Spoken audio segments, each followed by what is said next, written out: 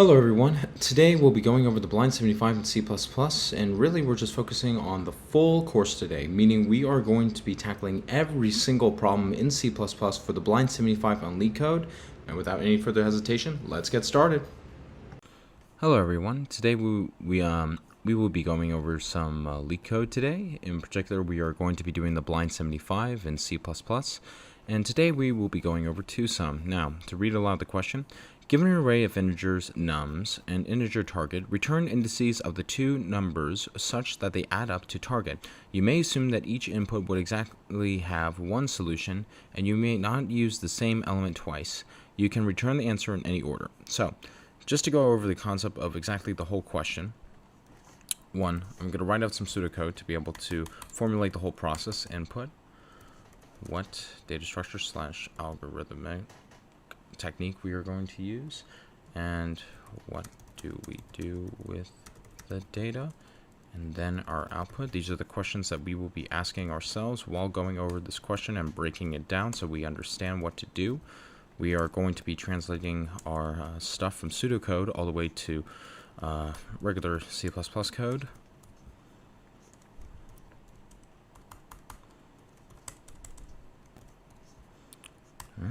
So, we're going over the example within the given question that we've already set up in place. And so within our example, we're just trying to figure out the relationship between the input, output, and understanding between exactly how this behavior needs to be replicated within our answer. So within the input that we have an array of nums, and arrays usually typically start with 0. So we have 2, 7, 11, and 15 with a target of 9. Within target, this is the value for our given sum that we need to find, and we need to return the indices that I've already set within our given array. So the reason why that we have 0 and 1 already outputted from our given array is because arrays typically start from 0, 1, 2, and 3. There are technically 4 different indices that are available, but we're finding the specific indices of 0, 2, and 7, which is 1 right here, which add up to our target 9. And as highlighted in the explanation, because nums 0 plus nums of 1 equal 9, and then we return 0, 1. So then this concept can also be explained for our second and third example. Going over example 2, nums, to be able to start, is that within our array of 3, 2, and 4, and we have a target of 6, we need to find the numbers that add up to 6 within our array. And then our output is 1 and 2, and since arrays start at 0, we have 0, 1, and 2. 2 and 4 add up to 6 altogether, hence 1, which will be the value 2, and then 2, which will then be 4. Therefore, our output will be 1 and 2. In example 3, same concept over here, nums of 3 and 3 add up to our target that we have already been given of 6, with our output 0 and 1, because 3 is at 0, and then 3 is also at 1. So, going over and breaking down the question, what exactly is being inputted within our answer? So, we are given an array of integers and a target value, which is our initial input. We're going to be then expanding upon the pseudocode. What data structure / algorithm / algorithmic technique are we going to use? In this case, we are going to use a hash table, or we can also use an unordered map, but for the sake of time as well, we're just going to be focusing on the hash table in particular, given its space and time complexity that we will use. We will use this following hash table to store the complement values. Now, what is a complement value? A complement value, by definition, from what we've already stated, is that so we already have a number that we are given. We're given our target already to start, and then we also know that there is bound to be at least one number inside of our array to start with.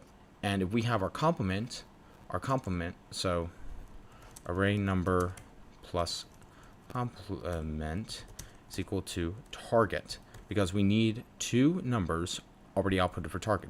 So we have our complement minus our complement. Therefore, as a result from this equation, it's going to be our target minus our array number. I could just probably just do this right here. just to highlight the information. So this is what we're going to output, because from the explanation of this, we have array number plus complement equal to target. Therefore, what we have is that we just need to find at least one other number that's going to add up to the target. And then what are we going to do specifically once we have our data that we've already made?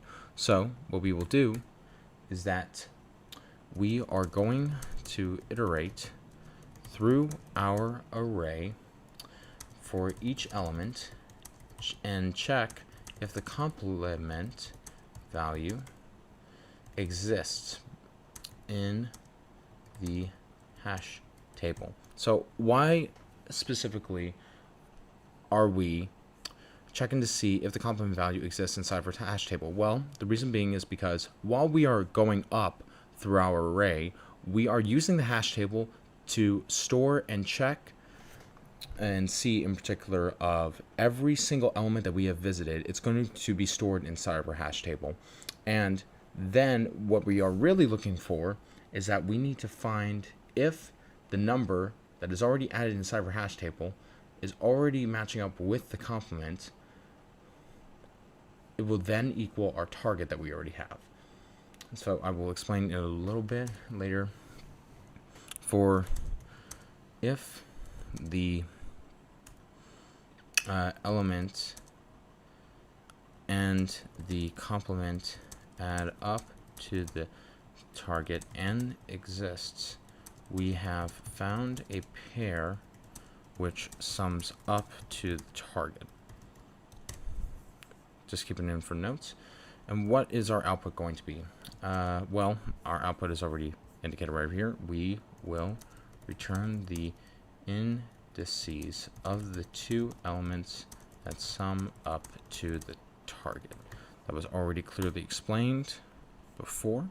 So now what we are going to be doing is that we are going to be adding some pseudocode to be able to break down this entire problem that we already have between our input, what data structure / algorithm to use, and what do we do with the data along with our output. So I'm just going to take this out for a second, put it up here. So within our given input, what we are going to do is that first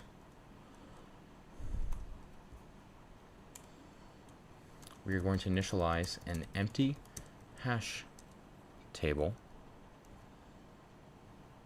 to store the complement values.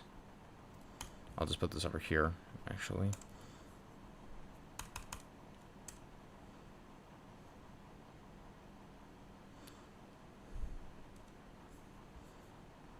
And then what we are going to do is that within the next step, we are going to loop over each element in the array. And while looping over the element in the array, we are going to calculate the complement value by subtracting the current element from the target to get our complement. Hence over here, start, and then what we will be doing is that we are going to check if the complement value exists in the hash table.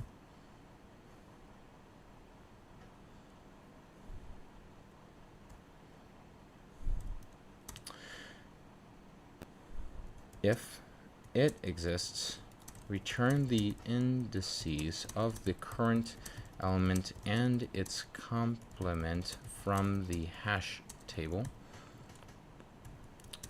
If it doesn't exist, insert the current element into the hash table. So that way we can check to see if we've already visited it. And then finally, with our output, what we will be doing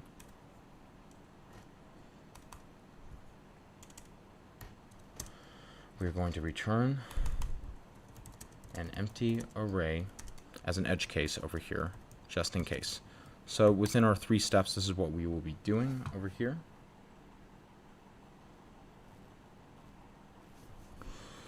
So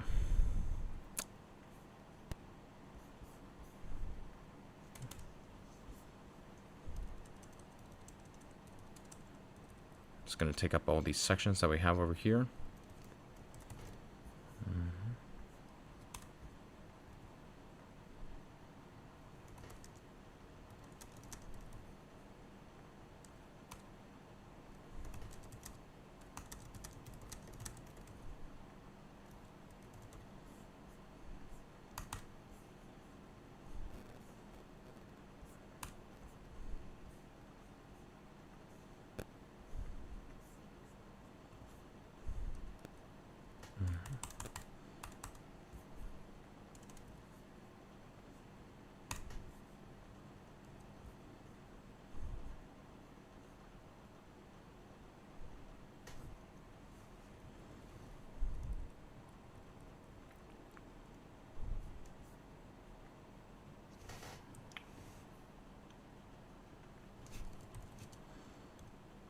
Step 1.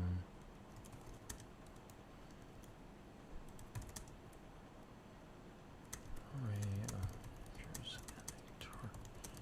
value. We're gonna typically in C++ is that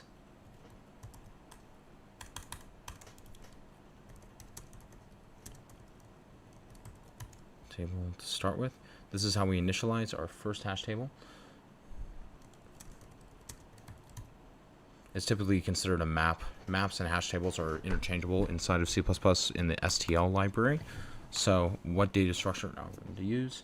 And then what we are going to be doing is that too, we're going to loop over the array. Just going to take this part over here.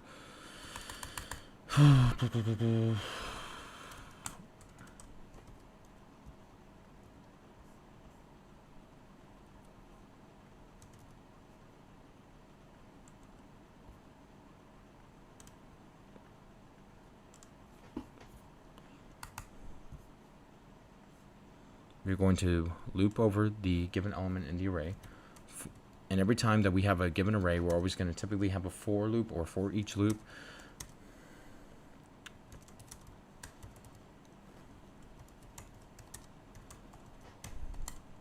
And now we're going to be checking for inside of our for loop that we have is that we are going to create our complement.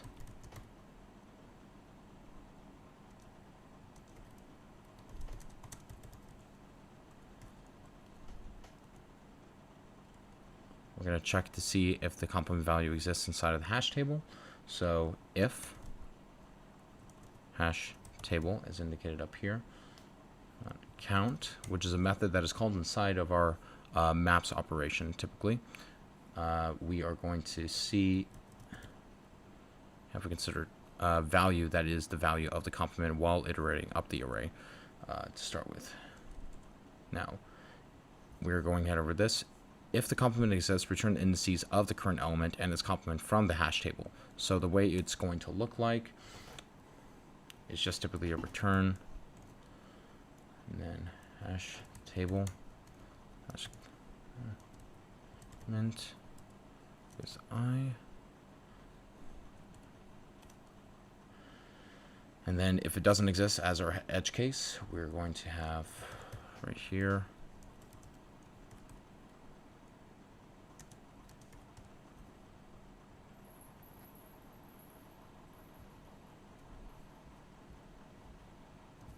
going to put this right here for emphasis.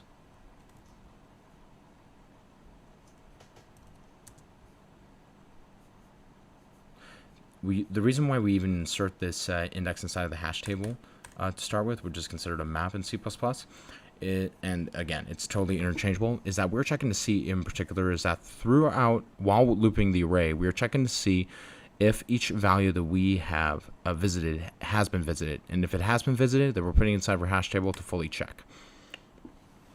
And then finally, what we are going to do with the data is that return the sum of the indices. See, we are going to be returning the indices of the two elements. And then within our output, because this is exactly what our output is, we are returning in particular the value that we have with our complement relative to I, because as stated before is that we are given an array of numbers, and at least one number is going to add up to the target, but then we need to find another number to even start with. So this is where our output is going to be located to start with for our given indices. So I'm just going to put this output right over here for further notes, and then I'm just going to put this note over here for the sake of it. I know part of my typing and all that stuff. And then finally, for our edge case that we have, now that we've already covered inside of our steps between our input, what data structure to use, and what do we do with the data, and then finally our output, what we need to do in particular is then consider for other edge cases at the same time prior to finishing up. And there can be another case, another possibility we would have if there were no elements in the array. So we are going to be returning an empty array to start with. And to test this out, we're going to be running. All right, all the test cases pass. I'm going to submit this. All right, and until he works. And to give a rundown of the time complexity for our given solution that we have, is that the time complexity is going to be constant, which is O of n, and the space complexity of O of n at the same time. The reason being of why the time complexity is O of n is that the solution requires iterating over the given array only once. Because a hash table, imagine a hash table or a map in particular, like a series of lockers to begin with, and you have a series of keys and values. What you are trying to do in particular is that you know exactly that you have one value already figured out. But then if you want to find exactly another value that's going to add up and reflect the relationship as stated before, what you would have to do is that first find in particular the relationship by creating a variable that you would then find while looping throughout the rest of the array, and finally returning both values of your hash table as well as the value of an index at the same time. And the reason why that our space complexity is O of n is that the solution utilizes a hash table to begin with to store complement values. In the worst case scenario of within the space complexity is that all elements that we have may need to be stored inside the hash table, which is still going to be constant because it's relative to the size of the given array. And so therefore, within the fact that our solution is in constant factor for both time and space, it is already further optimized at the same time. And I don't think there can be any other iterations to further improve. It beats a lot of other times as the same point. So yeah, that was twosome for the most part. Thank you again for tuning in. If you have any other questions and such, feel free to leave them in the comment section, or if I have any other requests to solve any other problems, I'll go over them and be able to relay and communicate to you folks exactly between the series of steps. Thank you very much.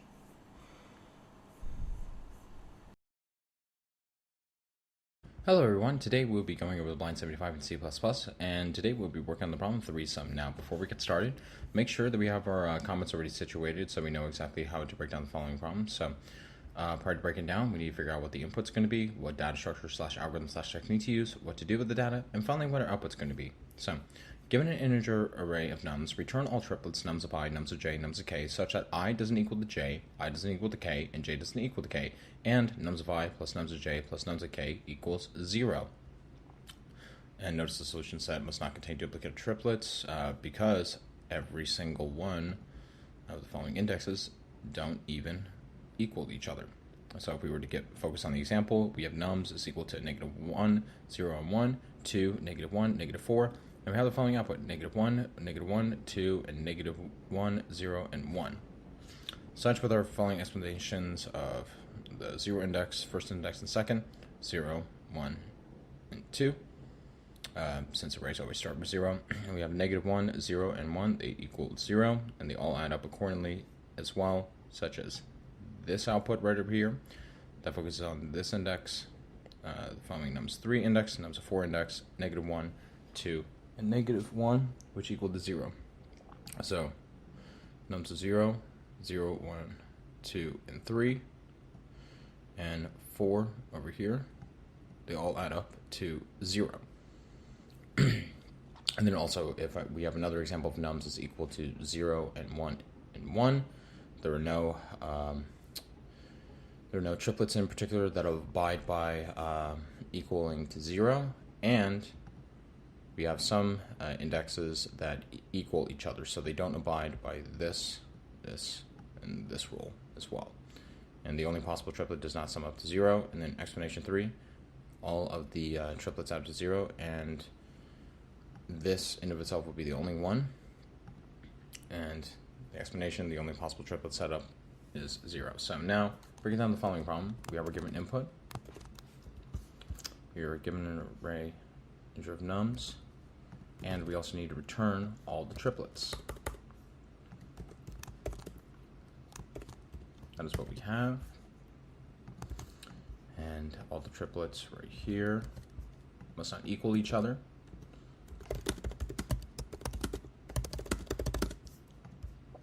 I, j, and k over here. And nums of I, nums of j, nums of k equal to 0. And their sum must equal 0. Right over here. And so the technique that we'll be introducing you folks today is going to be called the two-pointer technique, which does a divide and conquer methodology.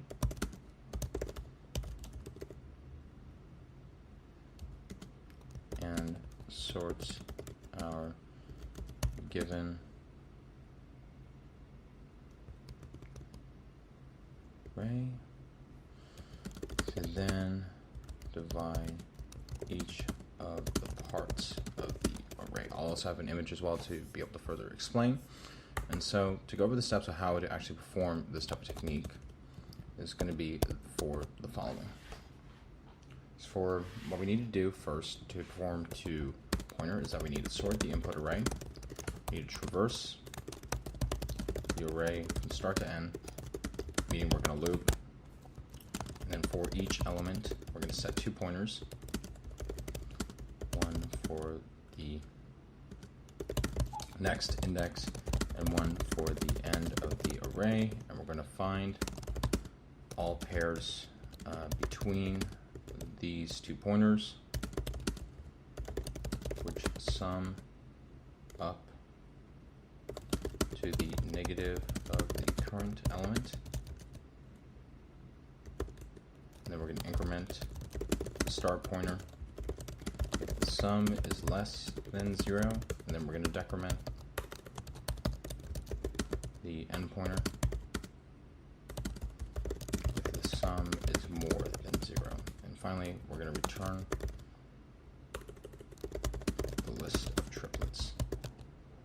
So in order for us to actually perform our given technique, what we need to do for our following is that we need to first initialize our vector result, vector of int result, reset in place, and then we're going to meet the condition for the size of the array to return if the nums size is going to be less than 3, and we return our result. And so what we need to do is that we're going to go over step 1, which is sorting the whole array. Sort of nums.begin, nums.end. Make sure it's all correct. Yep. All right. And now we're going to focus on traversing. So step 2. So for int of I is equal to 0, I is less than nums.size, which is minus 2, and then we're going to increment throughout the rest of our loop. So if we have duplicates,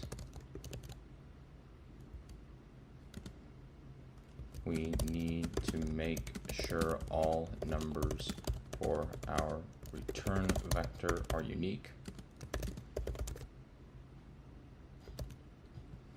So in order for us to actually handle that, we're going to set the index of I is equal to 0, or nums of I doesn't equal the nums of the next following index. We're going to set our two pointers,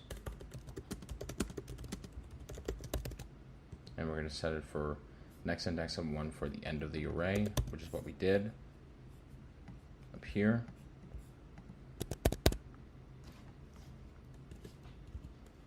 And what we will be doing is that we're going to be setting our following indexes of j and k, and j is our lowest, k is our highest, int of j equals I plus 1, and then int of k is equal to nums.size minus 1, and then while j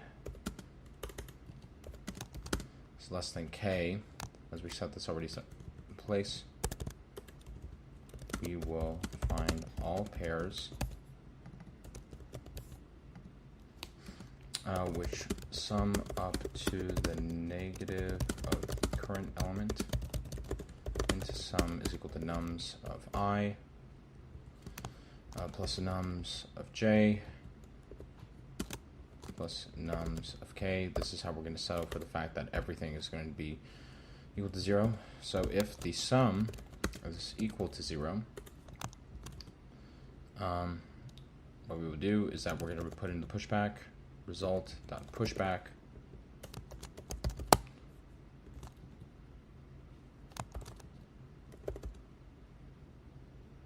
nums of I, nums of j, and nums of nums of k, nums of j.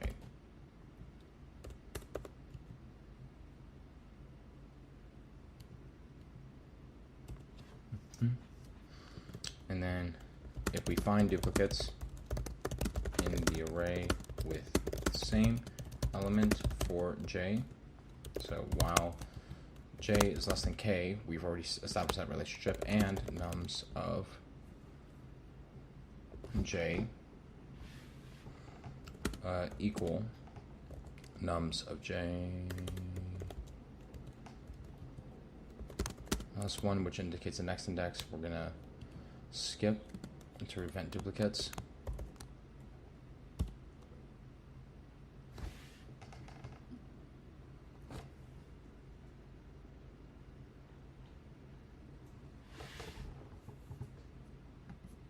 Should be j over here.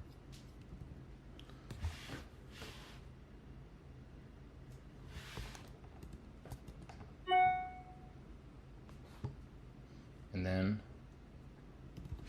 if we find duplicates in the array with the same element for k, what we'll be doing is that we're going to be doing the same thing, except for the difference is that we're just going to have k right up here.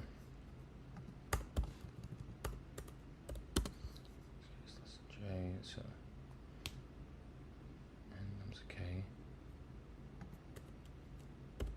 over here. And then k is also be decremented because we established a relationship between the two different pointers that we have. Since k is going to be on the far most right, j is going to be the lowest for the 2 pointers. And then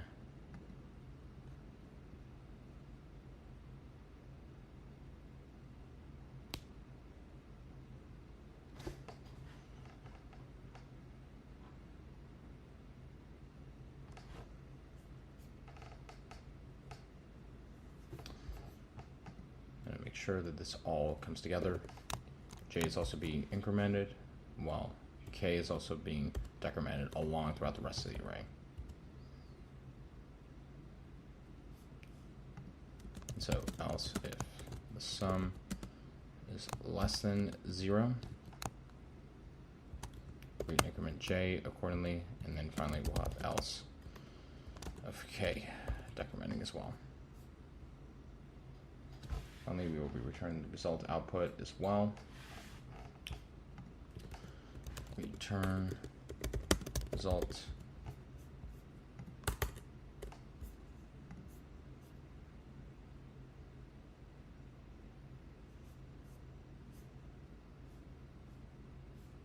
okay.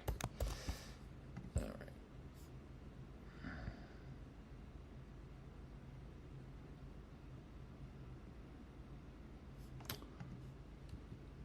Yep, unnecessary.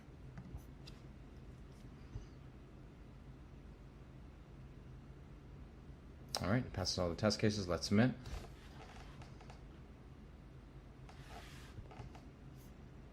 All right, and it works pretty well and efficiently. So to give a breakdown over space and time complexity for a following solution, and in fact, let me just clean this up for you folks so that way you can see exactly the whole solution that we have.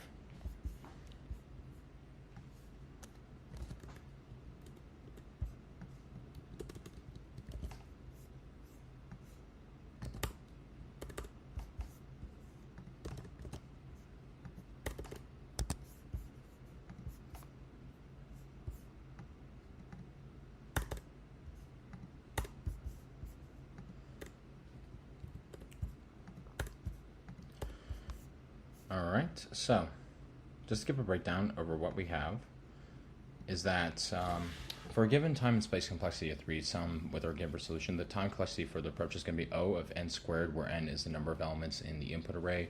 And we are using 2 nested loops that go through the array, one for fixing the current element and the other for finding the pairs that add up to the negative of the current element.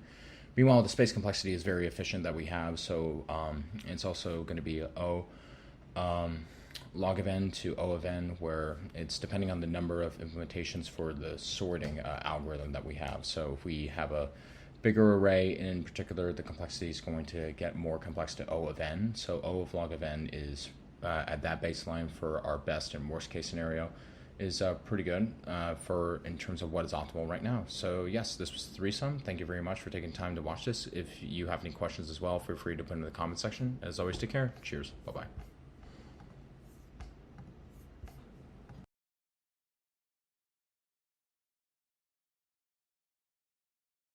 Hello everyone, today we will be going over the Bind 75 in C++, and today we're working with the design, add, and search words data structure. Now before we get started, we are not going to be doing the typical question of the input, ask yourselves what the input's going to be, what data structure slash algorithm slash technique to use, what to do with the data, and what our output would be.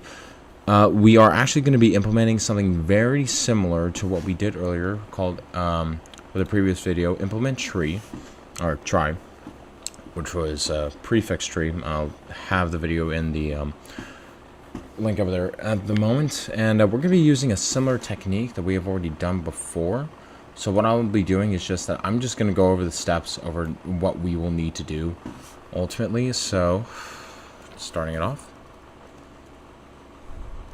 Step 1, in order to solve the following problem, we need to create a try node structure. We will put inside the word dictionary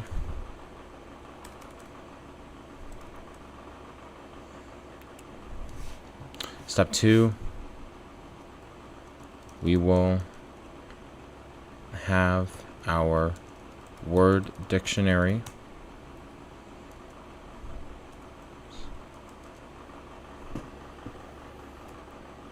object be linked to a new root we create tied with the try node structure, so we can scan characters. Step 3,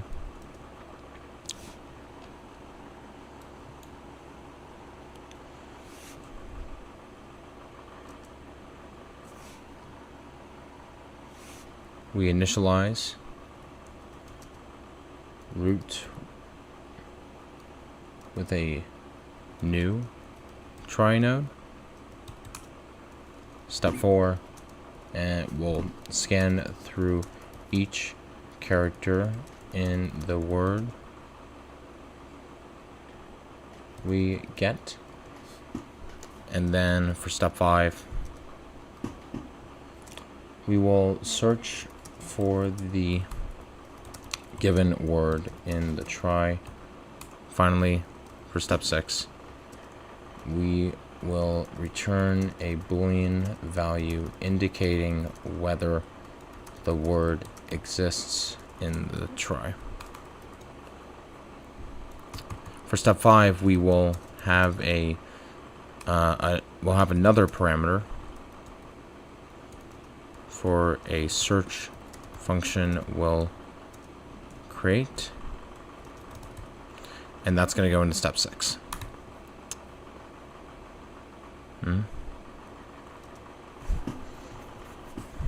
And if a word is not added, we will put it in the try. Okay, now, just to be able to go about creating this, let me just go this. Step 1. Step 2. Step 3. Step 4. Step 5. Step 6. It'll be a separate structure.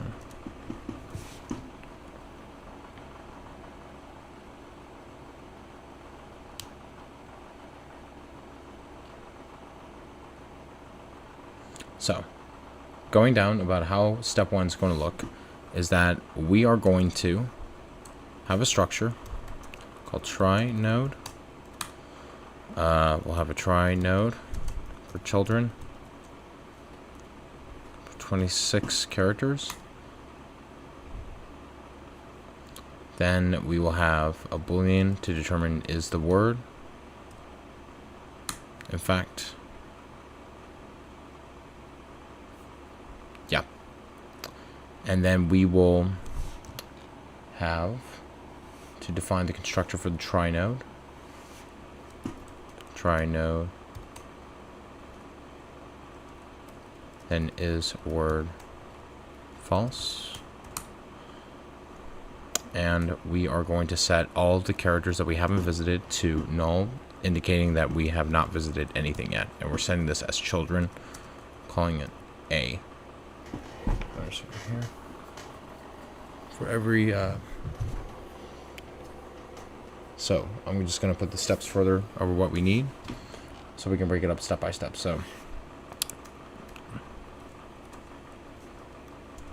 1, we need to declare an array to hold children nodes. Then we declare a boolean variable to signify the end of a word. Third part, we define the constructor for try node, and we initialize all the children nodes to null, and then initialize is word to false. So just breaking down exactly for each one, and I'm also going to have the comments down below too. So 1, 2. So we define the constructor. 3. And 5. And then 4. Just how we build it out accordingly. All right, moving over to step 2.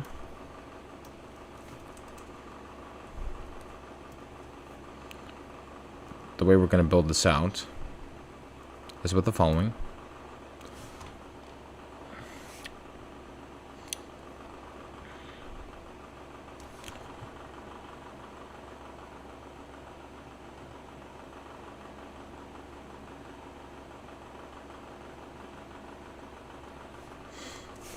We're going to declare a new root with the try node. And then for step 3, each part,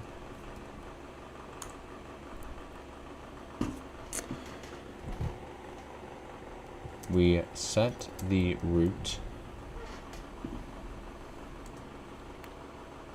to be a new try node. So I'm just going to put them all together right over here.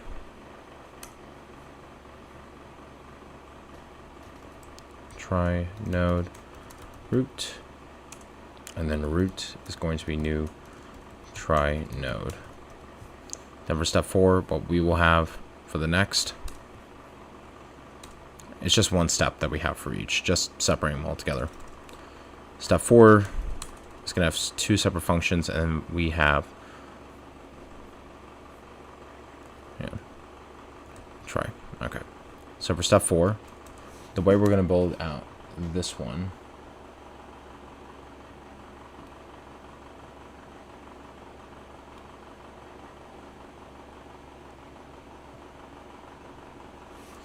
is that we will start at the root node, then we will iterate over each character in the word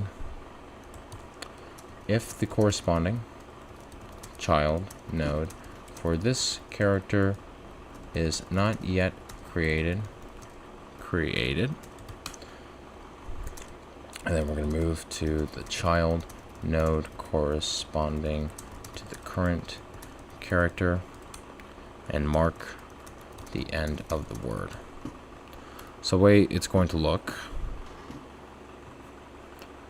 for step 4, let me just clarify this.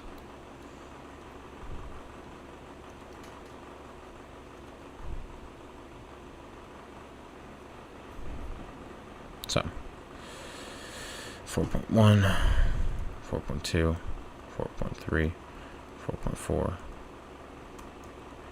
5, 4.5.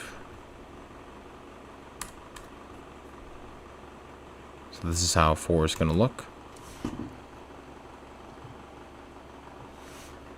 Try node equals root, and then we're going to scan through our following word.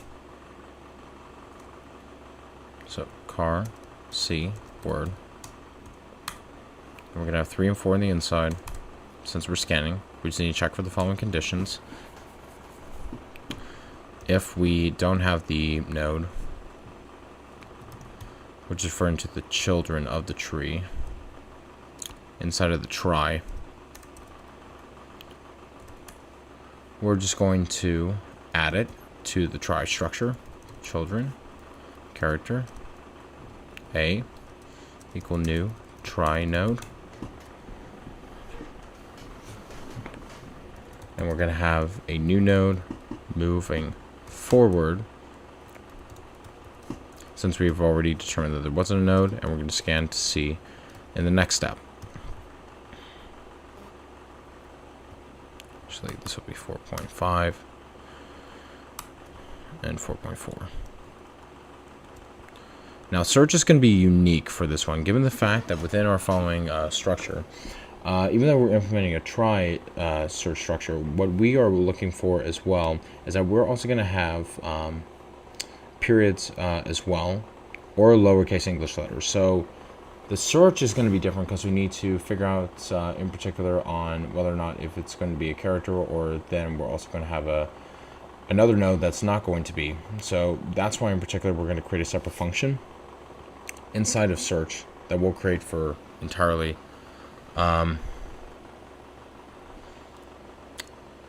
if in step 6, just to determine exactly if a word totally exists or not, since we have these following periods. That's really just the big reason that we're going to be doing something different. So for step 5, we'll search throughout the entire tree, and the way how it's going to be done is just going to be one structure.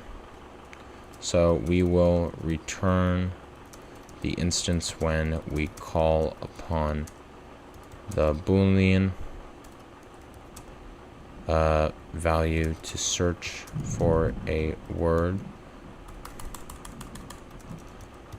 using the characters of our given word and the root of the try data structure. So the way it's going to look for step 5,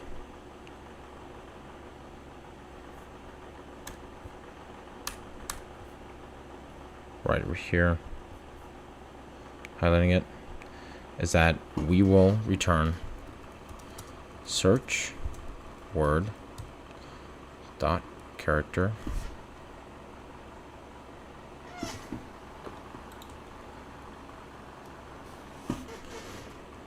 string, then the root.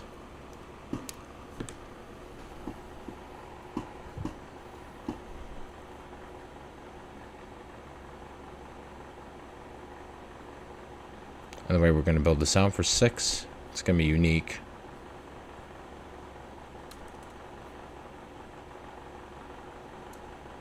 So, step 1 and how we're going to build that 6 is going to be the following. We will start at the root.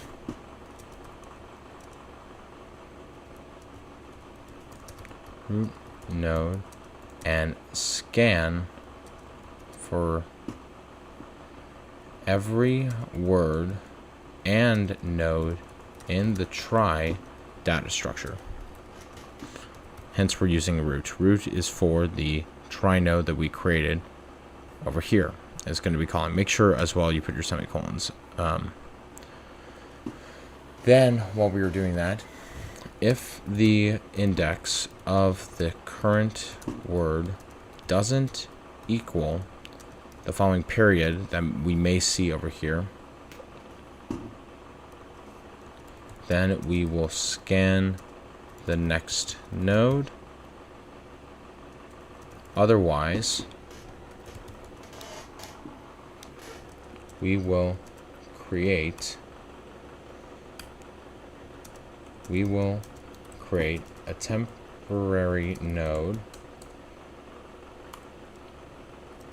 and for every character ranging from 0 to 26, indicating we are searching for English letter characters,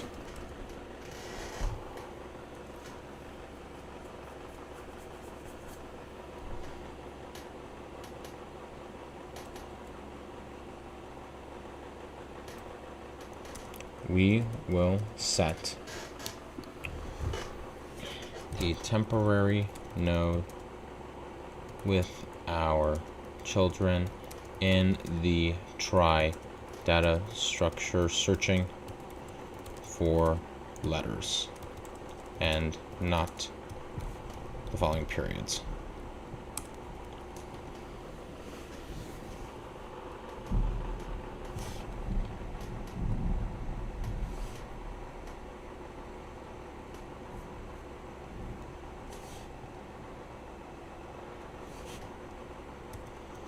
Then if the character is still another period,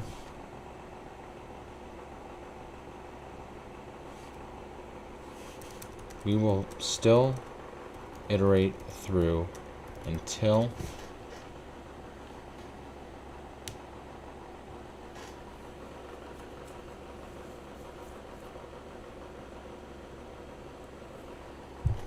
we found a character, then declare true, otherwise false. Let me just put this down here.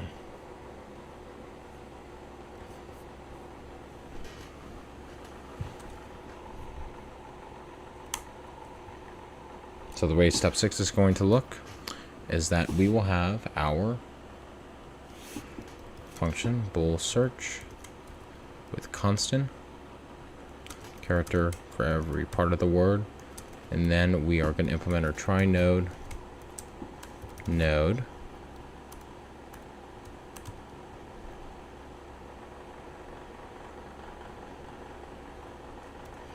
and for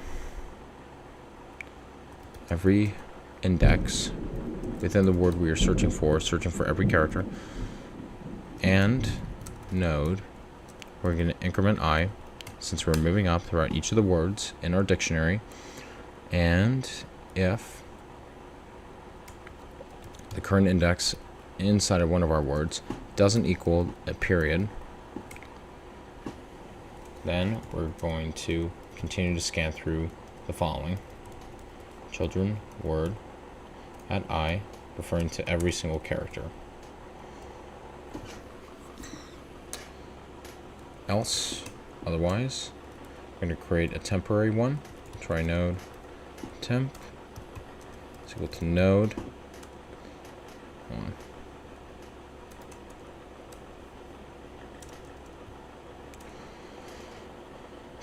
For int j is equal to 0, j is less than 26, and then we increment j. And for node temp children based in j, if the character is still another period, so we do this with the recursion call word of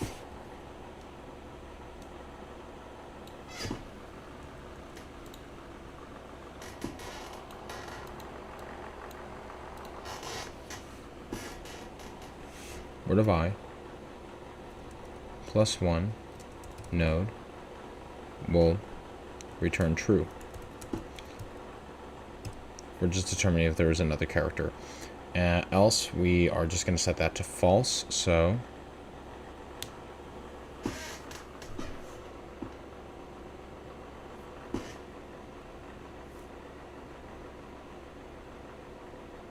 and then finally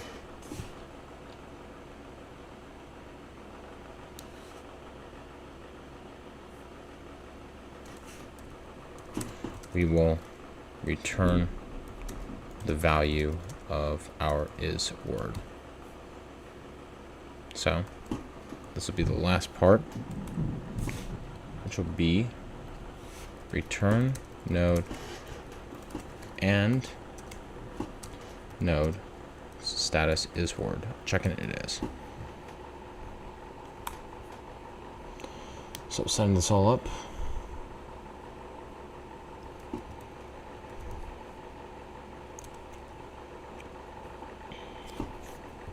One, two, and 6.1, 6.2.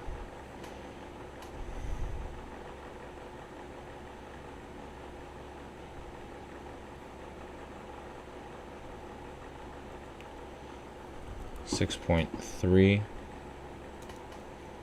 A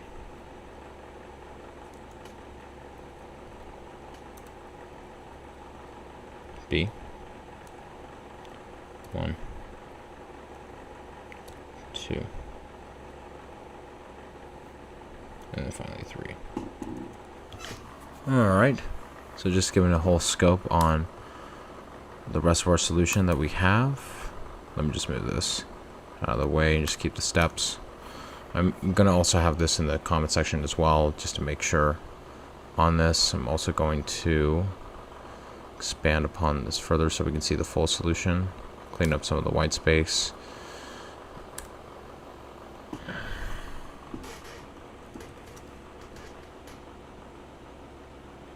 Let me just double check. Yep, don't forget that. And okay.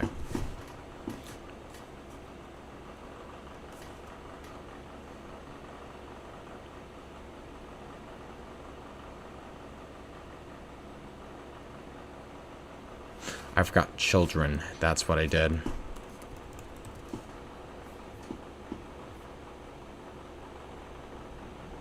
We got the wrong answer.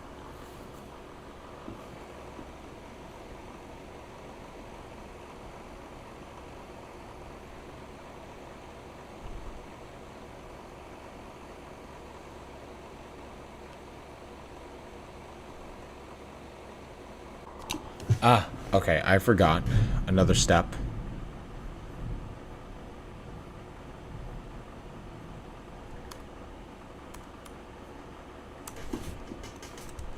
Return the is word to true. Sorry about that, folks. 4.6. There we go. Node is word to true. Let's run this. Okay, there we go. Alright, now, just to be able to give a rundown and breakdown over time and space complexity for the following solution is that the time complexity for both inserting a word and performing a search is O of M, where M is the length of the word being inserted / search, and this is because each operation processes each character in the word once. Meanwhile, the space complexity for a try is O of N, where N is the total number of nodes in the try, and we are inserting a maximum of 26 nodes for a character, but then we also have periods at the same time. So yes, this was add and search word. Thanks again for taking time to watch this. If you found this helpful, feel free to like and subscribe, and if you have any other questions, feel free to put them in the comment section. As always, take care. Cheers. Bye-bye. Hello everyone, today we will be focusing on Alien Dictionary with an in-depth explanation of pseudocode and expanded pseudocode accordingly, all in C++, so hope you folks enjoy. Hello everyone, today we will be going over the Blind 75 in C++, and today we will be focusing on Alien Dictionary. Now, before we get started, feel free to pause the video to be able to write down your questions and comments if you're following along. To break down our question, we need to first figure out what the input's going to be, what data structure / algorithm / technique to use, what to do with the data, and what our output's going to be. So, to break down the question, there is a new alien language that uses the English alphabet. However, the order among the letters is unknown to you. You are given a list of strings, words, from the alien language's dictionary, where the strings in words are sorted lexicographically by the rules of this new language.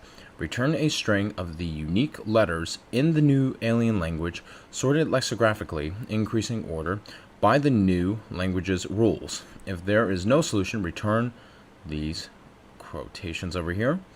If there are multiple solutions, return any of them. Okay, let's just break down over exactly what we have.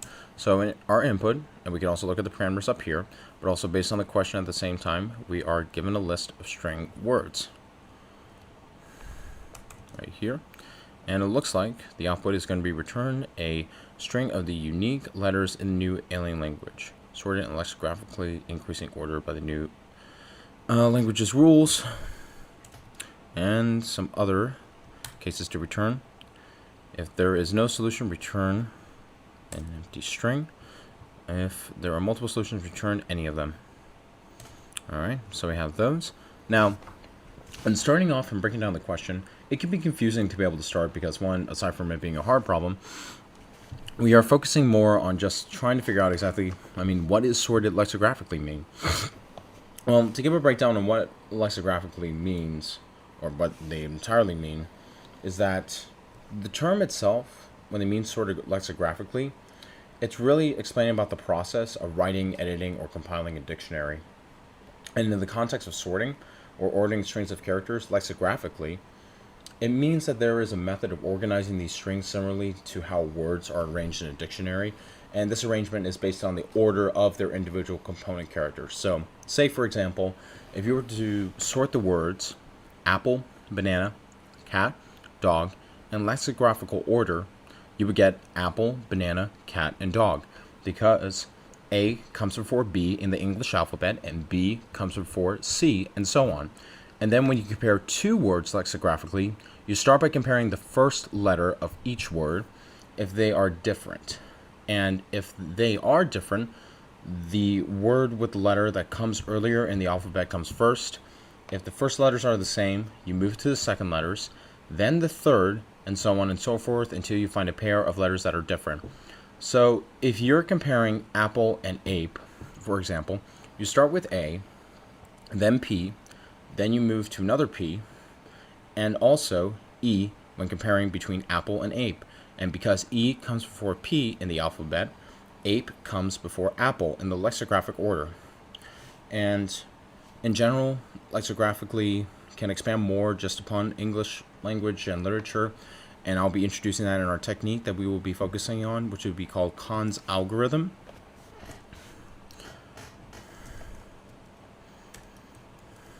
But I also want to be able to explain more just to help further understand and solidify the concept on a visual standpoint on what it means by sorted lexicographically. So let's say, for example, and just focusing on the English language itself and our dictionary rules, where everything is sorted alphabetically, let's say, for example, we have a list of strings called words, and this will just be our own, just for an example.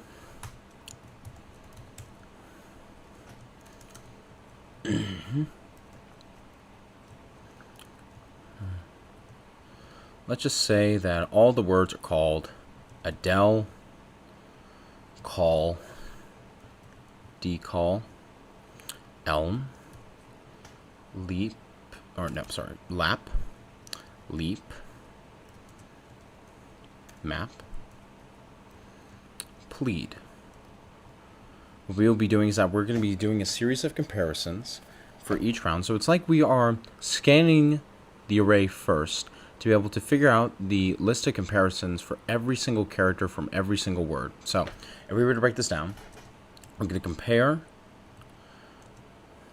Adele versus call, and I'm just gonna write this process out. Then we're going to compare call versus decall, decal, same thing. Anyway, and then we'll compare decal versus elm.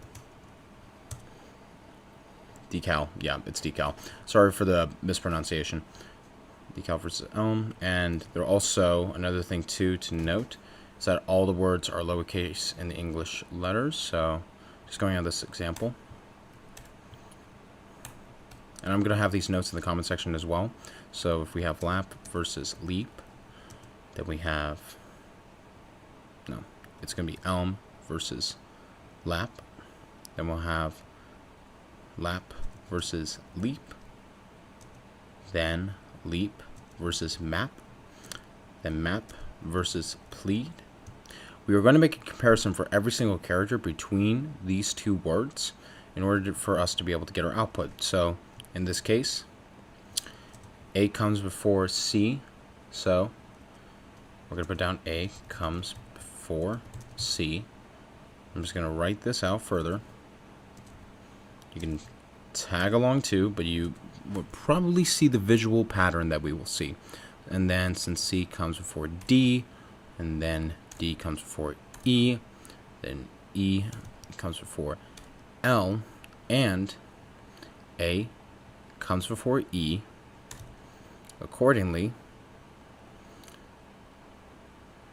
since we are comparing, since both of them already have one letter that are the same, we move on to the next one, A, and then E. Have that comparison. Then we have leap versus map, where L comes before M, and then finally M comes before P.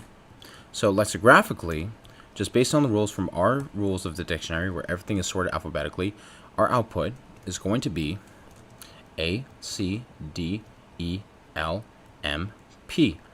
That will be our output based on the rules of alphabetically sorted, which is lexicographically sorted.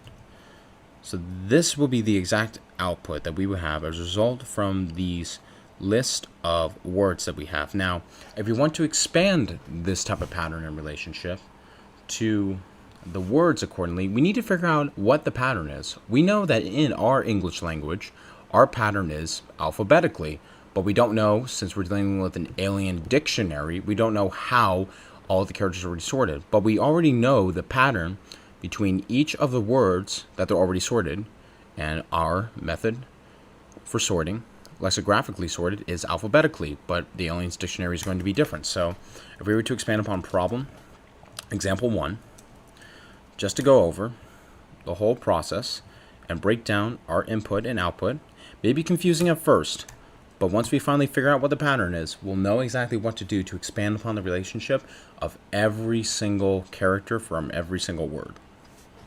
So, I'm just going to be writing this out.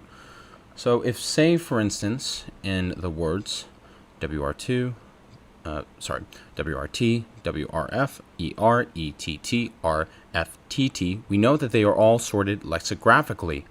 They are sorted in order, much like in the case lexicographically.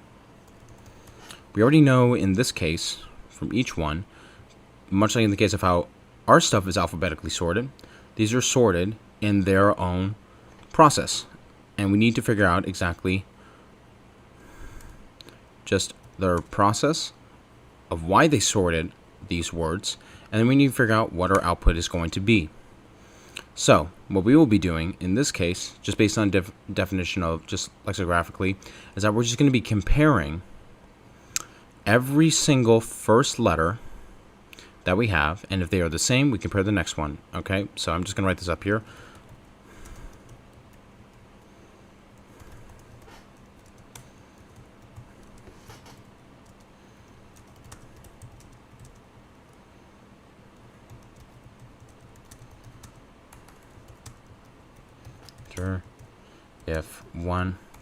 If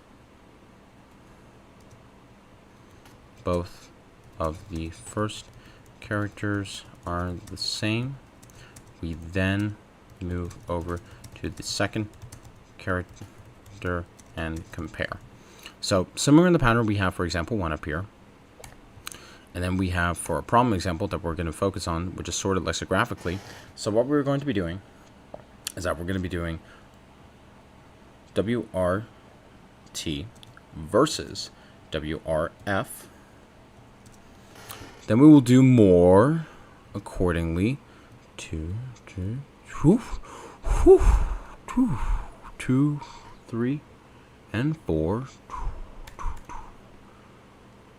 Then we would do WRF, ER, ETT, ER, and ETT. We're going off each one.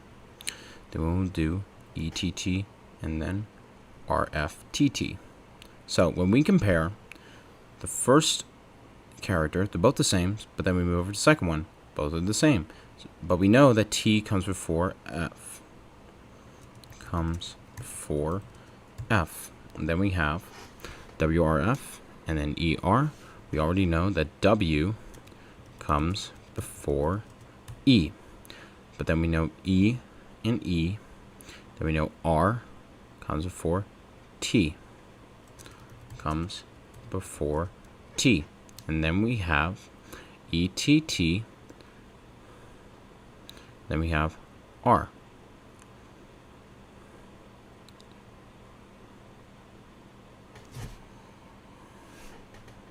And since we already know from the previous relationships accordingly, we know that E comes before R accordingly. So then what we would need to do,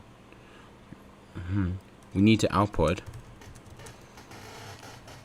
all the used characters from our list of words, which are strings in this case as the data type. So therefore, as a result, from all the comparisons that we know and the relationships from each of the characters and the way how they're sorted, we will then get W, E, R, T, F as indicated over here. But then our question is, okay, so we can figure out between W, E, R, if we were to just scan this entire array once, we already know, oh hey, W comes first, then we have E, and then R. We've already scanned them once, but then once we go for a second scan, this is something to keep in mind, is that we are comparing the other characters as well. We know that we have R, then we have R, but then R comes before T. Look at that over here. And then we need to compare it with F as well. So if we were to come over here, well, we already know that T comes before F, and so that's why we put it right over there. And that would expand upon our relationship. And if there are any other questions, feel free to put in the comment section as well. So now, just to go over the next steps over what we will be doing, I'm going to be explaining more over exactly what Kant's algorithm is. Now that I explain more about the whole type of concept of what they mean, about sorted lexicographically. So Kant's algorithm is a type of algorithm that uses a direct graph algorithm, which uses a direct graph and a topological sorting technique. I'm also going to have a visual up here to help you folks be able to see the entire thing over exactly what we would do, where Kant's algorithm, it's basically a graph algorithm for topological sorting, and then topological sorting is really for a directed acyclic graph in just a linear order. So in graph algorithms, just giving an overhead of what they are, there are two types of graphs. There are directed and undirected. The differences between the two is that the vertices where we point, our directed graph can only go in one direction, linear, while undirected can go back and forth. And you may also notice this relationship at the same time for undirected graphs. And yes, trees are a form of undirected graphs. Just to put it out there, if one's being able to build out their data structures and algorithms knowledge. And so, to be able to further understand about Kant's algorithm, it's just really based on the idea of repeating removing source nodes that don't have any incoming edges. So if we are going to be starting at the very first node that we have, there's going to be a relationship we need to find accordingly while we are moving throughout the rest of the array of our given characters that we have. And so we will use a queue eventually to store all the visited nodes, and we will also have another data structure to keep track of all the vertices which are connected to each node. And so that will be the basic idea for Khan's algorithm of what we need. And if we were to further expand upon this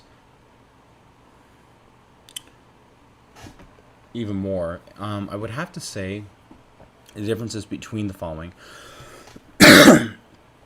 of the two components of the directed graph and then also topological sort is that topological sorting is more of a linear operation to indicate the order of vertices in a directed acyclic graph, and then it's such that each edge for each vertex between the different nodes comes before each relationship, as indicated by the visual that we have up here.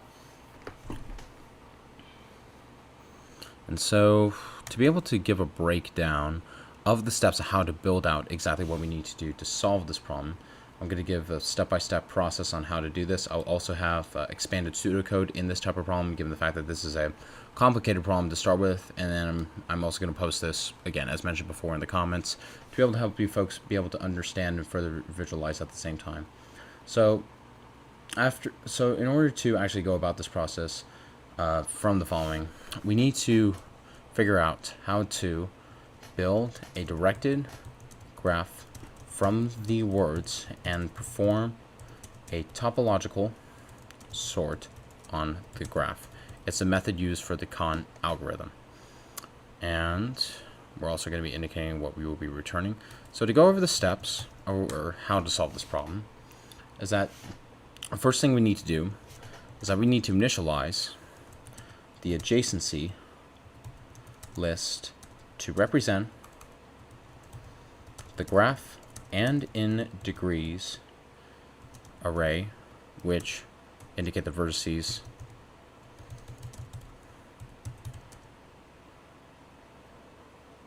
for the relationship of each character we visit.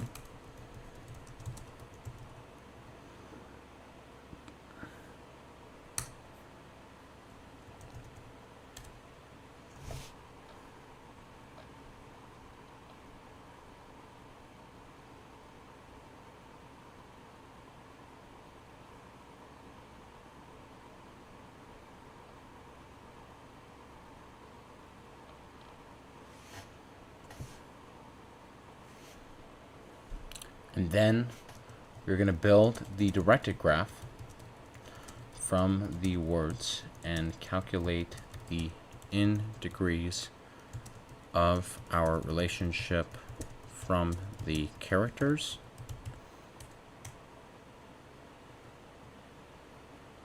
while scanning the array.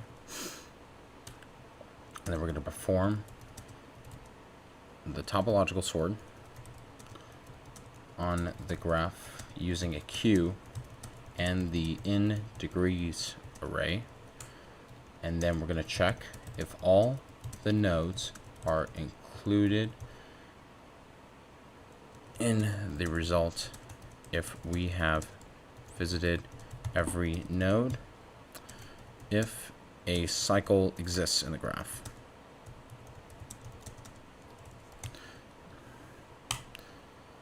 The reason why we have to account for cycles is just because of the nature of the data structure of cycles.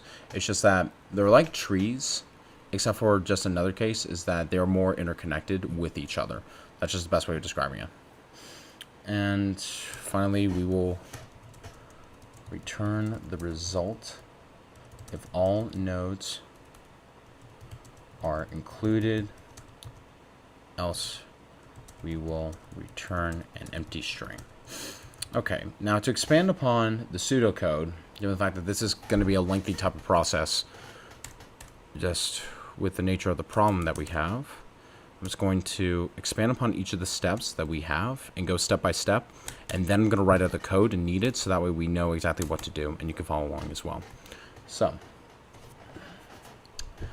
just to be able to get started after we initialize, what we need to do, well, I mean, first thing we need to do is that we need to create an adjacency list to represent the graph. Then we're going to create an in degrees array with the size of 26, assuming there are 26 characters, and initialize all the elements to 0. And this part that we will have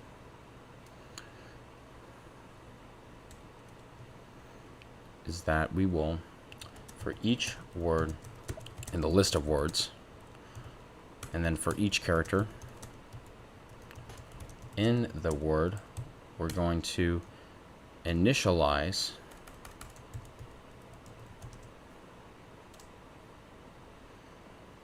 the in degree of each character to 0. And then for the second step that we will do is that for each pair of adjacent words in the input list,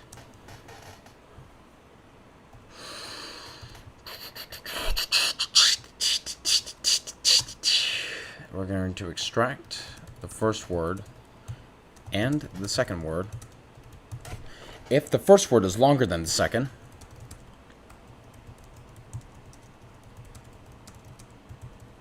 and the second is a prefix of the first, return an empty string because it's an invalid input.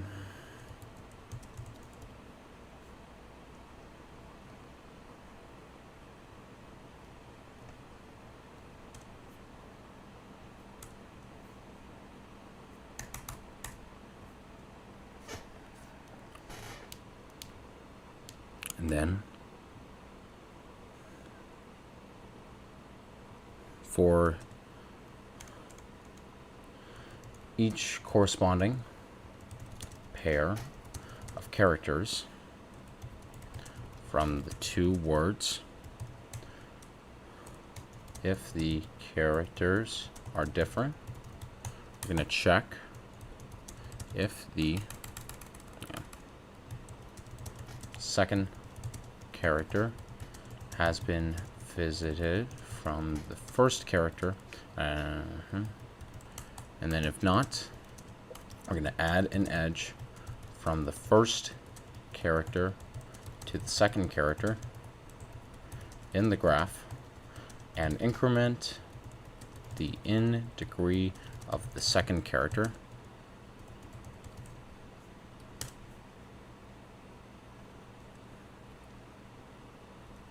Then after finding the first differing pair, we're going to break the loop as the subsequent characters of the words are not directly comparable.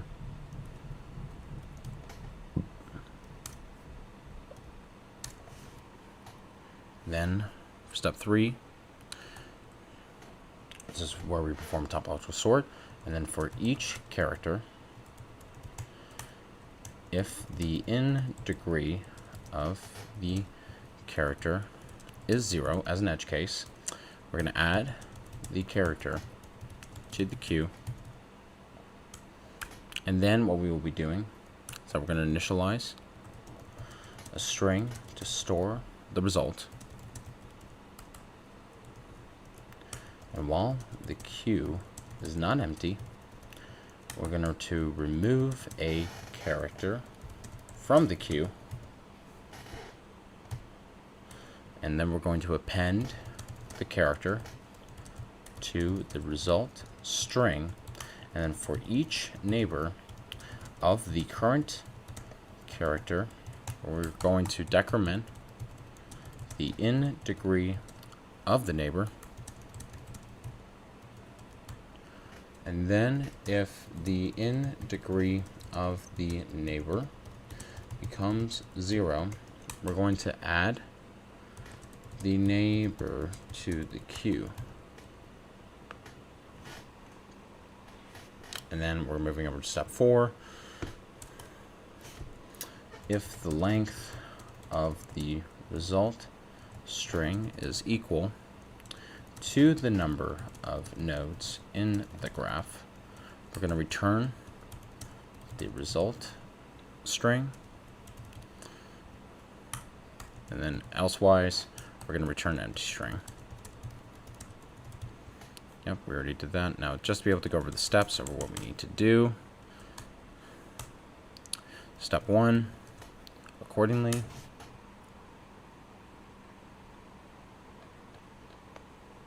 Doing is that we'll be going upon this part. I'm just going to put it right here while going over this to help you folks further understand and see it side by side. This will probably help as well. So we'll have unordered map of characters, unordered set of characters. We're going to call this a graph. This is where we create it. See, this is an adjacency list representing the graph, and then unordered map for character int in degree. And then this is where we build it. This is where we build the directed graph.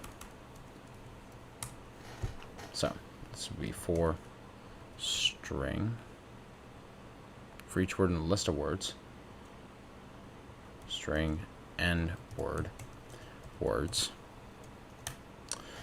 for character and C word. Then we're going to have our in degree list for each character set to 0 since nothing has been added to the queue.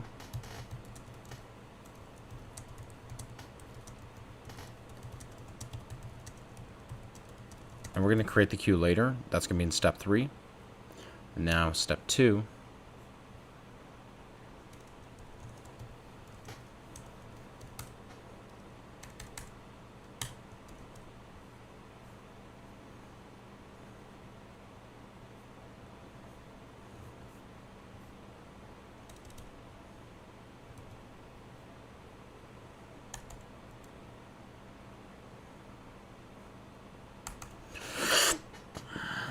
Alright, this is how we built the direct graph from the words and calculate in degrees of relationship for the characters while scanning the array. Now in the case, this is why while scanning the array, we will make comparisons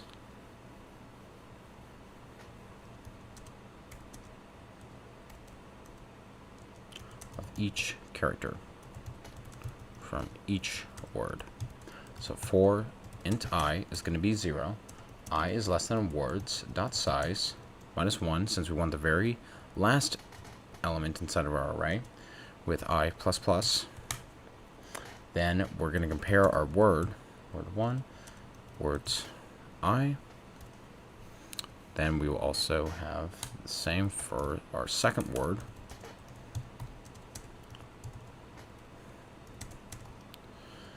And now what we'll be doing,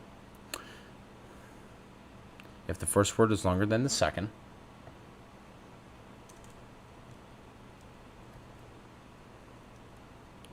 if word 1 length is longer than the second,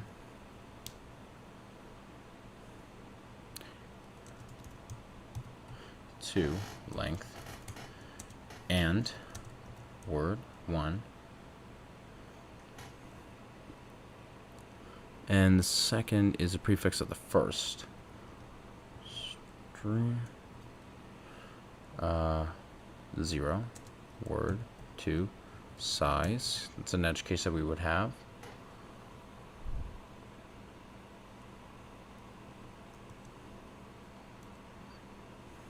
So make sure I get this right. Word 2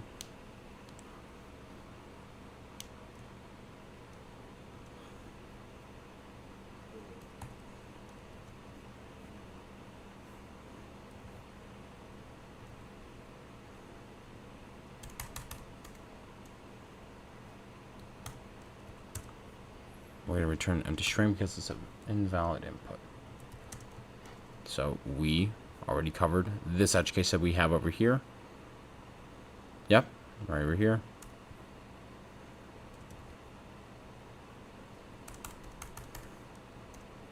So we covered that because we ultimately saw that there was no relationship accordingly, as indicated by example 3, for example. And then what we will be doing is now focusing on the next one of characters of the 2 words now.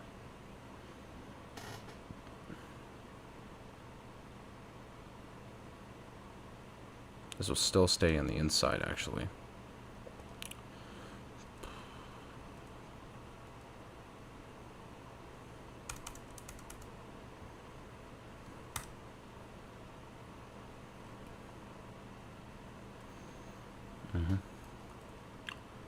So for int j is going to be equal to 0.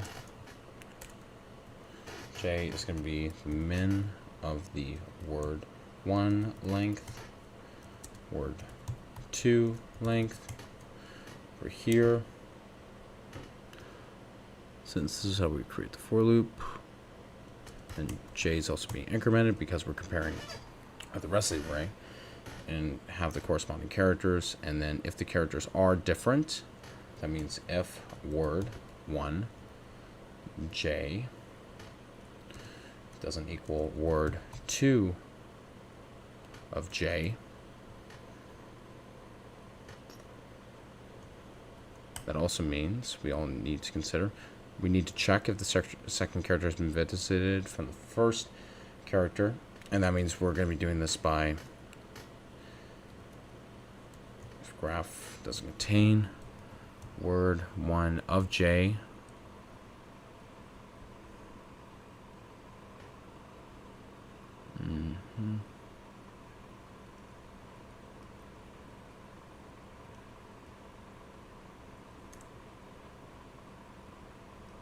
okay. Yeah. Count right here. Just want to be sure I got this. Count word 2 of j.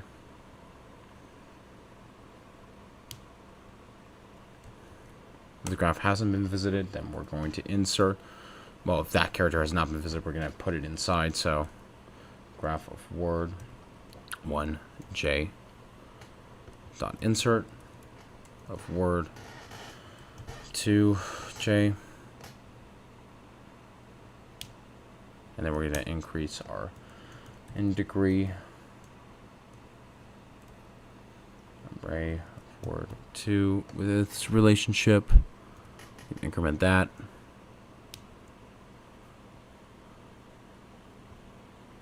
Increment the in degree of the second character. Yep, accordingly. If not, add an edge. So this is where we add the edge, and then we increment over here. And then after finding the first furring pair, just want to be sure I got all this right before moving forward.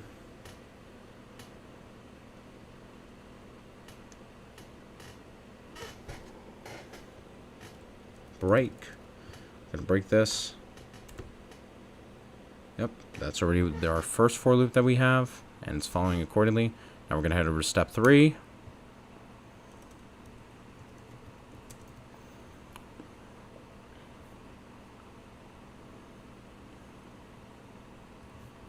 This is where we perform the topological sort.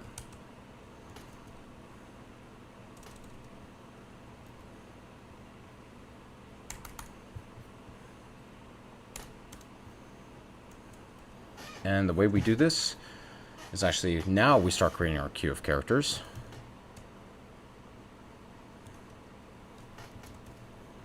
Queue, and then for each character, auto, we're going to use auto and entry in degree for every edge that's already been added from each character.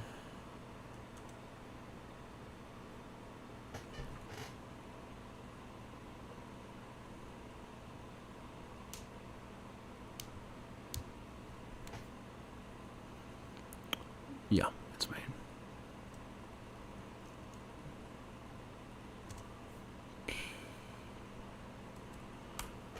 degree in, and then for each character, if the in degree of the character is 0,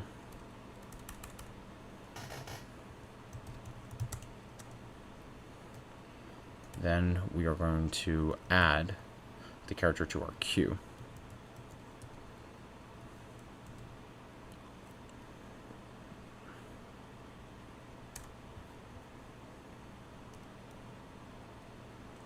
And then string, we're going to initialize an empty string to store the result. And while the queue is not empty,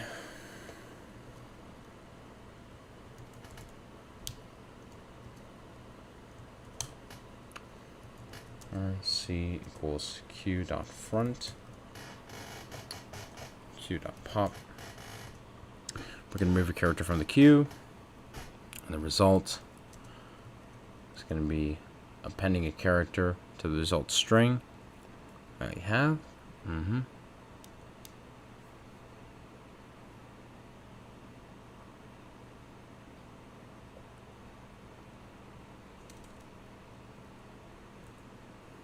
And then for each neighbor of the current character, we're going to decrement the in degree of the neighbor.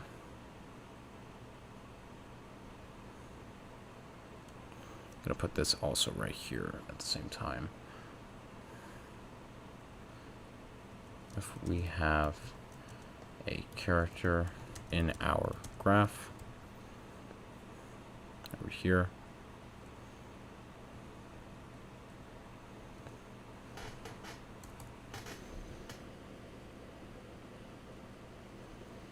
and then if our graph count as a character, then for all of our character neighbors, for every character of the graph, as a every single character in our graph, for each neighbor of the current character, degree neighbor, this is how we indicate that we have visited. We're going to decrement the degree, and then if in degree of neighbor is also 0, we are going to push the neighbor into our queue,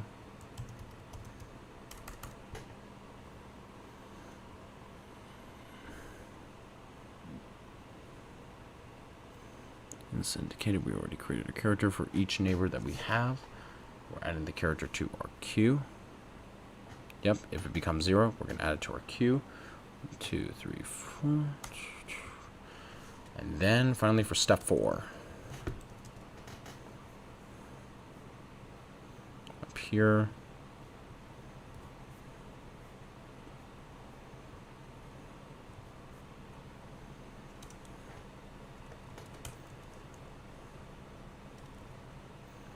And check if all the nodes are included, which means that we will be doing this if the length of the result string is equal to the number of nodes on the graph. So result dot size equal to the size of the degree over here, equal to the number of nodes of the graph.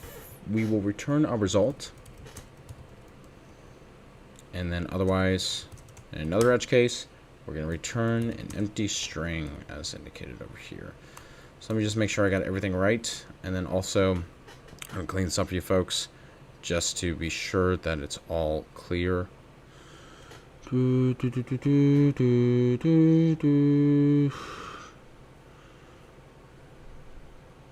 I know this took a lot of explanation to do, but understand the problem was the first step, so that way we could be able to move forward and understand the relationship and replicate our relationship accordingly.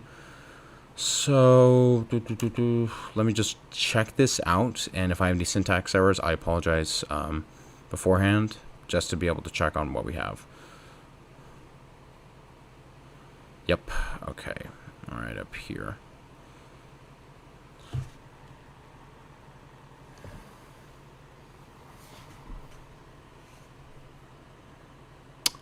Forgot an extra bracket.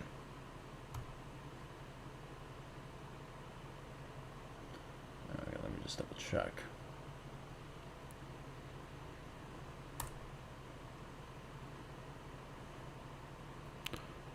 Yep, it was just because of that extra bracket that I had. Alright, let's see if this actually runs. Sure, we got that. We got the count. We got the word. Yes. Check. Alright, it passes all the test cases. And before I do anything else, I'm going to clean this up for you folks so that way you can see entirely what we have. So that means I'm just going to move this output over here. Let's put it up with the rest. Oh my god. It's a lot. It's quite a bit. So I'm just going to put this right here. Yeah. Okay. And then I'm just going to move all that stuff up here. Just to be able to put this all, and again, I'll have this all entirely inside of the comment section.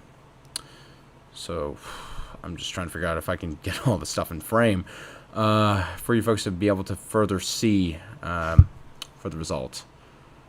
I'm going to do this. So I like how the steps are already organized for each one, because this was a complicated solution, and expanding upon the pseudocode was able to help visualize on this. I'll put this in the comment section and then entirely step by step, and then for the sake of the video, I'll just clean it all up and just put the steps accordingly. So let me just delete this. Actually, I'll just skip it right here. So put it right here. Let's put this in the comment section. And you have the steps that we have. Yeah, step 4. Okay. Because I want to get all this stuff in frame. I'm trying to see if we got it.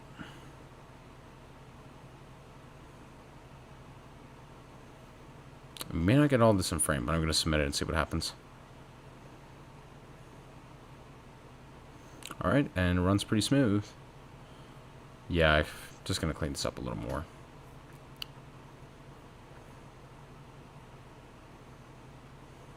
I'm going to remove all the white space, which is just good general practice.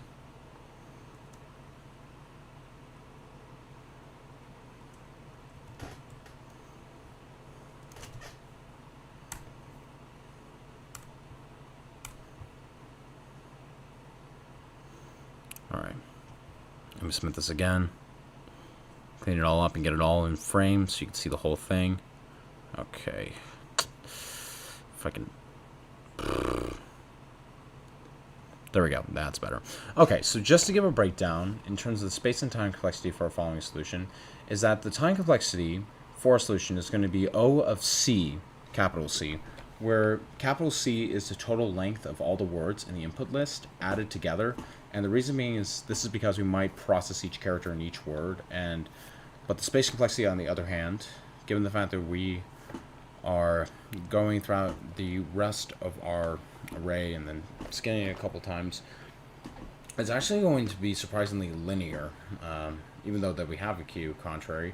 The reason being is because it's going to be O of 1 or O of U, where in the case where we can consider the space complexity where,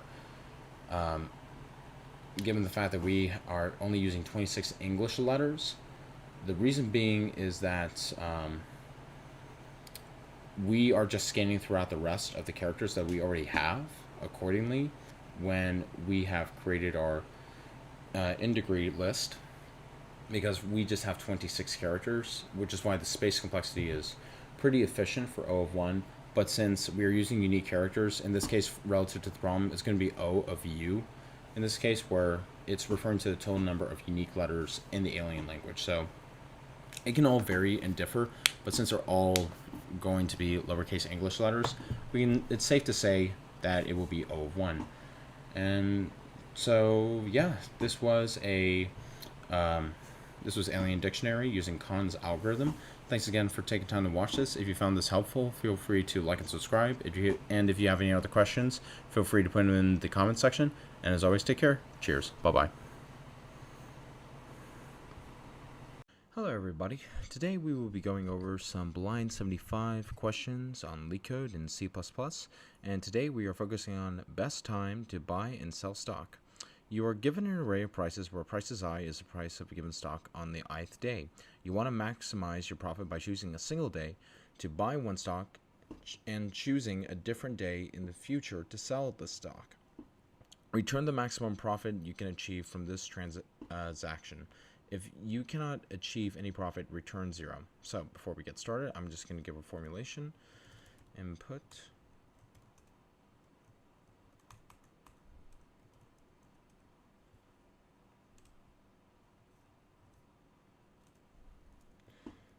what data structure slash algorithm slash technique will we use? What to do with the data, and then output.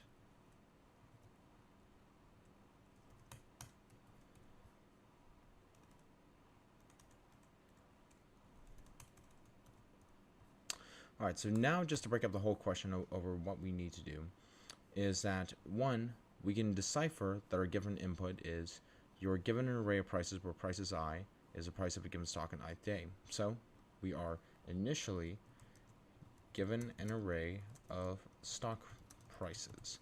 And now we will continue over the question to understand and answer our second question, what data structure slash algorithm slash technique we're going to use. And looking at the examples over what we have to understand the whole relationship we're trying to express within our C++ solution is that we have an array of prices to start with that are on a given series of days, but again, the days are just the indices that we need, and what we're trying to output is we are trying to return the maximum profit you can achieve from the following transaction as a result from prices within our array. Okay, so within our input we have 7, 1, 5, 3, 6, 4, and arrays always typically start with 0. So we have our output being 5, which is the maximum profit that we have. And why is that? Well, according to the explanation, we buy on day 2, so we start on price 1 because we are accounting for this day that we have. So we actually sell on day 5, which is right here. Since we go, instead of actually starting with 0, we are just counting up all the arrays because they account for a single day. So we have 1, 2, 3, 4, and 5, all the way to 6. And then we subtract the difference, and then we have 5. And mind you, also something that they note is that buying on day 2 and selling on day 1 is not allowed because, 1, in order to make a profit, you need to buy prior to selling.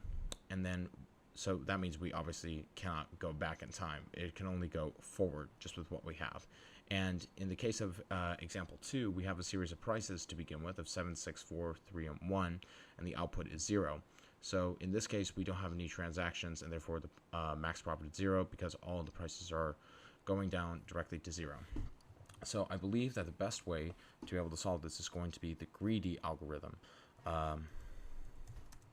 where the greedy algorithm is basically a technique where one can actually find a way within a given set of data to branch out and find as many possibilities of decisions within the given context of the problem that they have.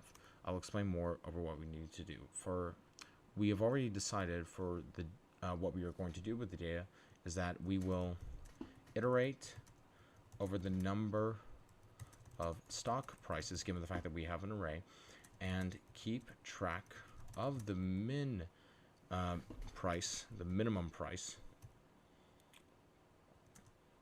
encountered so far, because 1, the prices can actually change over time. So there may be one day that we need to consider where we have one day that may be less than the next day. For example, we have 6 and then we have 1. So while we are just iterating through the entire array. And while we are keeping track of the min price encountered thus far, we are also considering other possibilities for the maximum profit we can achieve.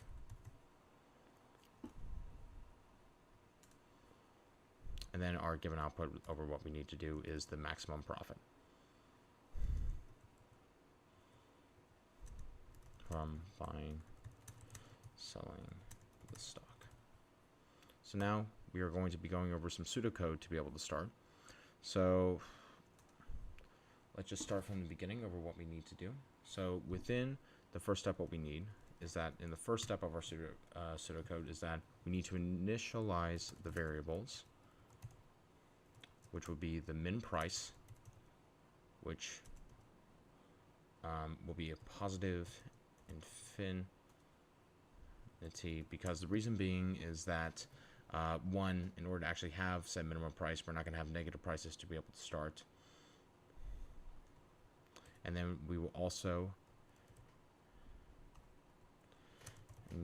initialize our max profit. Can keep it as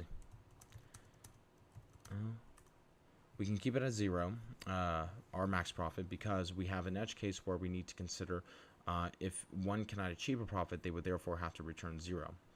And now just giving over for the next part that we would need,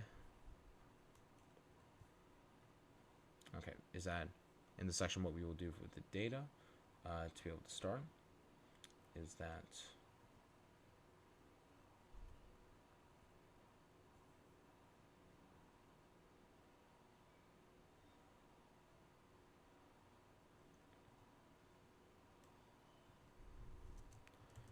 find the maximum profit. And to do so,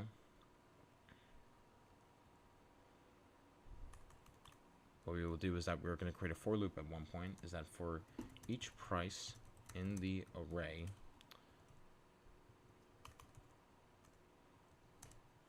we're going to update the minimum price, and then we're going to calculate the current profit as the difference between the current price and the minimum price. For the max profit, is going to be equal to current price minus min price. We already know in particular, and as usual for arrays, one can actually decipher between said problems if one, they already know particularly the variables that are inside of the array. If they already know one, they can decipher between the other relationships of the numbers thus far, such as having a profit where we are able to understand between the minimum price and the maximum price. So that way we can be able to get our current price, since we already have that relationship set in stone. And then finally for 2C, we're going to update the maximum profit if the current profit is higher, because we have to consider other possibilities at the same time, since we are going with the greedy algorithm approach. And output, it's already explained pretty well. We're going to be returning that. And therefore, we will be returning the max profit. So now I'm just going to keep all the pseudocode. I'm just going to move it. I'll just move it up here. Maybe just down here, just for reference. There we go. Okay, so first things first, we're going to initialize our variables that we need. So I'm just going to put this right here. Is that we have the int min price. We are going to do something pretty interesting to start with. So since we are initializing all of our variables, we would have to declare them as 0 to even start with. So there is a technique in C++, namely, where it's called int max, where it's going to have the maximum value of the set variables that we need in order to be able to solve a problem. So this is just a technique that's inside of the STL library that people can also look up and then further understand at the same time. So now we're going to head over to our second step over here. Since we initialized both of our variables to start with, let's just put it right here. We're going to find the maximum profit, and we're going to build a for loop. So for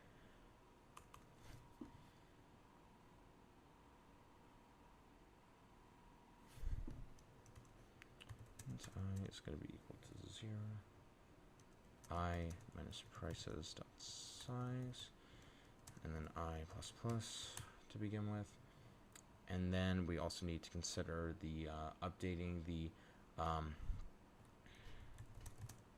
min price. And the way we will be doing that is that we're going to be having a Boolean condition of here, where if the prices, since we have a vector of prices to begin with, if the prices of I is going to be less than the max profit, or it's going to be less than the min price, we're going to redeclare the min price and therefore make it into prices I. So that way we can have that relationship already set in place. Then, in the other case, if the prices of I, since we need to discern the relationship between both the min and max, if the prices of I minus min price, since we are deciphering our relationship already, since max profit is equal to the current price minus the min price, what we will then do is that we're going to update our max profit.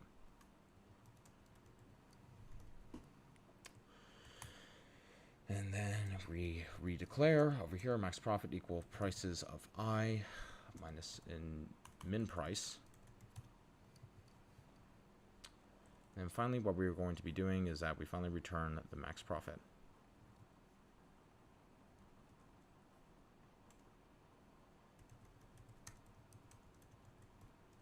All right, let's clean up all this white space. That's just good coding practice right over here. Okay, so to be able to start, I can further clean up this at the same time, but I think the notes will actually be able to help. So for further reference at the same time, I can just have our initial solution over here. I just want to be sure if I have this already copied and pasted. This is what our solution will look like. Just going to put the pseudocode steps over here to begin with. And we're going to run this. All right, it passes all the test cases. And finally, we will submit. There we go. Okay. And it beats a lot of other solutions at the same time, and it's also pretty efficient.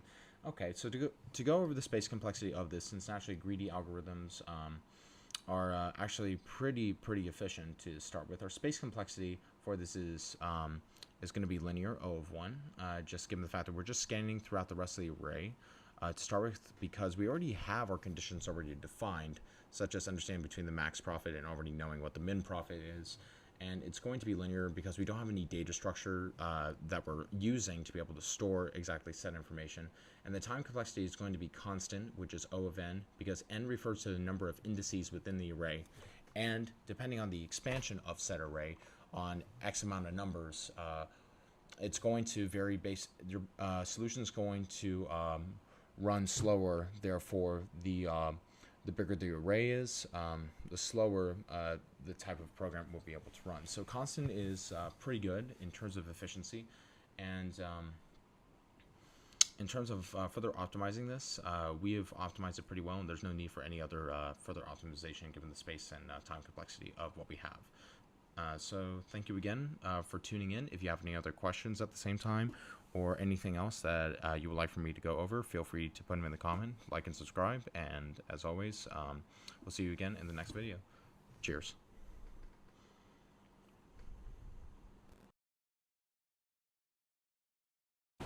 Hello everyone, today we will be going over the blind 75 in C++, and today we are working with binary tree level order traversal. Now, before we get started, make sure that we have our 4 questions out to be able to understand and how to break down the problem. For instance, we need to ask what the input's going to be, what data structure / algorithm / technique to use, what to do with the data, and then what our output is going to be. Please feel free to pause the video to follow along if you would like to be able to write out all of the comments needed to answer our questions. I'll give you a moment to do so. And to break down the question accordingly, we are given the root of a binary tree. Now, to answer a question for the input, we can also look at our parameter. So we are given the root of our binary tree. And then we need to return the level order traversal of its node value. So we return the value of the nodes in a traversal order from left to right by level.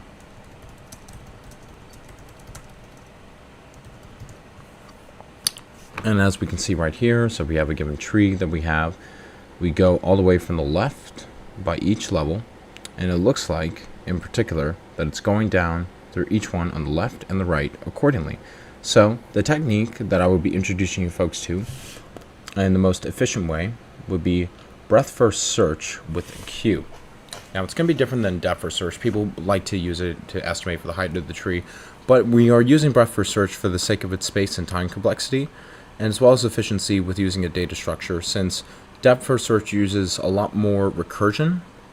Breadth first search, on the other hand, we are able to scan every single node that we have visited, and then we can return a list accordingly. Just because of the nature of the problem, we need to return the value of the nodes. So search plus Q. And now I would just be going over the steps of what we need to do. So first step with any tree problem that we would have, we need our edge case. When the root is null, we return an empty list accordingly. And it looks like for our output, we will be returning a list.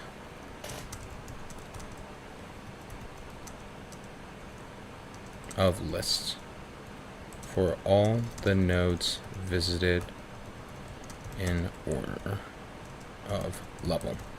We notice in particular the nature of, for instance, this is the first level, and then this will be the second level, and this will be the third level, indicated by the comments that we have. So after we finish our first step with the edge case, the second step will be create an empty queue, and we will add the root node to it. Then we will initialize an empty list of lists to store the level-wise node values. And what we will be doing is that while the queue is not empty, since we covered our edge case already,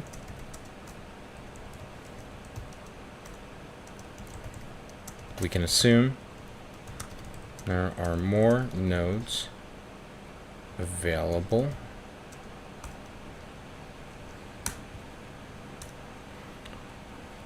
we will initialize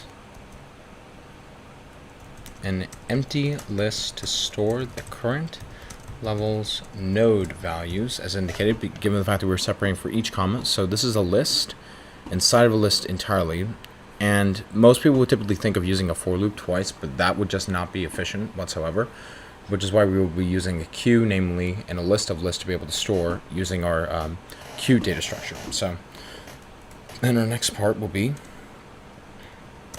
we will get the size of the queues, the number of nodes at the current level, and then for each node at the current level, we're going to dequeue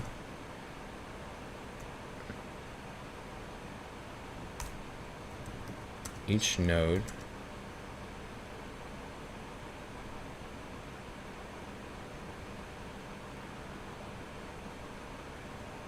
from the queue, since we put our visited nodes in the queue. We're going to add the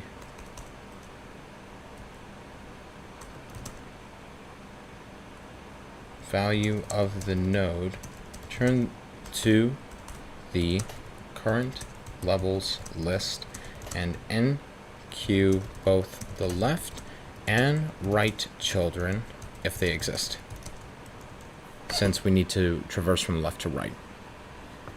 So this will be 4C namely. And finally for this part,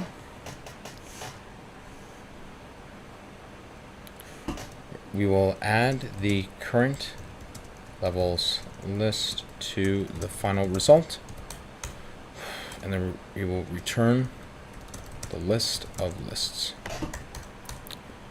So to be able to break down the problem, step 1, we will first initialize our root accordingly. Root is null in this edge case. We will return a empty list as indicated by example 3 over here. Vector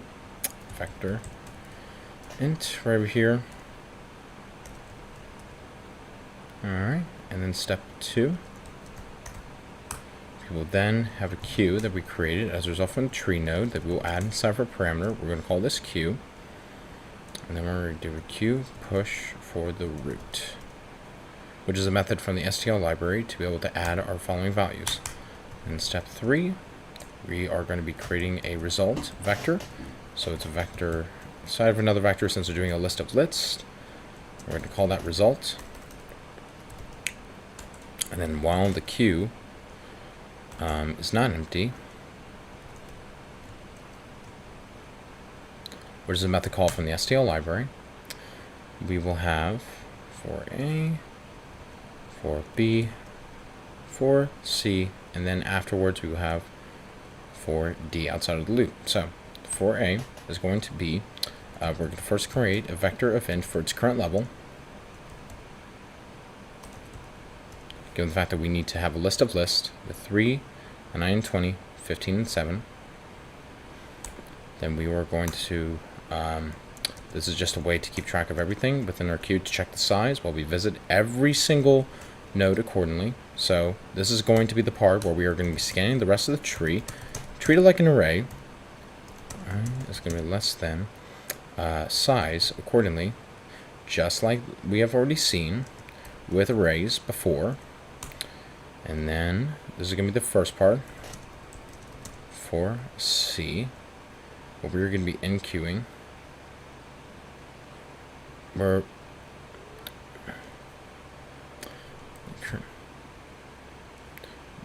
this will be, we will add the value.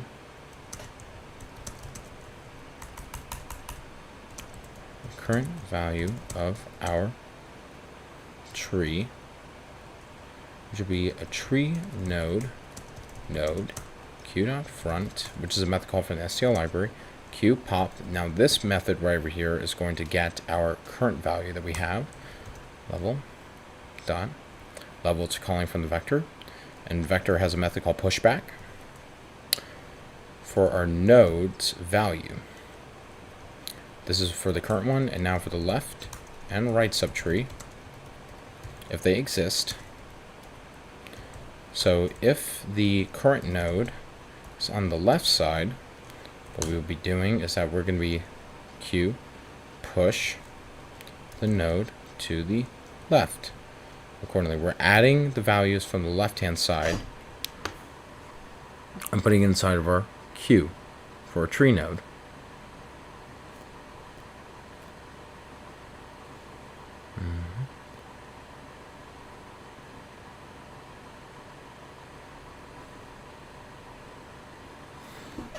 And then we will do the same for the right. Get rid of all this white space, just to clear it all up. If node right q.push node to the right. And that's what we declare if it exists. And finally, this will be 4D. Just want to be sure I have it all right accordingly.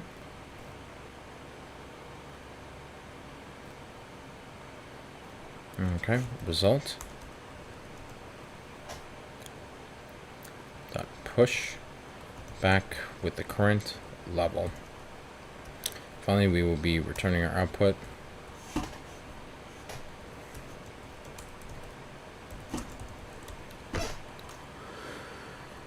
Let me just make sure everything is already correct.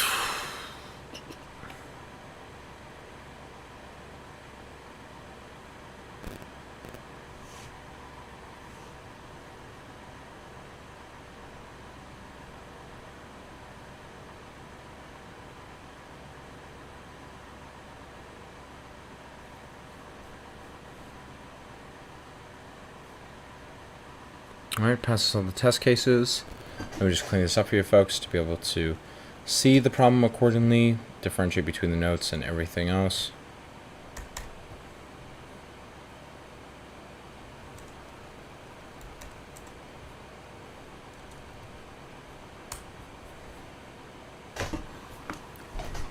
Alright, now time to submit. Alright, and it works accordingly. Alright, woohoo. Okay, so now just to give a breakdown of our space and time complexity for the following problem, is that for our solution, the space complexity is going to be O of n, where n is representing the number of nodes in the binary tree, and this is because we visit each node exactly once, and it makes sense accordingly since we have a series of nodes, and then the longer the tree, accordingly, the longer our program will take, given the fact it's in constant time. Well, the space complexity is also going to be O of n, given the fact that we're using a queue data structure to store every single node that we have visited accordingly, and it's referring to the maximum number of nodes for any single depth. So yes, this was binary tree level order traversal. Thanks again for taking time to watch this. If you have any other questions, feel free to put them in the comment section. Well, also, if you enjoyed this, like and subscribe, and as always, take care. Cheers. Bye-bye.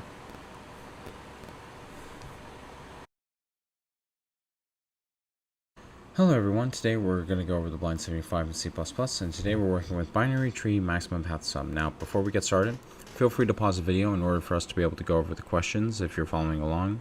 To break down our question, we always ask ourselves these 4 questions. What are inputs going to be? What data structure / algorithm / technique to use? What to do with the data? And finally, what are outputs going to be? So, to give a breakdown of the problem, a path in a binary tree is a sequence of nodes where each pair of adjacent nodes in the sequence has an edge connecting them.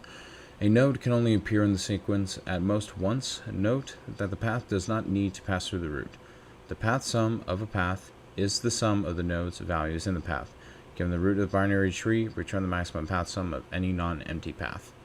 Okay, well, it looks like from the following over what we need to do is that we need to find the path sum accordingly just based within the binary tree, and even looking at more of the examples, it looks like from the following path we have to sum up all the given values and return a maximum sum. So at first we're given the root of a binary tree, then we need to return the maximum path sum of the non-empty path, which means that there needs to be children on either option of sides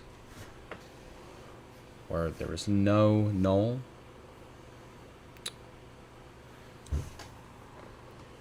And the technique in order to help us solve for the following problem, trees, 2 optimal solutions to be able to actually solve this type of problem. 2 types are depth first search or breadth first search, and depth first search is widely used for connectivity, while breadth first search focuses on the level. And for this problem, we're going to use depth first search with recursion by creating our depth first search function to call upon within our main function and return the max sum.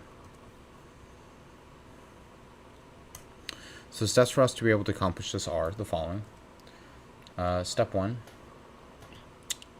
we're going to initialize the max sum to be the int min. And for step 2, what we're going to do is that we are going to call on our depth first search helper function, which will be called DFS, incorporating the root, and then the max sum, which are going to be our 2 parameters to add, and then this will be later down. We are going to return our max sum. In fact, I'll just make it part 3. This will be inside of our main function.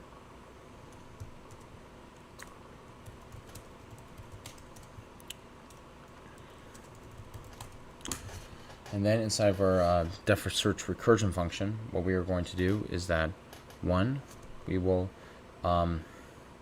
initialize our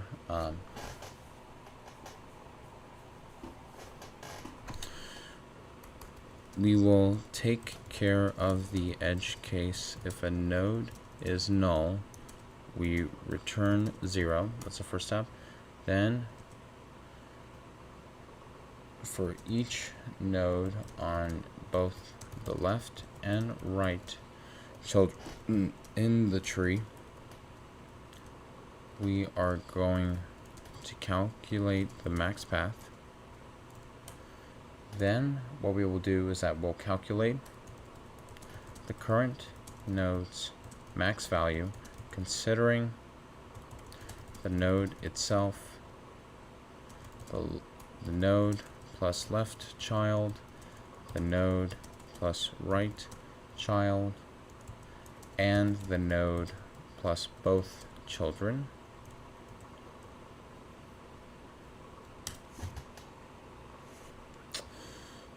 And then what we will do is that we will update the max path sum with the current max value. And finally, we will return the max path sum of the current node to its parent. Alright, so now let's just be able to go through what we need to do. So, inside of our main function, this is how it's going to look like in these 3 steps. So, step 1, step 2, step 3, and then for a private function, search function, we're going to have private int DFS for a tree node, similar in the case for the root. We just copy this parameter over here, and then we're going to have our max sum, which is going to look like this: int and max sum. There we go. Or following. There we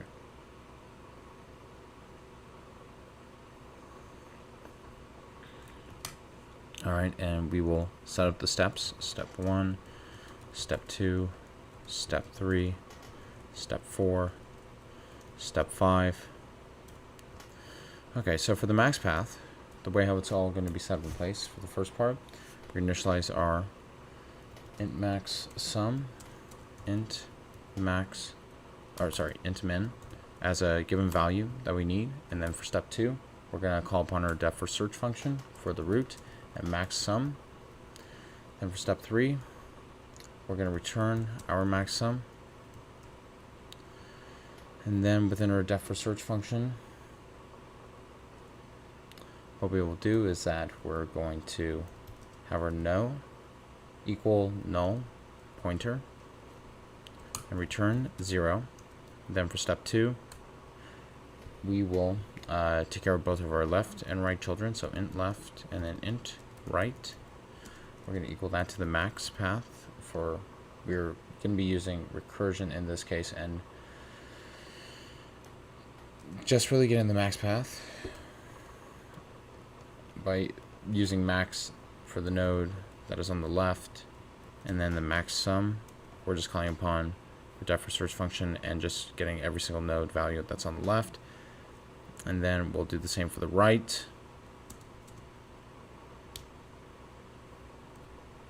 One second. Stupid. Again, def for search is really good for directions. And then we're going to move forward. We're going to calculate the current node's max value considering the node itself. So that means it's going to be int sum is equal to node value plus the left plus the right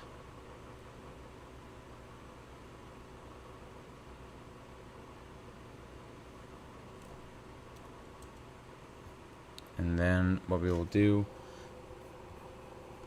we're just basically doing this entire one. And then node for both children, that's right here. And then we're going to update our max sum, where it's going to be max sum, and finally what we will do is that we will return the max path sum of the current node to its parent. So the way it's going to look like, since we are returning to its parent, val plus the max of the left and right. So this is the way how it should look. Even though this is a hard problem, the solution is pretty self-explanatory. Already right over here, we're getting out the different directions between the left and right children. Let me just double check to see if we have everything right.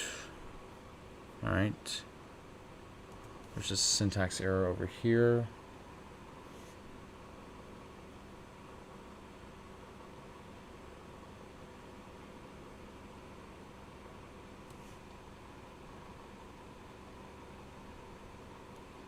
thought I declared node earlier.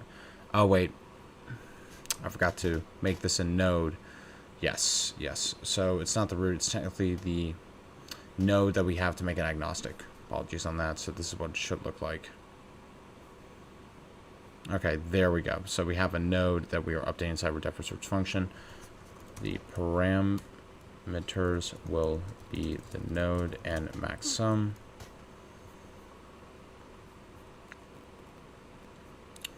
All right, now we submit. Okay, now just to give a breakdown on the space and time complexity for our following solution is that the time complexity for our solution is actually really efficient. It beats a lot of other solutions as well. The time complexity is going to be O of n, where n is the number of nodes in the binary tree, and this is because we traverse each node at least once. However, the space complexity is going to be O of h, where h is the height of the tree, and this space is used for the recursion stack and the depth first search, with the worst case scenario being a skewed tree, resulting in ON space complexity. So yes, this was binary tree maximum path sum. Thanks again for taking time to watch this. If you found this helpful, feel free to like and subscribe. And if you have any other questions, feel free to put them in the comment section. And as always, take care. Cheers. Bye-bye.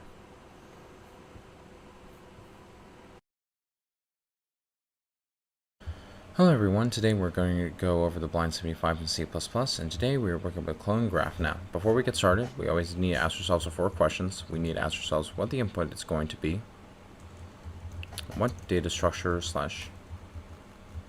algorithm / technique to use, what to do with the data, and then finally what our output is going to be.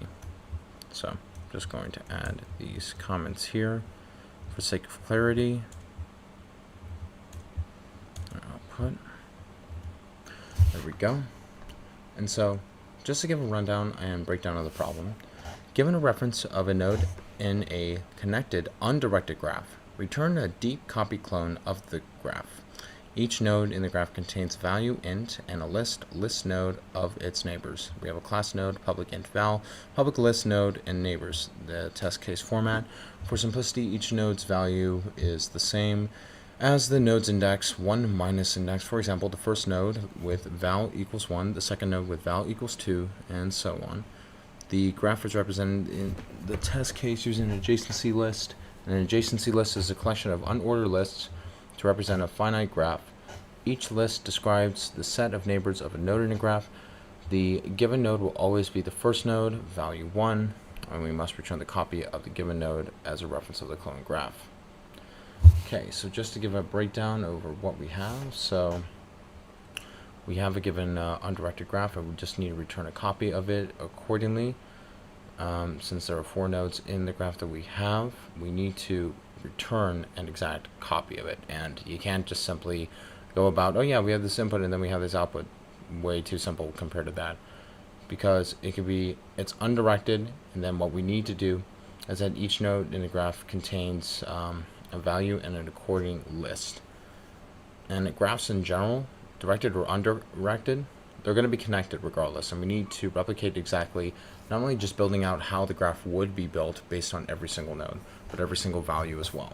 And to do so, the technique that we will be doing is, luckily in trees versus graphs, trees are technically a form of graphs in an undirected method because they have a parent node and then they have other nodes which are also connected to the root at the same time. But we're dealing with graphs, and they most likely will have cycles in this case. So the 2 popular techniques that we would use for trees would be depth first search or breadth first search, and most likely for the sake of connectivity as well as just understanding more on exactly the relationship of every single node, accordingly, depth first search is the most ideal that we will use. Use depth first search for our problem. And also, just to highlight the input, we're given a node representing the starting point of the graph, even as well indicated by the parameters up here. Then our output, we will return the cloned graph. So what we will do with the data accordingly, we're going to be doing these following steps. Step 1, we're going to create a hash map to store all of the cloned nodes, and that means inside for of our side of our function we will create for our clone graph. We will initialize an empty hash map first, then we will check with a series of conditions to add the nodes accordingly with our hash map.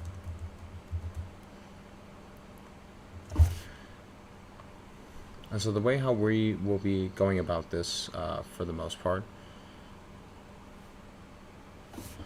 is that we are going to, luckily since we have this type of function that we are creating, what we will be doing, I'm just going to put this out here.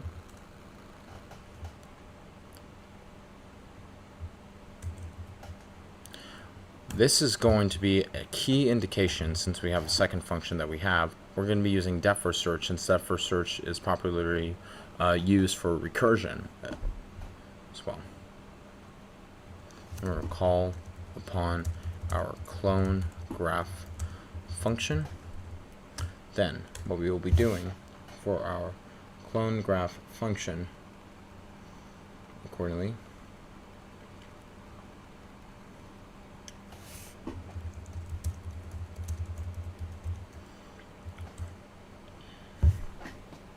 is that if the node is null, we will return null.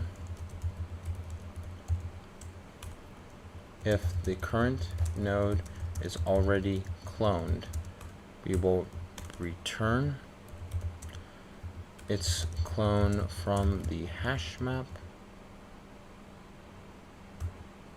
and then we will create a clone of the current node with the same value as the original node, and then we will add the clone of the current node to the hash map, and then for each neighbor of the current node we will recursively clone the neighbor and add it to the cloned node's neighbor.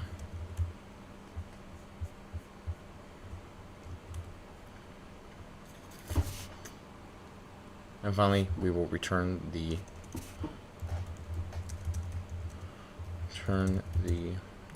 clone of the current node. So, to kick things off, for every single step, in order to break down, let me just put this over here.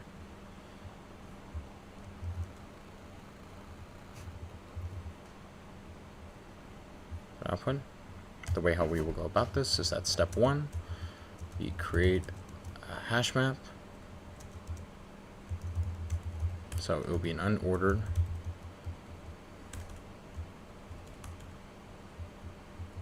map of node, a node, since maps have a key value pair, and then we have a clone map. Then we're going to do step 2. Put this up here.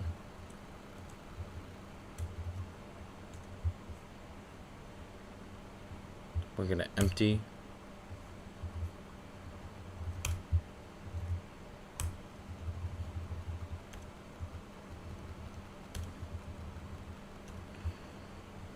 our hash map to initialize it, so it's going to be clone map dot clear, and then we will return a clone graph depth first search node function right here.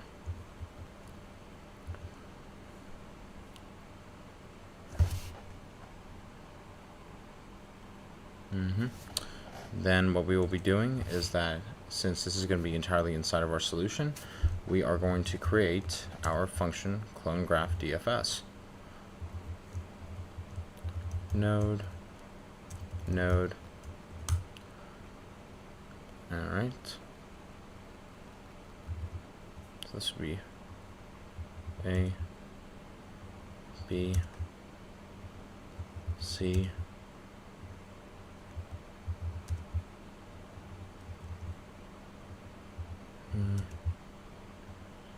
E, A, B, C, D, and E. And I'm going to have this all in the comment section as well. So for this part that we will have, we have to have the edge case where we have a node that will be null. And then we're going to have return null pointer. And for the next part for B, if the current node is already cloned, so clone map count node greater than 0, we're going to return clone map of the node. We're going to return the clone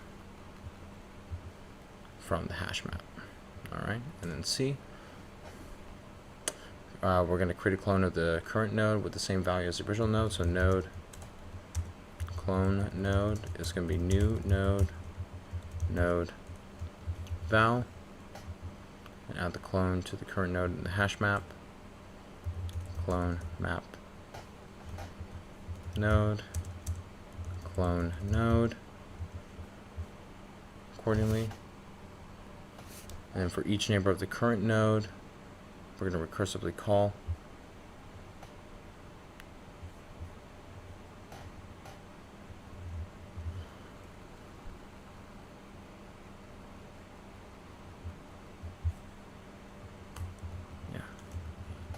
F.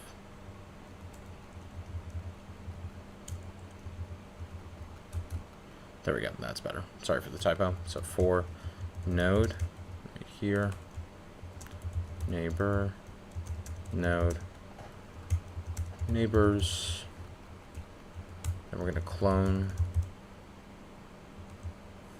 recursively for every neighbor, and then put it with respect to our hash map. Push back clone graph DFS neighbor, since we're doing a for each loop for every single node that we have accordingly. And then we will return our cloned node for each one accordingly, since the problem is asking.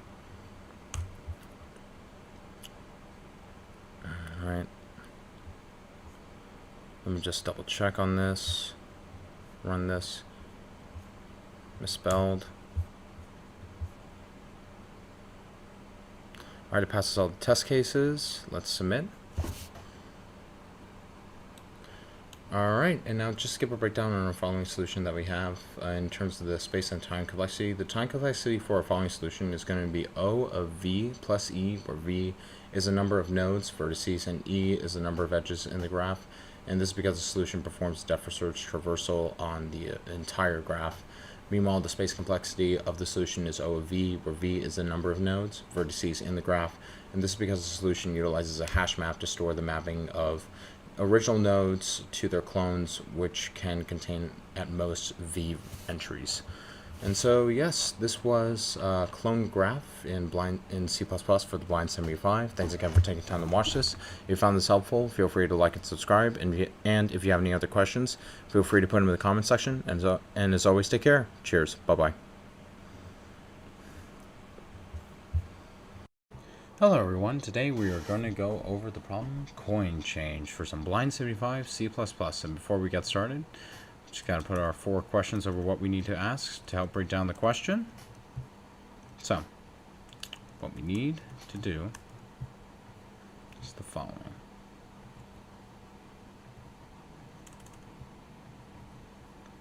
Gotta figure out what our input is, what data structure / algorithm / technique to use, what to do with the data, And then what is our output?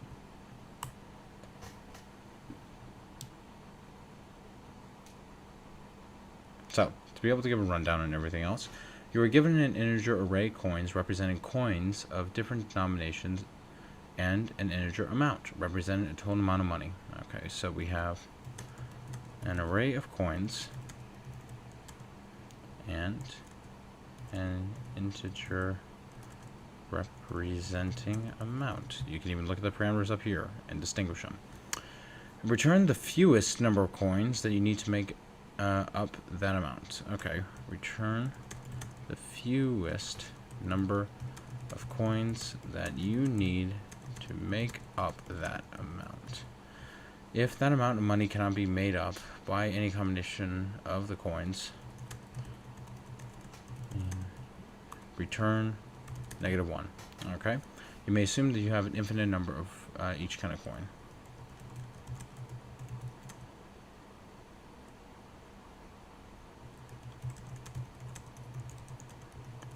Okay, so to be able to give a breakdown, so we have a series of coins with the amount being 11. What is the fewest combination that we can make to be able to get 11? And looks like we could do 3. So it's 5 nickels and a penny, which add up to 11.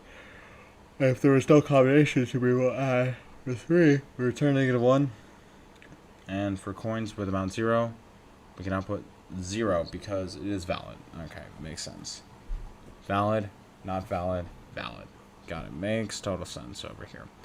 And given the fact that what we were doing, since we're searching for combinations, and we need to replicate a certain pattern, and we can have combinations coming from the front and behind, we're going to do dynamic programming, finding all the combinations from left and right to then replicate our desired behavior. And now, what do we need to do with the data? Now, I'm just going to give the steps. It's just 4 easy steps. This is why people love dynamic programming. It's easier to build up. Space complexity is efficient. Oof. Okay, so step 1. We need first initialize our DP array with the size amount +1 to account for the combination, and fill it with amount +1 just in case of a 0.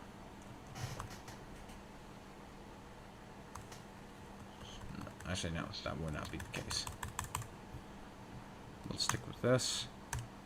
And then we're gonna set DP of 0 immediately to 0 as the base case.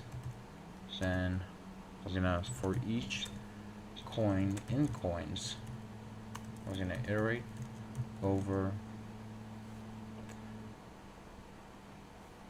through our array from coin to amount and set the current element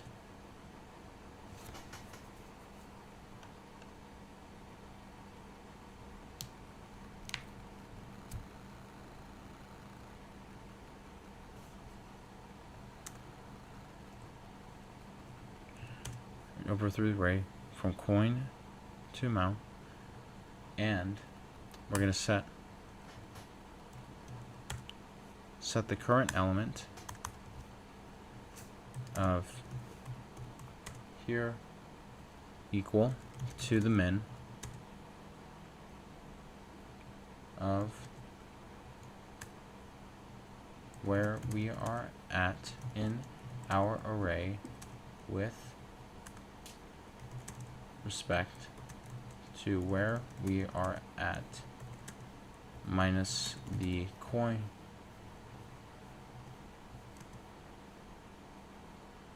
number we are at +1.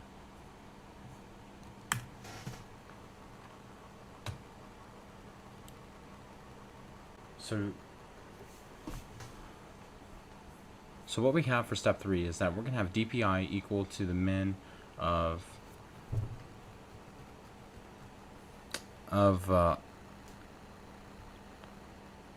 so what we are going to have for step 3 is that while we are looping through the core of our array, for every coin value we are iterating through our array, we're going to check to see if one of the coins is going to be less than the value or equal to the current amount of where we are at. And we are doing so by checking the coin so we can minimize the number of coins required, since we need the fewest amount, which would explain why we are subtracting from our current element all the way to the coin number as well. If I will return the array with the amount in mind. So to give a rundown, we're gonna initialize into vector int dp amount +1 amount +1. Then we're going to initialize as our base case dp of 0 is equal to 0, and then step 3 we will have to iterate through our array coin in coins 3a. And then we're going to treat this like a regular one. However, since we're doing a combination, we need to start with where the coin is at. And I is going to be less than or equal to the amount. And since we need the fewest combination. And then dp of I. We're going to have our min, since we are looking for the fewest combination of where we are currently at inside of our array. And storing all the values we have visited, we're going to also have coin number where we're at, and then this one here, so that way because it's going to be representing a scenario where we use the current coin to make a change, and we add 1 because we're using an additional coin, because since we were taking the minimum of the current value, we need to ensure and always hold the minimum number of coins needed, which would explain our +1. And then finally we will be returning the amount.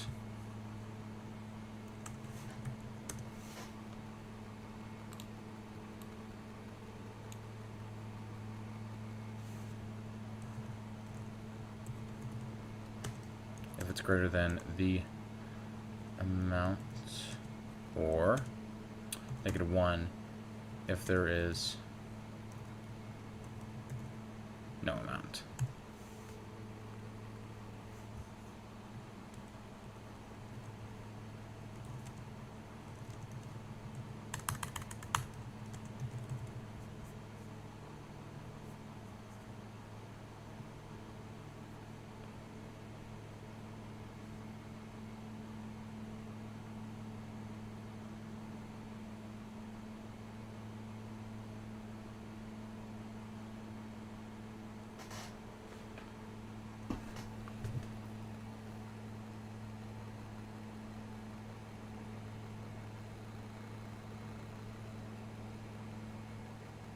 Oh, wrong side. There we go, passes all the test cases. And it works. Okay, so now just to give a rundown over a whole solution over what we have is that our time complexity for the following is going to be O of amount times n, where n is the number of coin types, and this can be for each coin, and we are calculating the exact value for all the amounts of what we've added up for the total. And the space complexity is going to be O relative to the amount, since we are using an array to store all of the elements that we have visited in our coins, and the amount of the coins is going to, the amount we need for our elements to be able to add up to the coin is going to vary because we need the fewest amount. So the bigger the amount, the more likely we're going to have to use more coins, which would explain our space complexity. So space complexity is O of amount, and time complexity is O of amount times n, where n refers to the number of coins. So yeah, this was Coin Change on C++ Leetcode. Thanks again for taking time to watch this. If you found this helpful, like and subscribe. And if you have any questions, feel free to put them in the comment section. And as always, take care. Bye-bye. Hello everyone, today we're going to go over some Blind 75 C++, and today we are focusing on combination sum 4. So prior to getting all of our Solution settled. We are going to have to answer our 4 questions for every single question.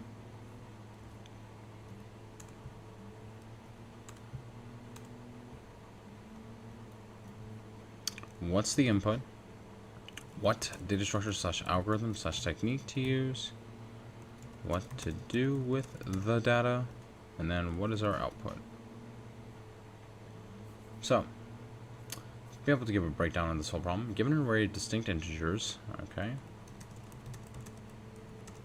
distinct integers, nums, and target integer, target, return the number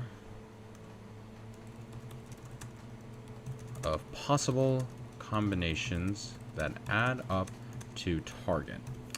Test cases are generated so that the answer can fit a 32-bit integer. So let's just go over the examples. So we have example 1, 2, 3, and we have a target of 4. And we need to return the possible combinations which can add up to 4. So we have 1, 1, 1, 1, 1, 1, 2. Both of them add up to 4. 1, 2, 1, 1, 3, 2, 1, 1, 2, 2, 3, 1. Notes. There are different combinations of them. Possible combinations are already listed right here, and then our outcome is 7. Okay. So, based on the following problem that we have, given the fact that we need to search from both the front and behind of the following array to be able to get as many combinations as we can, the technique we're going to have to use is dynamic programming to scan through both the front and back of the array to get our requested behavior. So, excuse me. So the steps to do for our following data, this is just going to be 4 steps that we're going to need. That's the entire thing. First things first, we need to initialize DP dynamic programming array of size target +1 to keep track of all possibilities. And the reason why we have the +1 is for the sake of keeping everything relative with the target. And we're going to first initialize our edge case. We're going to set the first one, since we have a combination. 1, as there is one way to pick up a combination that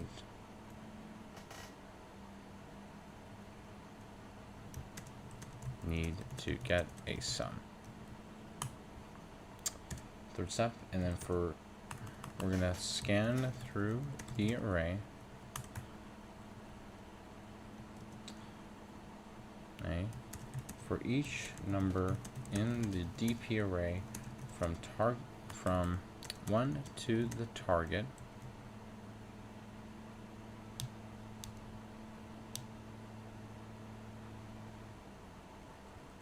to the size, go through the list of numbers, and if the number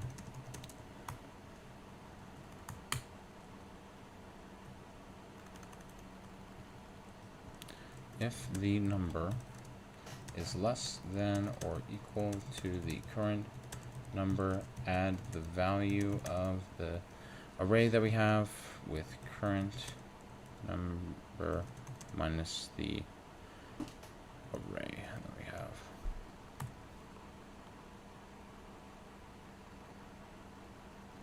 Minus the array num, or num represents the other element for the combination. And then we're going to return the target for our combination. The array represents our combination of sums. Alright, now to kick things off, steps 1 and 2. Looks like we're going to need to vector we're going to have an unsigned int. Since we're dealing with a combination, dp of target plus 1 relative to 0, and then we are going to have dp of 0 equal to 1. Since we need a combination, now we're going to stick with step 3. For int I is going to be equal to 1 since we have a combination. I is less than or equal to target. For int num of nums, which is the array up here, if num is less than or equal to I, then we're going to subtract of I following a sum altogether is going to be dp minus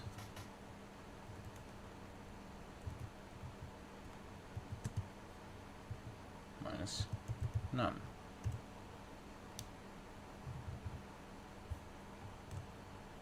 Return dp target. Alright, passes all the test cases. Alright, and it works. So, to be able to give a breakdown on our time and space complexity, the time complexity for the following solution is O of n times m, where n is the target value and m is the length of the nums array that we have. And since we're iterating over the dp area once, this is why we have the constant, but we multiply, given the fact we need to consider both the length of nums and having n being the target, and the space complexity for the following, since we have an array and a data structure to store the elements we have visited, it's going to be O of n. And so yeah, this was combination sum 4. Thanks again for taking time to watch this. If you enjoyed it, feel free to like and subscribe, and if you have any other questions, feel free to put them in the comment section, and as always, take care. Bye-bye. Hello everyone, today we are going to be going over the blind 75 in C++, and today we're working with construct a binary tree from preorder and inorder traversal. Now, before we get started, feel free to pause the video. I have written out our 4 questions we need to use in order to break down every single problem. We always need to figure out what the input's going to be, what data structure / algorithm / technique to use, what to do with the data, and what our output is going to be. So, to break down the problem, given 2 integer arrays, preorder and inorder, where preorder is a preorder traversal of a binary tree, and inorder is the inorder traversal of the same tree, construct and return the binary tree. So, we are given 2 arrays, preorder and inorder. We can also indicate up here for our 2 arrays. And it wants us to return the binary tree. So we need to return a binary tree from the 2 arrays. And so, in order to break down exactly a concept in trees in general, is really the concept of preorder and inorder, where the difference between the two is that let's consider a binary tree with 3 nodes, for example, where A is the root and B is the left child and C is the right child. In preorder traversal, we start from the root, and then we get the information from the left and then the right of the tree. And then inorder traversal is starting from the left, and then the root, and then the right. Those are the 2 concepts that we have. So, just going to write this out. Order is root, left, and then right. And then in order, it's going to be left, root, right. And so, in order for us to be able to break down the problem even further, it looks like from what the problem is already specifying, is that we need to replicate the behavior of a preorder and inorder traversal from our 2 arrays in order to build the tree. So, from the technique that we will be using is that we will be doing a recursive approach to create helper functions to replicate the preorder and inorder behaviors. Traversals per se. And the steps for us to be able to do this are: 1, we're going to create a helper function called build tree that takes the start and end indices of the current subtree in both preorder and in order. We're going to have a base case that we will have if the start index is greater than the end index for our cases of pre-order and in-order traversal. We're going to return null, indicating an empty subtree. Then what we'll do is that we're going to create a new node with the value at the current index in pre-order, and we're going to find the position of the current node's value in order. Yeah, the in order array, and then in the pre-order array.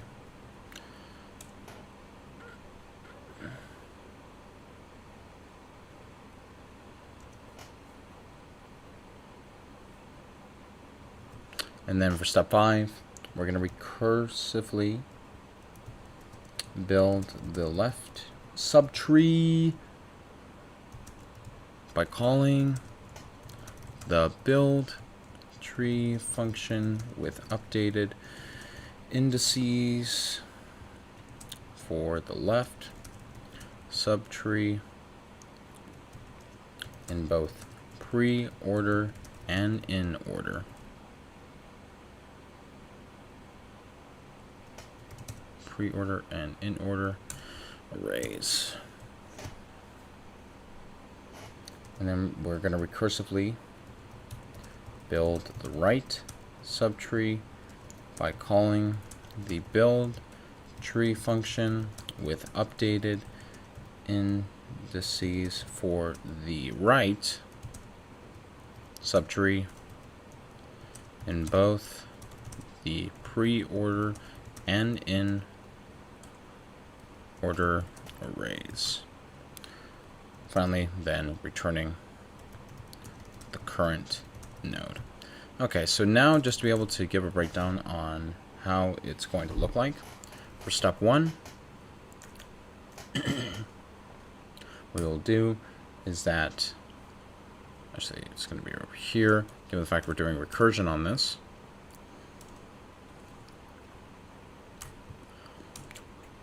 We're going to return our function, our helper function. It's going to be build tree helper, where it's going to be preorder 0 to initialize all of our parameters. Preorder dot size -1, in order 0, indicating the index, and then in order dot size -1 to get the very last element inside of our array. And now to build out the helper functions, what we will be doing, this is still step 1. That's how we do it. We're going to do a private. Now we will do a tree node, build tree helper with a vector int and pre-order, int pre-start, int pre-end, vector int, and in order int, in start, and then int end. In end. There we go. So I'm be sure I got this right. Alright. Yep, we have a vector of pre-order, pre-start, pre-end. Then we have another vector indicating for the order in start, in end, in order and pre-order accordingly. So we have our 2 vectors that we have, and then 2 integers for each. And now we're going to do our base case for step 2, where if we have the start index of our pre-order being greater, as well as the same for the start of our in-order index, and start greater than in end, we're going to return null pointer to indicate we have an empty subtree.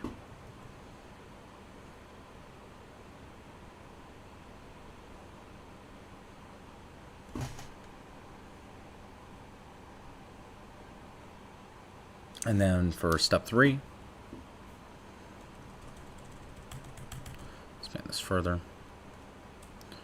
We're going to create a new node. It's going to be the root, pre-order, pre-start for the very first index that we have. And then for step 4, we're going to find the new position of the current node's value in order. So int in order root position. It's going to be the start, since we are dealing with our in order. And then while our in order array contains the current position that we have, or root position, it's not going to equal to the root that we have for our value. And we are going to be increasing the index's current position.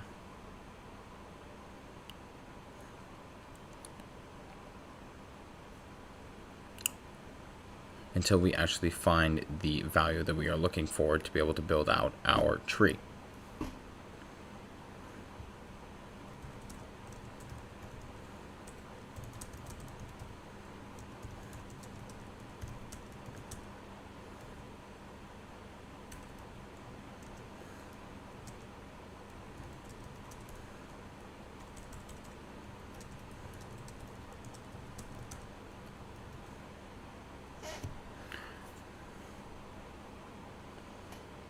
Now for step 5, we're going to recursively build the left subtree. So root all the way to left, build tree helper, where we will have our parameters accordingly.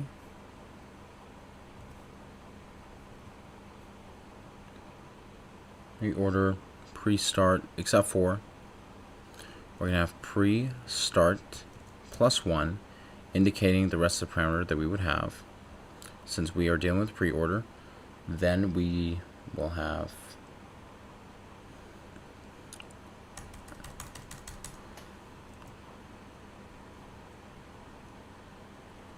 pre-start plus the in order root position minus the start of where our in order position will be. And then we have our in order, in start, and then in order root position minus 1.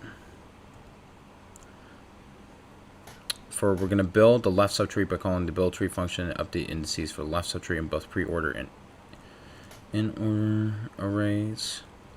Just got to keep that right there. Then we're going to do the same for the right subtree.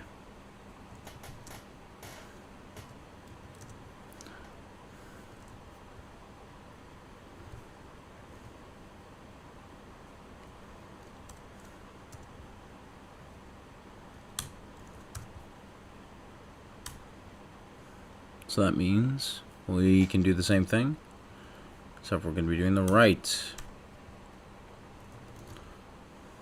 And the parameters will be different.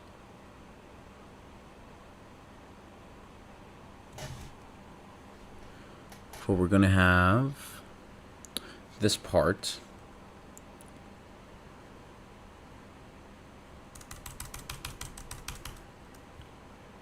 Start, and then pre-end. Then we'll have in order. And not to forget, we need a +1 to indicate the position. And then we would have pre-end, in order root position.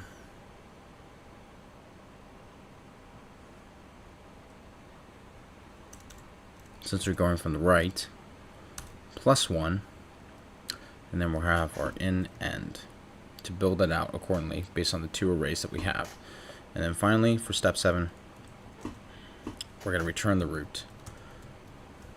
That's how we will call them. Just want to be sure I got all this right.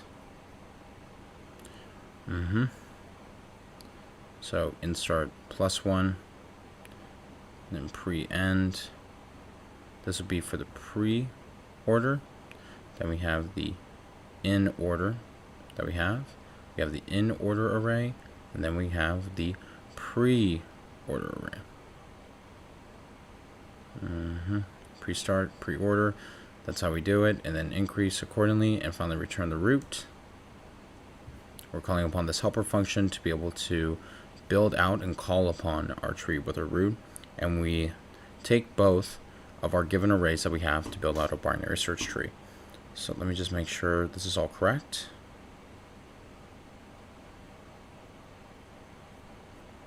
Alright, it passes all the test cases. Let me just clean this up for you folks, and I'm going to put this in the comment section. There we go. Just double checking and submit. Alright. And to just give a breakdown on the space and time complexity for our following solution is that the time complexity for our solution is going to be O of n, constant, where n is referring to the number of nodes in the binary tree. And given the fact that we're doing a recursive call, we divide the problem into 2 smaller subproblems, and we are reducing the number of remaining nodes by half of each level. And therefore that our time complexity is going to be O of n. And then space complexity, on the other hand, is going to be O of n, where n is the number of nodes in the binary tree. And the space is used for the recursion stack during the construction of the binary tree. In the worst case scenario, the recursion stack can have a maximum depth of n, and therefore we would have a skewed tree. So yeah, this was construct a binary tree from Preorder and Inorder Traversal. Thanks again for taking time to watch this. If you found this helpful, like and subscribe. And if you have any other questions, feel free to put them in the comment section. And as always, take care. Cheers. Bye-bye.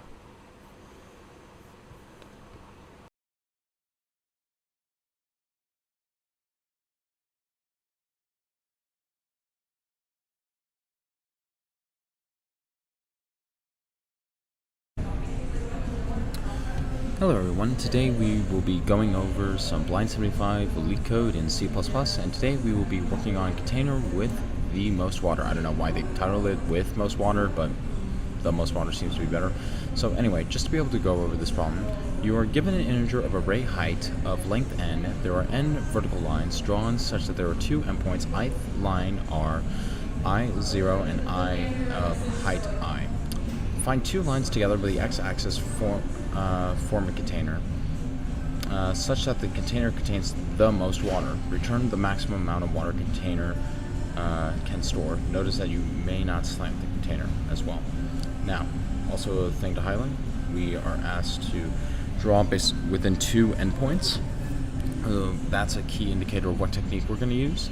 And looking over this example and this visual, which is really helpful,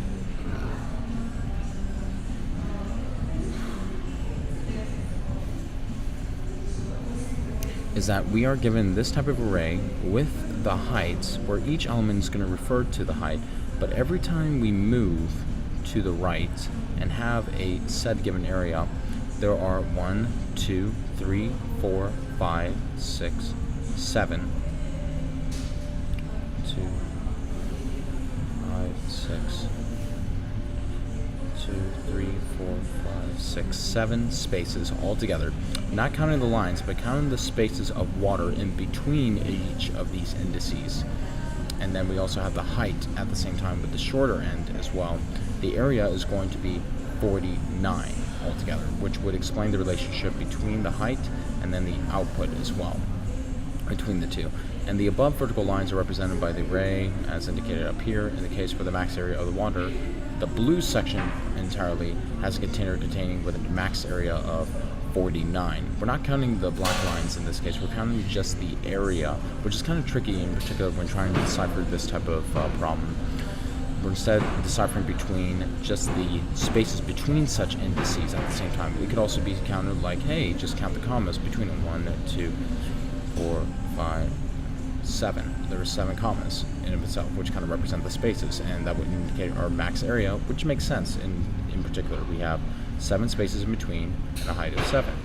And just deciphering from said picture at the same time, it looks like they want us to be able to, one, we know we need to return the max area, and the input we are given an array represented by height of bars altogether.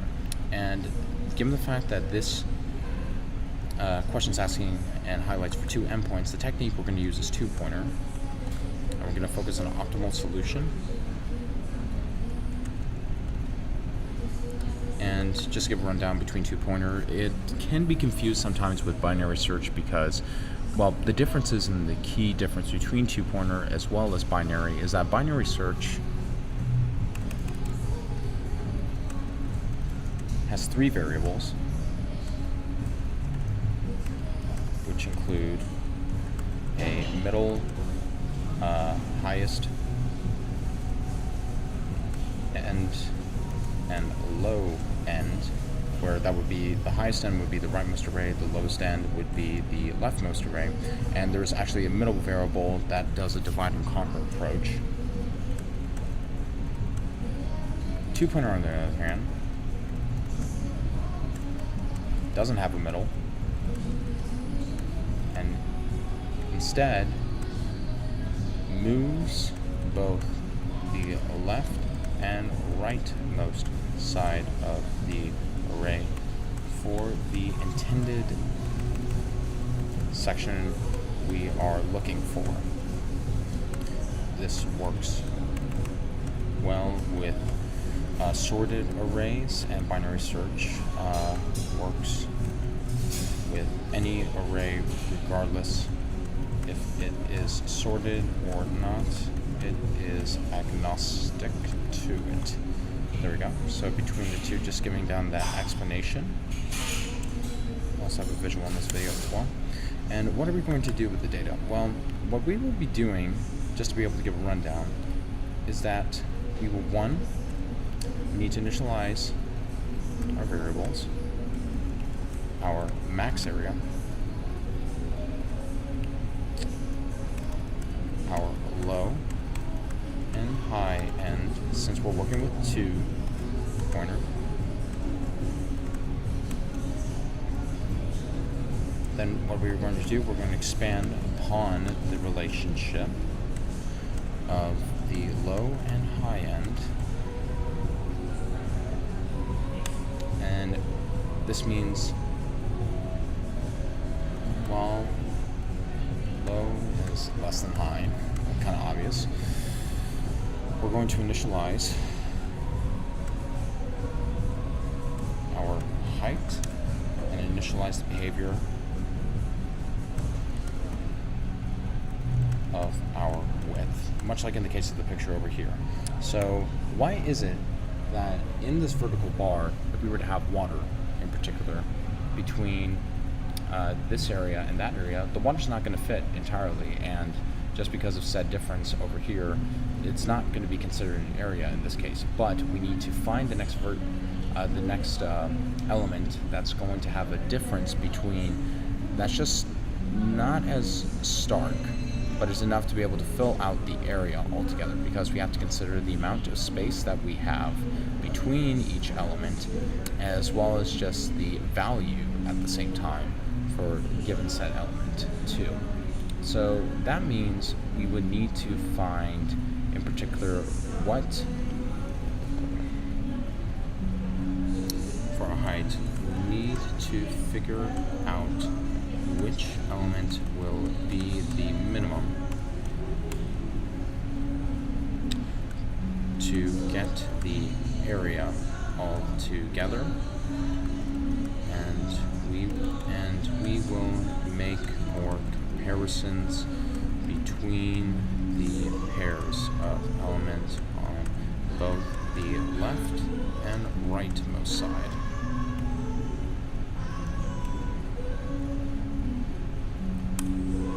Alright, so then once we have already done so over here, we need to replicate the behavior of two pointer where we move the area to get the left and rightmost side accordingly, because we are interested in the sub-array for our problem.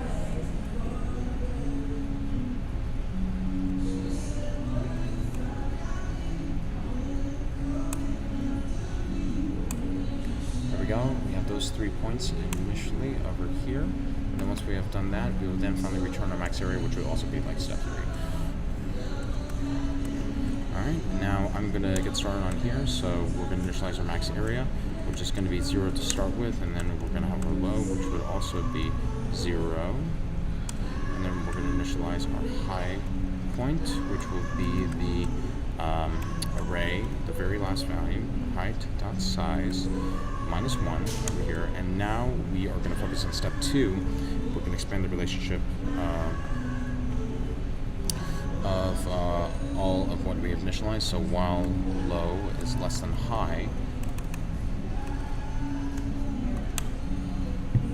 we're going to initialize our height, and height is going to be the min, in particular of the height on the low side and the high side.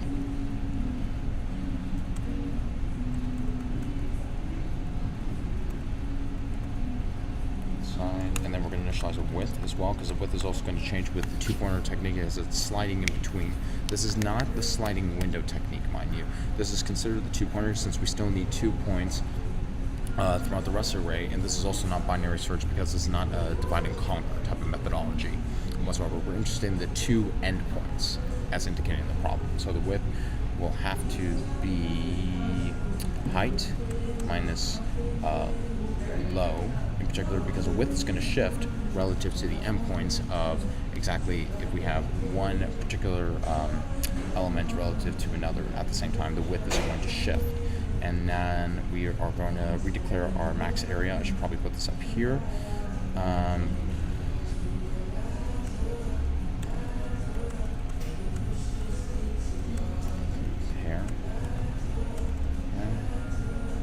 There we go.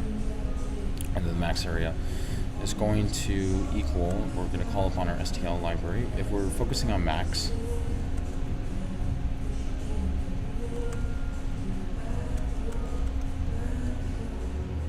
we'll focus on our max area as it's redeclared within this while loop and relative to our height as well, because we may actually have our height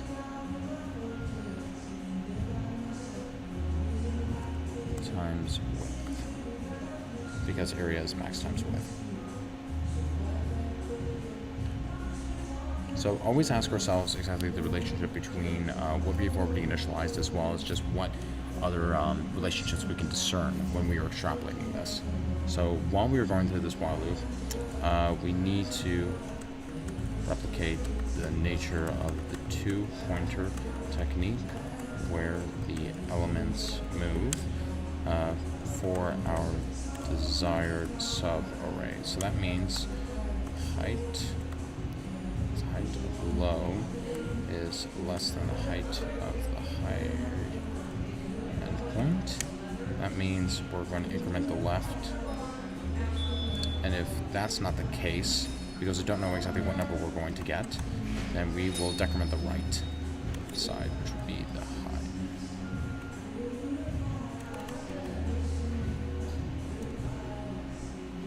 There we go, high, low.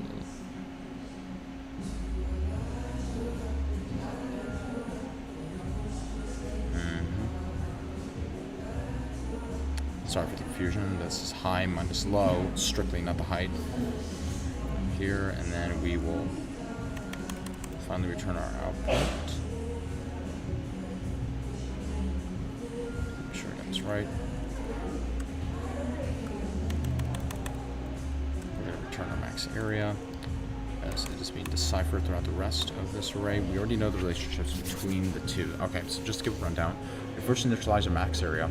We initialize our low point on the array as well as the highest point of the array.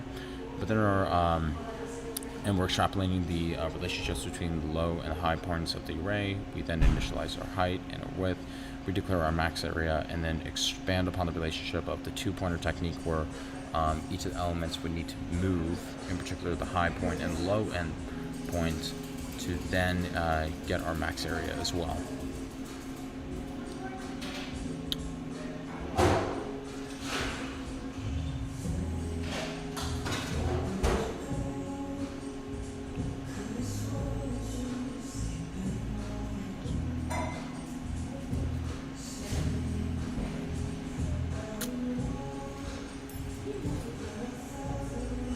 Can have a redecoration.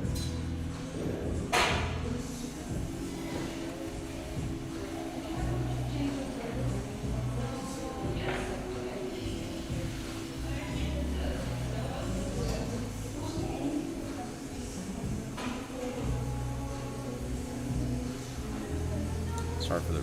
We can have a redecoration as well. Make sure you have semicolons.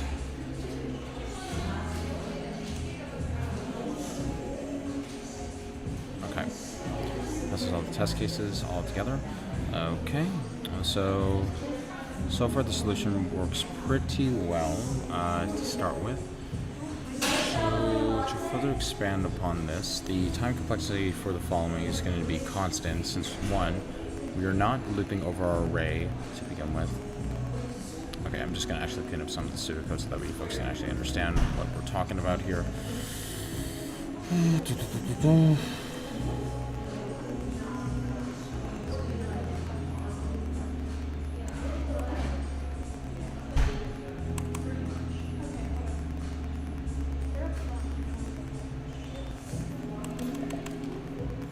So, there we go. Okay, so just to give a rundown on the space and time complexity for the following. The space complexity, given the fact we're just scanning over the array once, and we're not doing an S4 loop, we can discern that the array, relative to the size of it, the time complexity is going to be O of n constant because we're just focusing on the size of the array. We're not using any of the other data structure.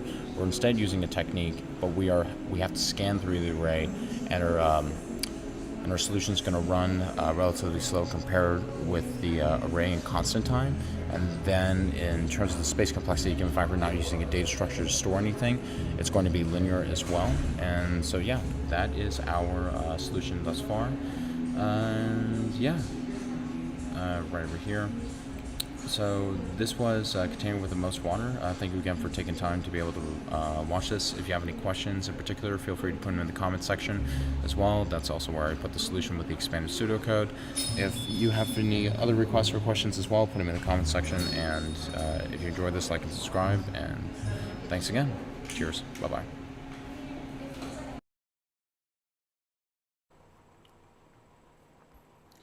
Hello everyone. Today we will be doing some Leetcode, and we are focusing on contains duplicate all in C++.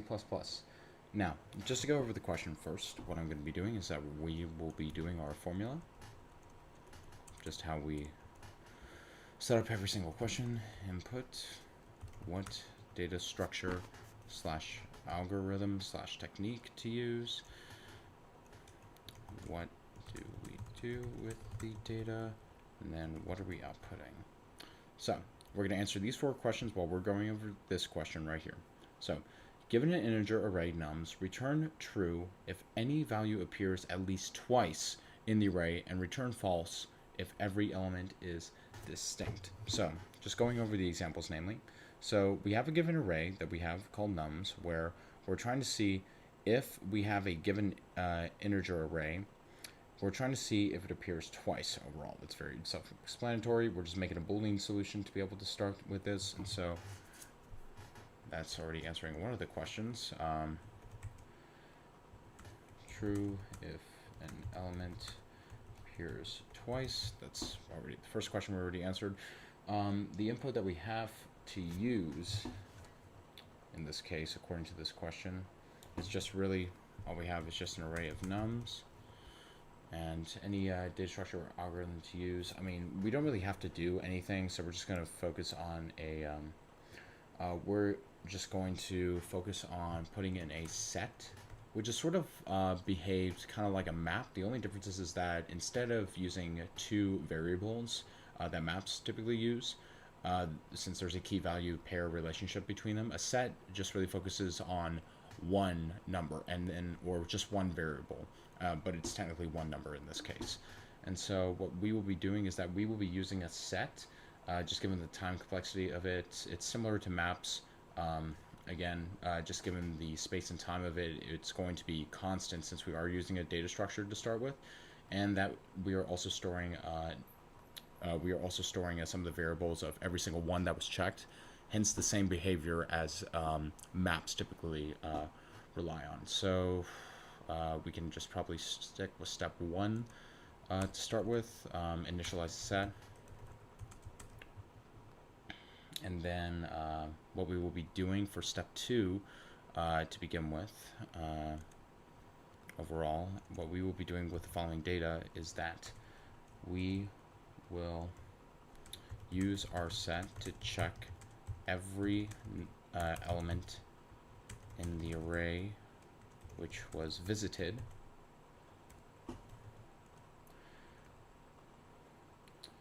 and we will store the numbers in the set and then check to see if there was a match.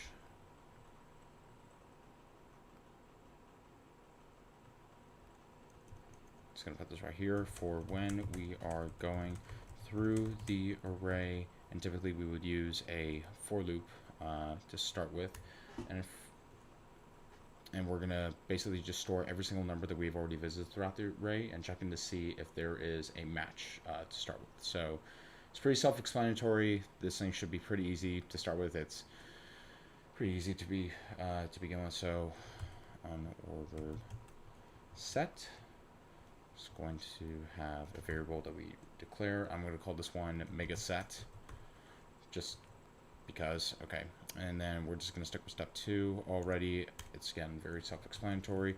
For int I is going to be equal to 0, and then I is going to be less than nums dot size to start with. That's just how we deal with arrays in general when we're going up and down through it. And then now we are going to store the numbers in the set that we have already visited.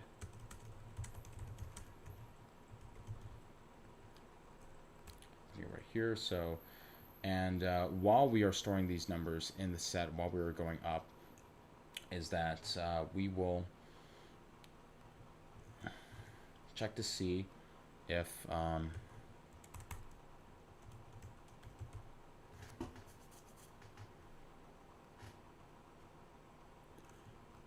count right here. We're going to check for every single variable that we have, and then we will return true, because this method already called within the set from the STL library is that it's going to be storing every single number that we've already seen while we are scanning throughout the rest of the array, and if it matches within the following set that we've already accounted for, then we're going to return true. And then, given the fact that this is inside the for loop to start with, I'm just going to put an edge case right here, return false. And now this is the case where if we don't see a match, then we therefore put the element we visit into the set, because the set is really just keeping everything all together. A set's kind of like a basket whenever you are whenever you are scanning throughout a series of data to begin with, and it will actually keep track of every single variable that one person has already visited. So technically what we will put in is going to be megaset.insert as one of the methods that's already called, and then we're going to store the element inside of the set. So let's just test this to see if this already works. All right, it passes all the test cases.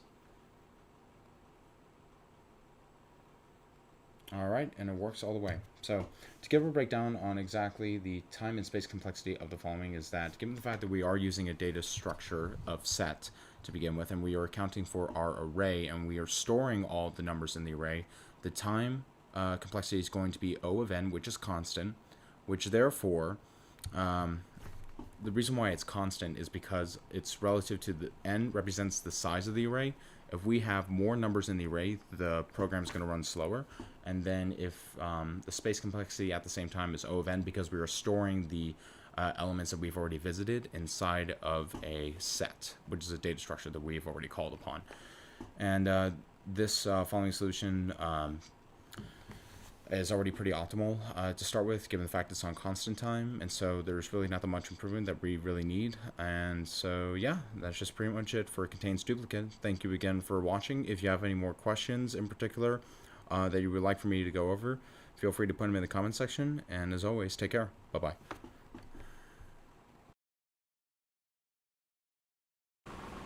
Hello everyone, today we are going to go over the blind 75 in C++, and today we're working with the problem of counting bits. Now before we get started, if you're following along, feel free to pause the video for whenever we are dealing with any of these types of questions. We always need to ask ourselves these 4 questions: what the input's going to be, what data structure / algorithm / technique to use, what to do with the data, and finally what our output's going to be. So again, feel free to pause the video if you are following along to write out these comments to be able to go over the questions.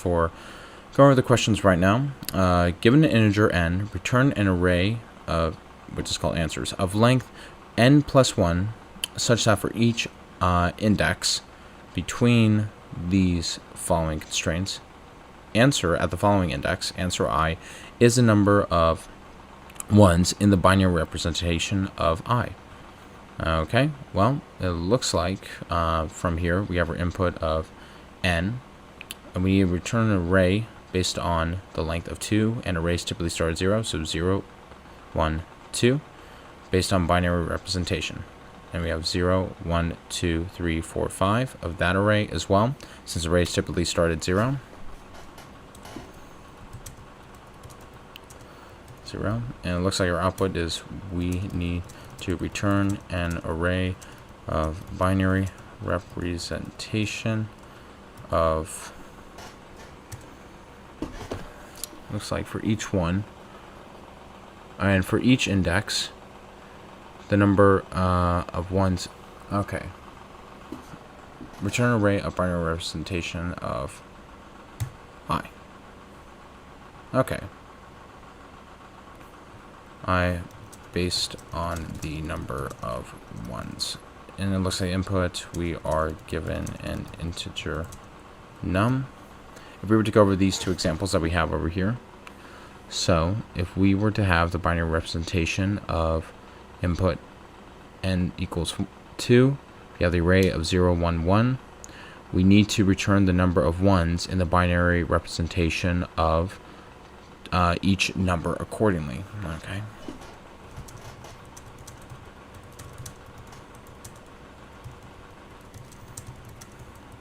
We need to return the binary representation of each number. The index of each array will contain the total number of ones for each number. For example, if we have n equals 2, our output is, we don't have any ones in the 0 index. We have, looks like 1 in the binary representation of 1. And then we have 1 in 10 for the binary representation of 2.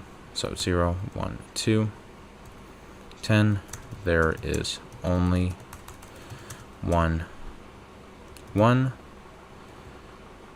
We have 1. There is only 1, 1. 0. There is no ones. There are no ones. Okay. And if we were to expand this even further for the other example, our input and output being 5, and then input is 5, output is an array based on the index of 5, and then we have 0, 1, 2, 3, 4, 5. 0, 1, 2, 3, 4, 5. It's 0, 1, 10, 11, 100, and 101. We first have n, then we have to give the binary representation of it, and then finally put in the number of ones of the binary representation in the array. So we don't have so for 0 we don't have any ones, we just have 0, so it's right here. We have a 1 1 right here, we have 1 1 here. Then for the binary representation of 3 we have 11, where we count the number of ones, where it will be 1 1, and that means we have 2 ones for the binary representation of 3. So that's why 2 will be 3. And 4, there is only 1 in the binary representation of 4. So therefore it will be 1. And then for 5, there are 2 ones for the binary representation of 5. Oop. So therefore it will be 2. There we go. Sorry about that. So there are 2 ones accordingly right here. So it will be 2. Then we have 1 for the binary representation of 4. And then there are 2 ones for the binary representation of 5. So therefore that's where you put 2 here at the index. And arrays typically start at 0. 0, dot, dot, dot, 1, dot, dot, dot, 2. 0, dot, dot, dot. So 1, 2, etc. All right, and the steps for us to be able to accomplish the following task is that the following technique that we are going to be doing for this is that we are going to be using dynamic programming to loop over each number from 0 to the given integer. And the steps for us to be able to do this, to accomplish this, are going to be the following. 1, we're going to create an array to store the counts of 1 bits. Step 2, we are going to loop over each number from 0 to the given integer. And inside of our loop, we are going to calculate the count of 1 bits for the current number, and then we're going to store the count in the array at the specified index. Finally, we will return the array. And so the way it's going to look like, just going to clean this up. Step 1, step 2, step 3.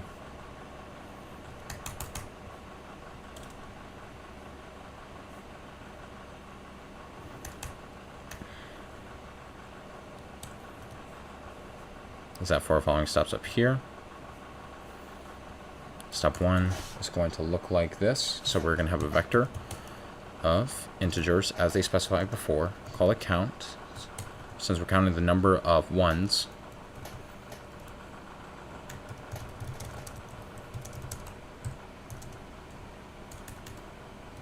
Which are the bits, which would be num plus 1 to 0 at the given index. that we have that to first initialize.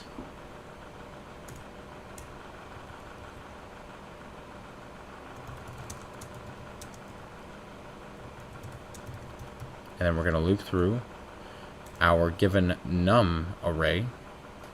So for int I is going to be at 1 at the very first index that we have, because we assume that it's already 0. Then I is going to be less than or equal to num, since we're scanning through the entire array. Num, not nums. Okay, and then I plus plus. Then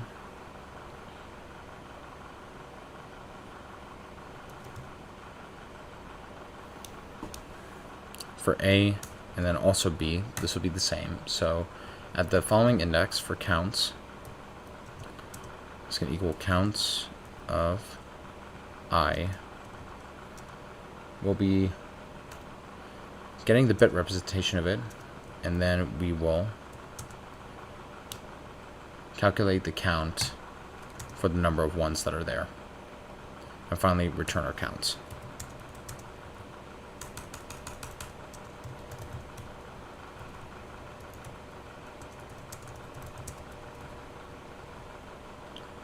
Okay. Calculate the count of 1 bits. So that means convert the number at the index to its binary, then store the number of ones in the array, the counts array. So this part, we are getting the binary representation, and then we are also storing everything into our counts array. So let's run this. Okay, passes all the test cases. And it works. Okay, so just to give a rundown and breakdown of our space and time complexity is that the time complexity for a solution is going to be relative to the size of num. So it's going to be O of n, where n represents the num of the given non-integer that we are already given, such as, so the bigger the integer we are given, the longer the program will take, and so that's why it will be O of n. And meanwhile, the space complexity is also going to be O of n, where n represents num, which would be a non-negative integer that we are given, and we have to give the solution an array of a size based on nums plus 1 to store the counts of 1 bits for each number. And so yes, this was counting bits in C++. Thanks again for taking time to watch this. If you found this helpful, feel free to like and subscribe. And if you have any other questions, feel free to put in the comment section. And as always, take care. Cheers. Bye-bye.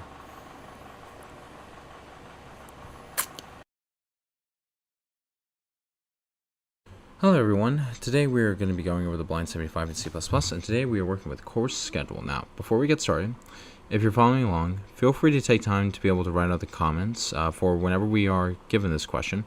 We need to first ask ourselves these 4 questions. What are inputs going to be? What data structure / algorithm / technique to use? What to do with the data? And finally, what are outputs going to be? So, to be able to give a breakdown of the problem, you're given a total of courses called num courses you have to take, labeled from 0 to num courses minus 1. Alright, you're given an array of prerequisites, where prerequisites A of I and B of I indicates you must take course B of I first if you want to take course A. Okay, for example, if you have 0, 1, it indicates that there is that to take course 0, you first need to take 1. Okay. And return true if you can finish all the courses, otherwise return false.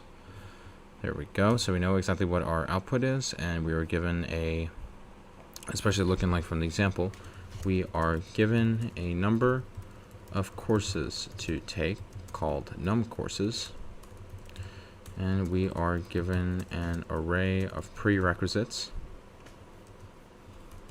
of the courses with their prerequisites.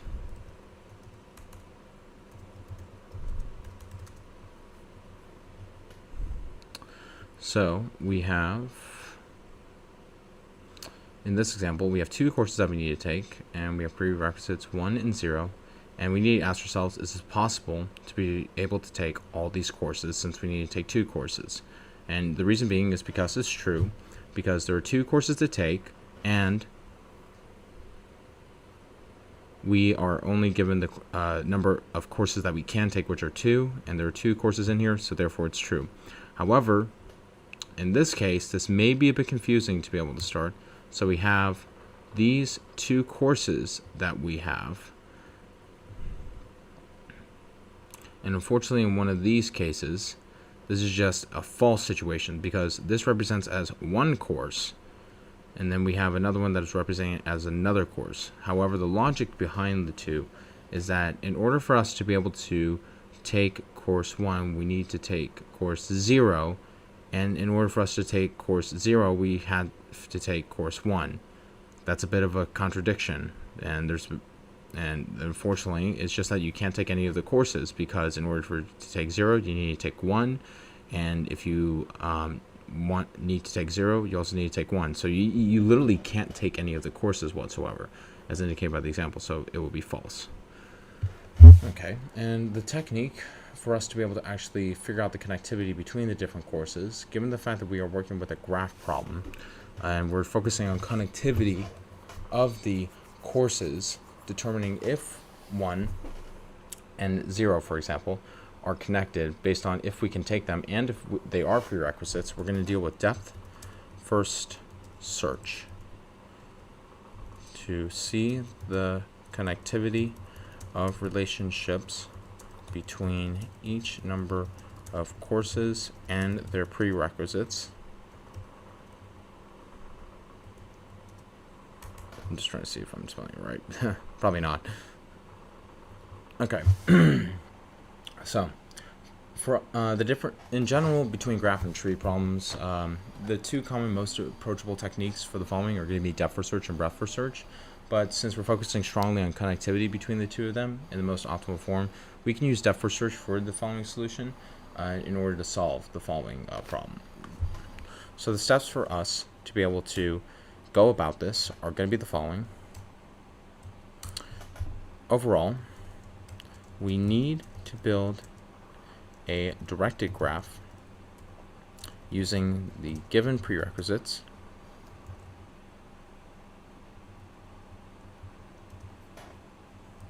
Right here. There we go. And then perform depth first search on each course to check for any cycles in the graph, indicating an invalid course schedule.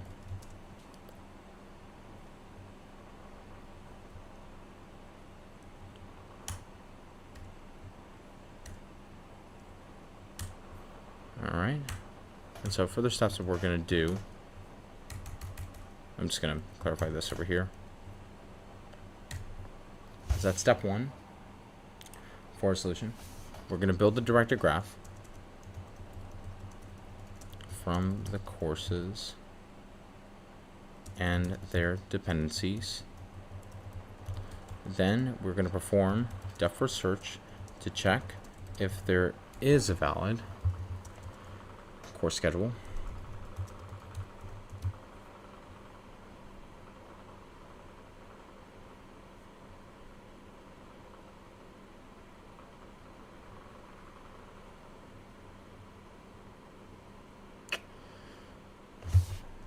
And then finally, for step 3, we will return true if we have a valid course schedule, if possible.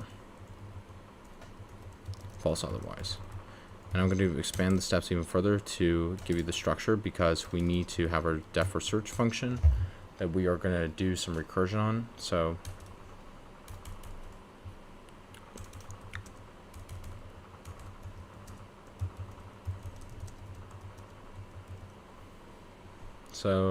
to be able to give a breakdown on how the expanded pseudocode will also incorporate everything is that for step 1, we're going to create an empty graph with num courses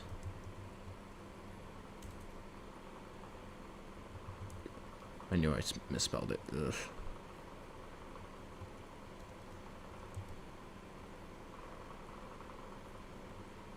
Okay. I'm also going to have the notes and everything in the solution fully in the comment section, by the way, just to give a heads up. So once we have already created an empty graph, what we're going to do is that we are going to have a for each dependency in the given list of courses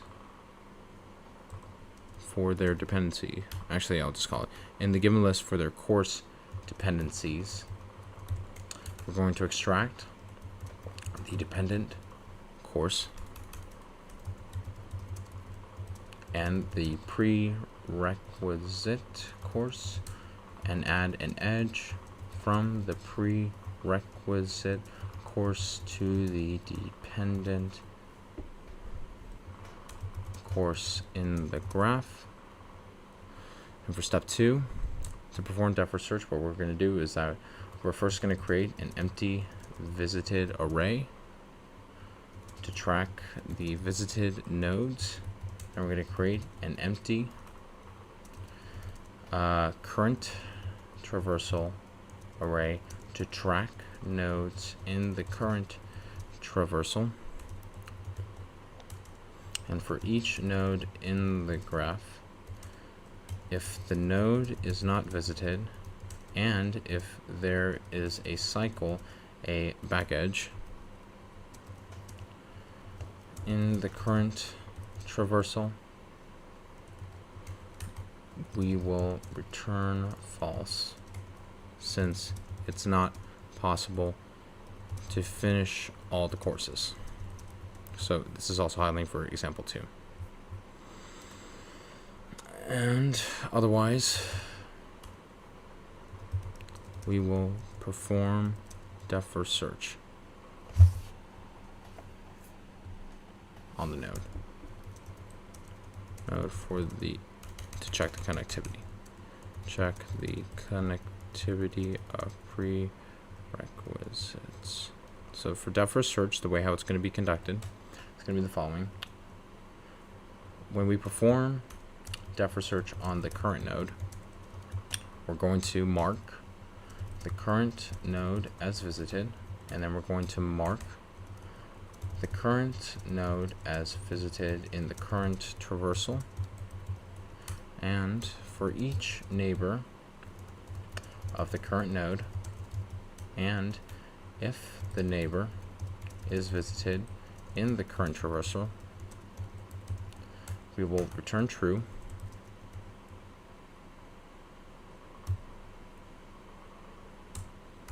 And if the neighbor is not visited, we're going to recursively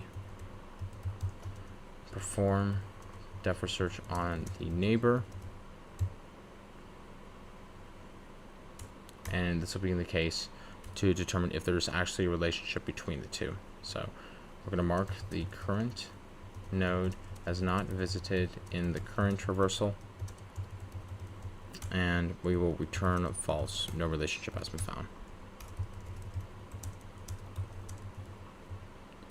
For prerequisites,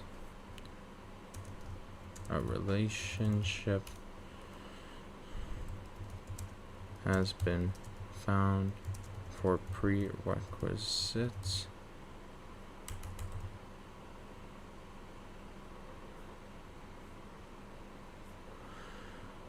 And then finally for step 3, we return true by default.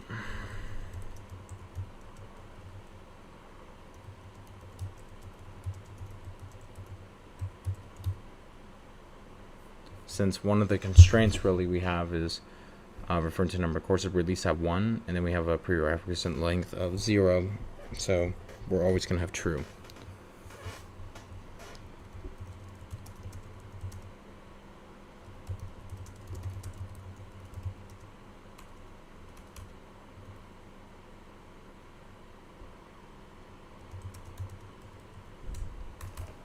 Okay.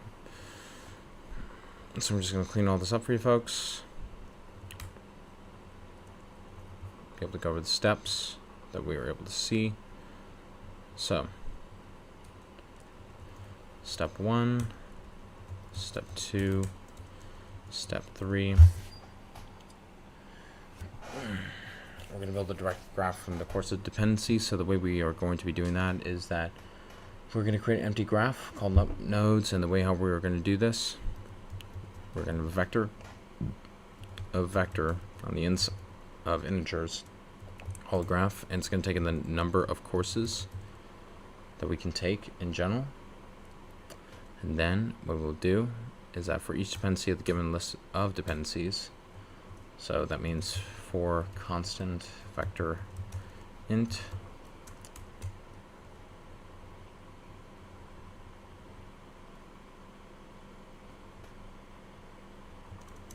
and dependency, we're going to put in our prerequisites.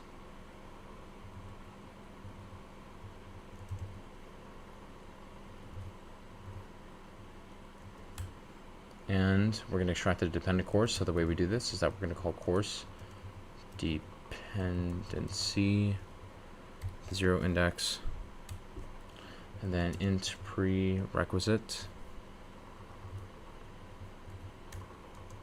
It's going to be the next dependency.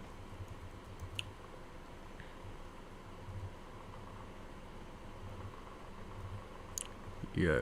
We're going to extract the prerequisite course and the current one, and then the next one, and put it inside of our graph.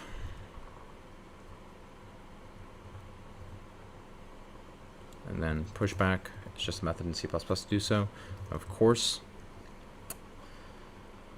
And then we're going to head over to step 2, where in step 2 we're going to perform def for search, but first we're going to create an empty visit array to track the visited nodes. So vector bool visited num courses false, and we set for false. That's because that's just how we establish our vector for Boolean conditions.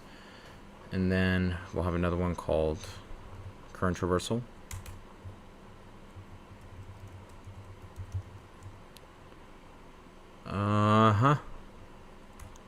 There we go. We're going to iterate over each node in our graph. So what we will do for int I is going to be 0, I is less than the num courses. Since we already put our num courses, the number of them inside of our graph, we're going to increment I.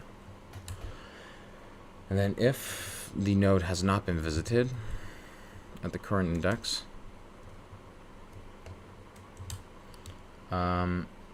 and we're going to check if there is a cycle. So we're going to be calling upon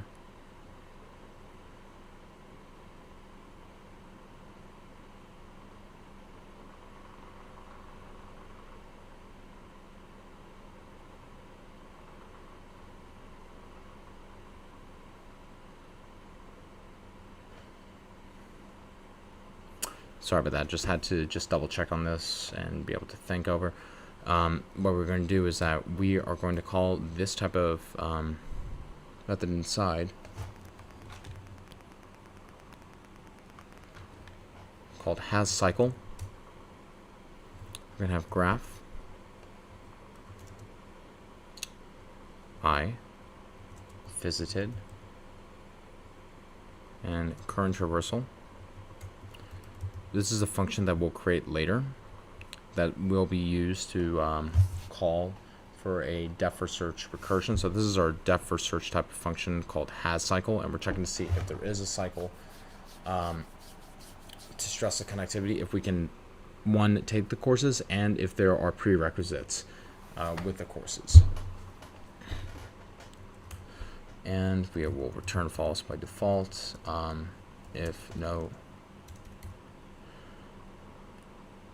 if it's not possible to take the courses, like example 2. And then moving forward by step 3, we are going to return true. But then what we will do is that we're going to have a private Boolean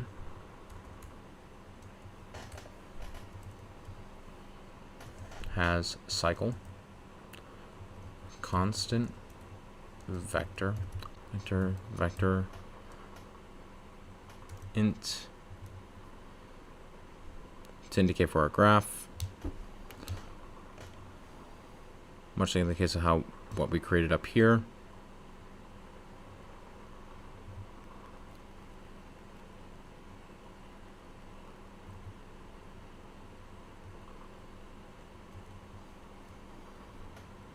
Then another parameter int node will be the current node, and then the Boolean vector and visited for vector Boolean and current traversal. Yep, indicate for visited, current traversal. Just want to be sure I got it all right.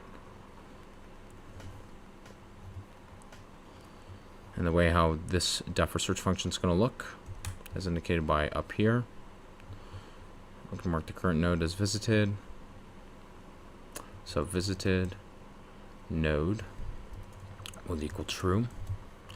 Then the current traversal of the node would also be true to mark the current node as visited in the current traversal. And we're going to iterate over each neighbor of the current node for int neighbor within the graph. For every node, we're going to check to see if there is a cycle. If the current traversal of the neighbor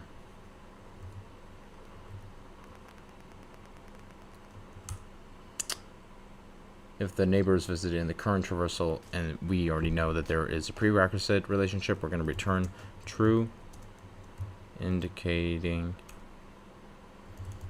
prerequisite relationship. And then we'll also do this for if it hasn't been visited. So, and we are doing this part over here. So the way how it will look is that if the neighbor is not visited, which means if it's not visited for our neighbor, we're going to do a recursive call. Recursively perform def for search on the neighbor. So the way how it's going to be performed is that we will determine to check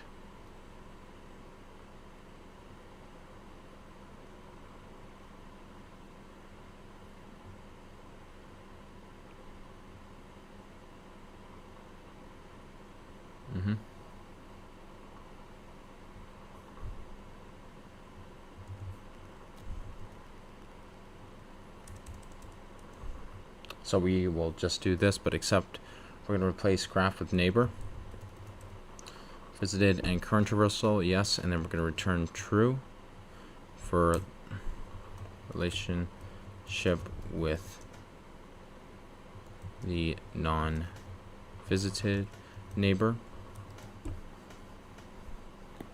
and just perform this recursive call.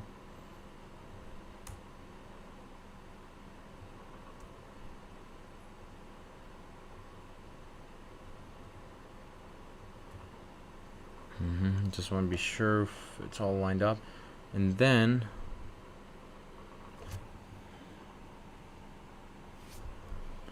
we're going to mark the current node as not visited in the current traversal.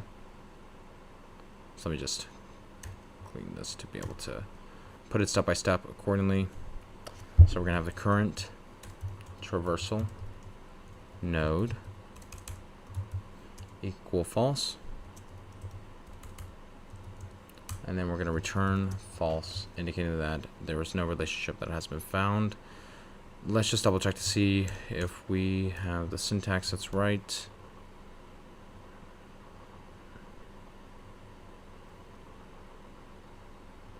Misspelled pushback.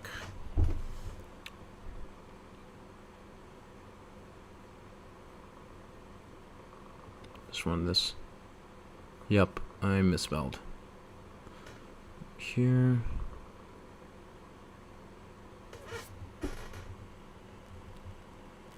There we go.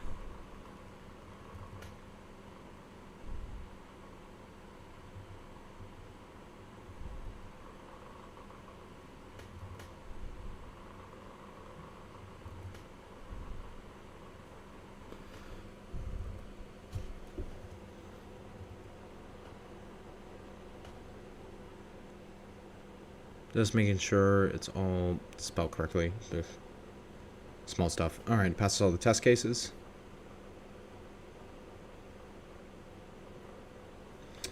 Okay, so now just to give a rundown on our space and time complexity for our following solution, is that for our following solution, the time complexity of building the graph is actually going to be O of the absolute value of E, where the absolute value of E represents the number of course dependencies. In the worst case, we iterate through all the dependencies to build out the graph.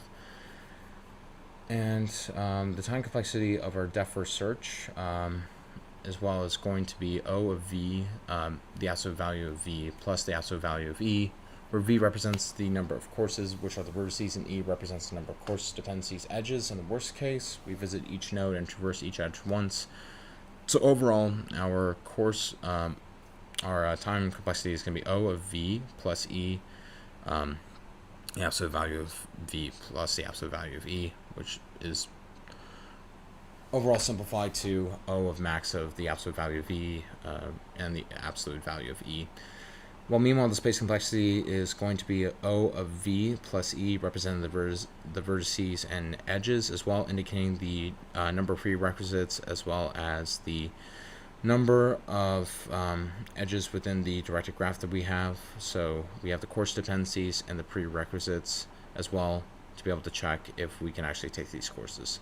So yes, this was course schedule in C++. Thanks again for taking time to watch this. If you found this helpful, feel free to like and subscribe. And if you have any other questions, feel free to put them in the comment section. And as always, take care. Cheers. Bye-bye.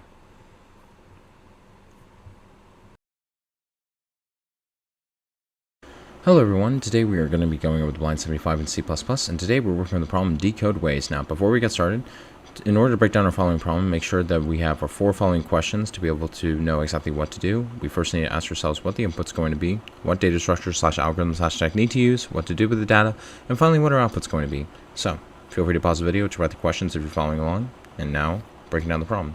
A message containing letters A through Z can be encoded into numbers using the following mapping. A is to 1, B is to 2, Z is to 26. Okay, to decode any message, all the digits must be grouped, then mapped back into letters using the reverse of the mapping above. There may be multiple ways. For example, 11106 can be mapped into AAJF, the grouping 1, 1, 10, and 6, or KJF with a grouping of 11, 10, and 6. Note that the grouping 1, 11, and 6, 06 is invalid because 06 cannot be mapped. Gotcha. Into F, since 6 is different from 06. Given a string S containing only digits, return the number of ways to decode it. All right. The test cases are generated so that the answer fits a 32-bit integer. All right, so if we are given S, that's also given the okay, so if we're given the input of S, which is equal to 12, it can be 2 encoding ways, since 12 can be generated as AB, or L is equal to 12. Then we have 2, 2, 6, and there can be 3 different combinations from it, because we can get 2, 26, and VNF 22 and 6, or BBF 2, 2, 6. 06 is going to be 0 because 06 is not valid, since it's leading with a 0. Gotcha. So some things to keep in mind. So it looks like from the following solution, what we need to do with our given problem, given the fact that we are reversing our following string and we are scanning through it to find relationships, we will be using dynamic programming.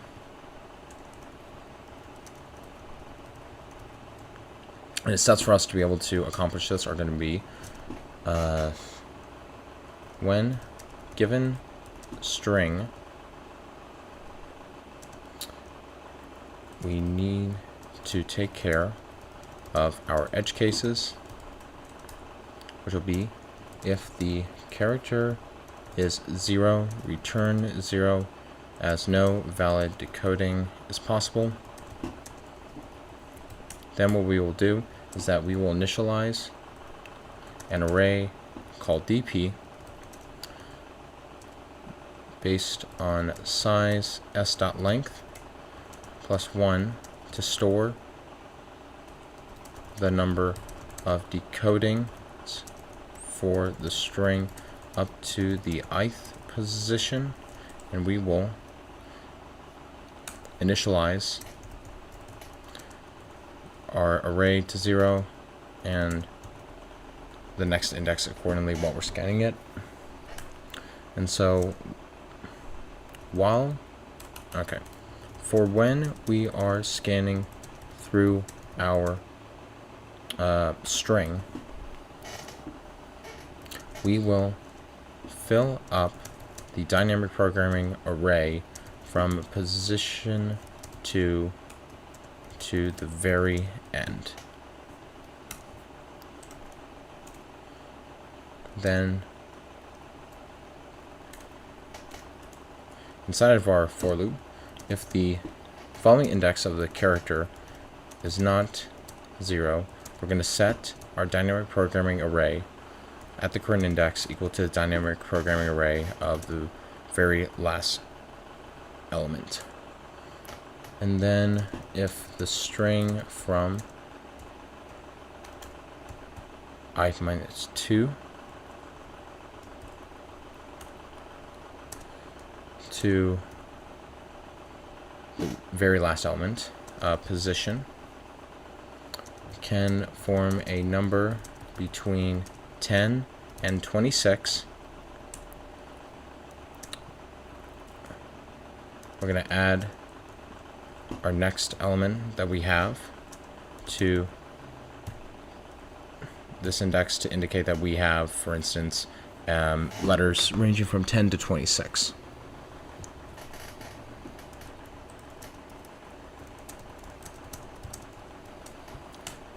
Finally, we will return the total number of ways to decode the string. Hence, we are also given an integer as well. So to be able to go over the steps of how we're going to go about this: step 1, step 2, step 3, step 4, step 5, step 6, step 7. So the way how step 1 is going to work is that we're going to take care of our edge case. If s is equal to 0 for following characters, since we're dealing with the string, we will return 0. And for step 2, vector int dynamic programming s.length +1 to encapsulate the whole following array based on the following size of s, since we're figuring out different combinations, and store the number of decodings for the string up to the ith position.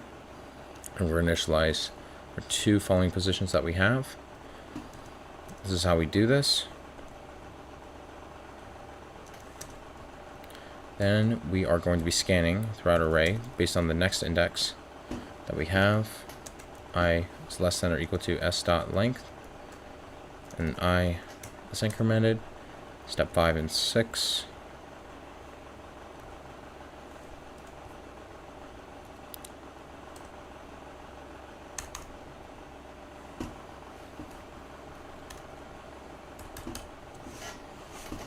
If s I minus 1 doesn't equal 0,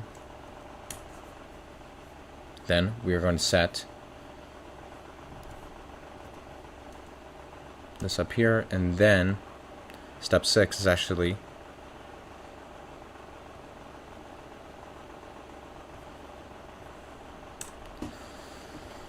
I'm going to consider if the string is from the second to last position and then the very last position that we have, if it's between 10 to 26. So int 2 digits story s.substring I minus 2 to 2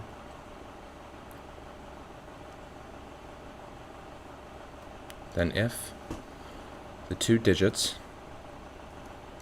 greater than or equal to 10 and 2 digits are less than and equal to 26, then we will have our following index updated to incorporate both of them together.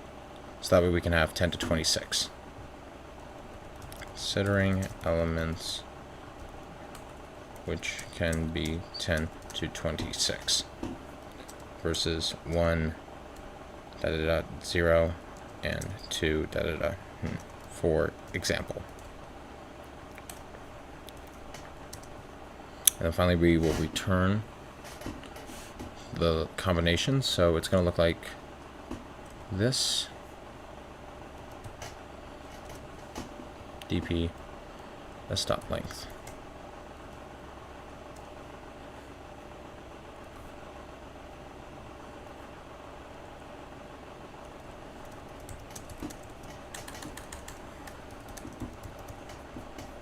Gonna run this and make sure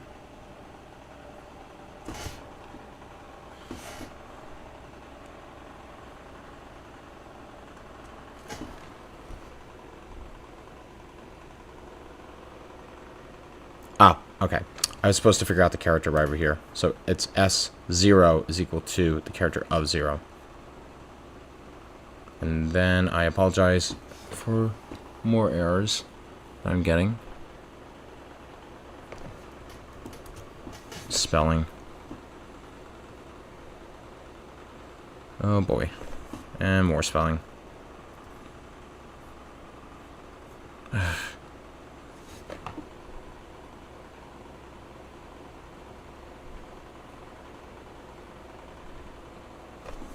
And also return.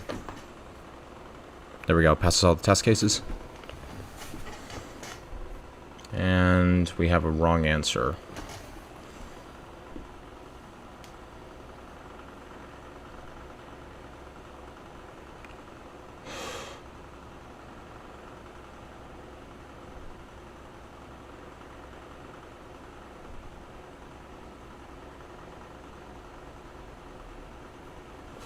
It's because this needs to be a character. There we go. Passes all the test cases. Alright, now just give a breakdown on our space and time complexity for the following solution is that the time complexity is going to be O of n, where n is the length of the string.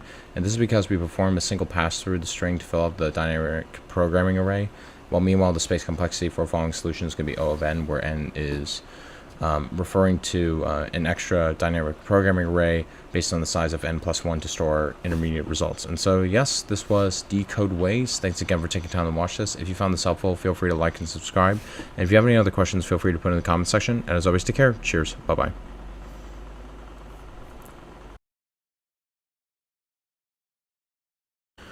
Hello everyone, today we're going to go over the blind 75 in C++, and so before we get started, before breaking down any other question, we always ask ourselves these 4 questions. We ask ourselves what the input's going to be,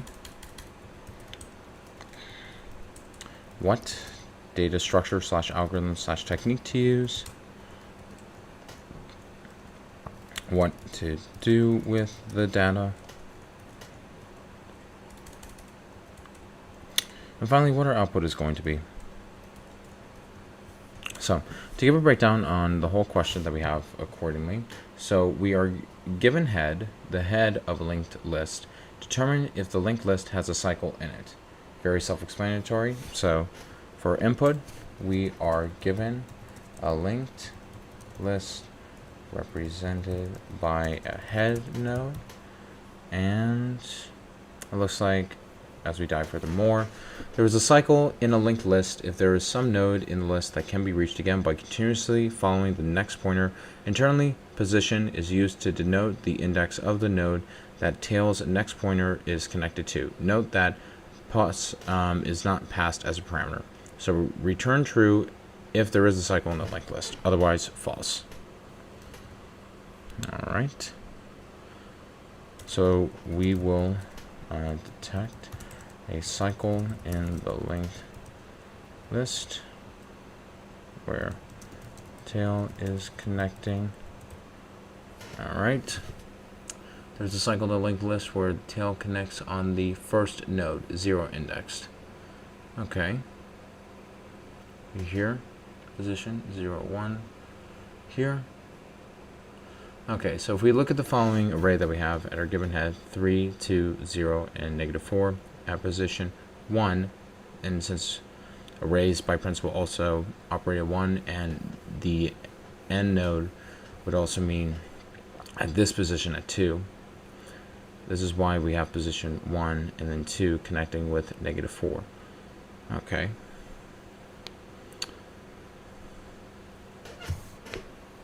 And then we're also given the input, for example 2, of head 1 of 2, and then position 0.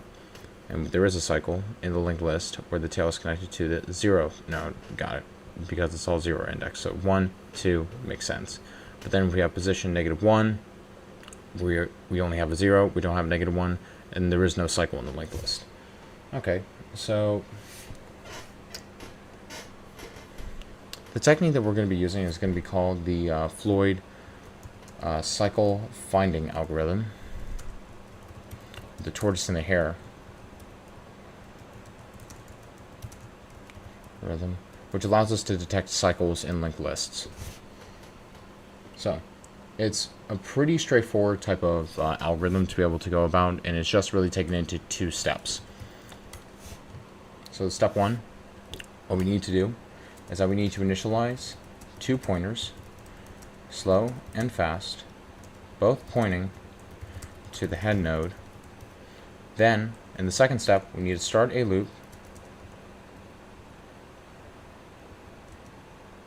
where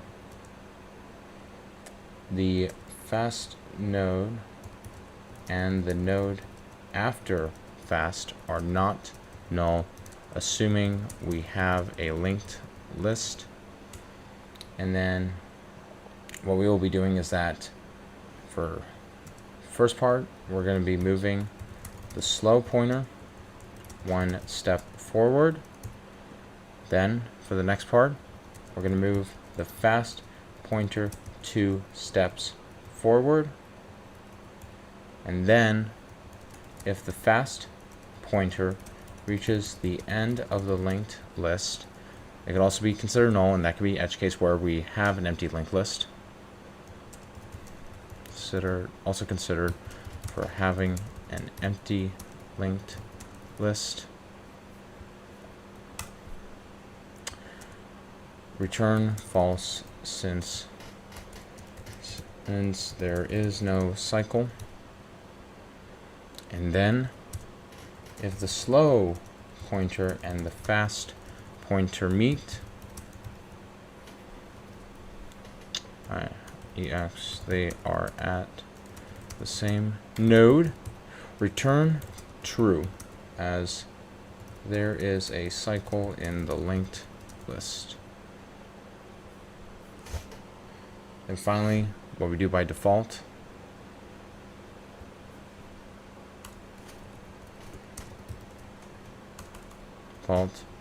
assuming we don't have a linked list to begin with, we return false since no cycle. Okay, so following steps: step 1, step 2. Let me just move this out of the way for you folks.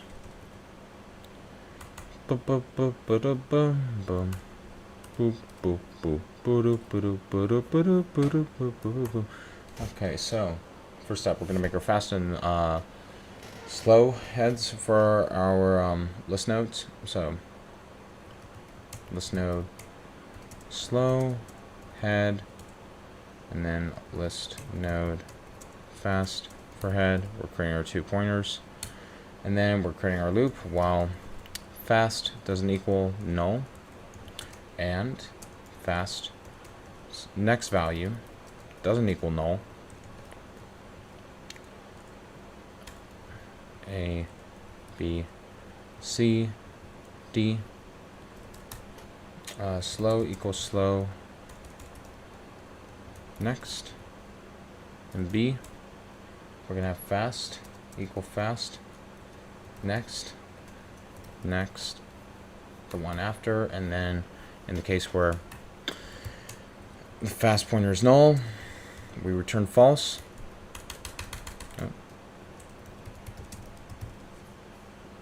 Then in the case where fast and slow meet, if slow equals fast, we're going to return true.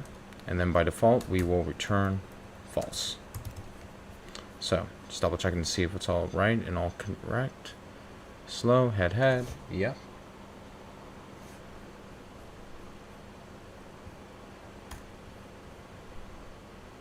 Let's just run this. Alright, passes all the test cases and submitting. Okay, so just to give a breakdown on the space and time complexity for our following solution is our time complexity is going to be O of n, where n is the number of nodes in the linked list, and in the worst case scenario, the fast pointer will traverse the entire linked list before reaching the end of the or meeting the slow pointer, and meanwhile the space complexity is going to be O of 1, where we only use a constant amount of extra space for the 2 pointers regardless of the size of the linked list. And so yes, this was detect cycle in a linked list. Thanks again for taking time to watch this. If you found this helpful, feel free to like and subscribe, and if you have any other questions, feel free to put them in the comment section, and as always, take care. Cheers. Bye bye.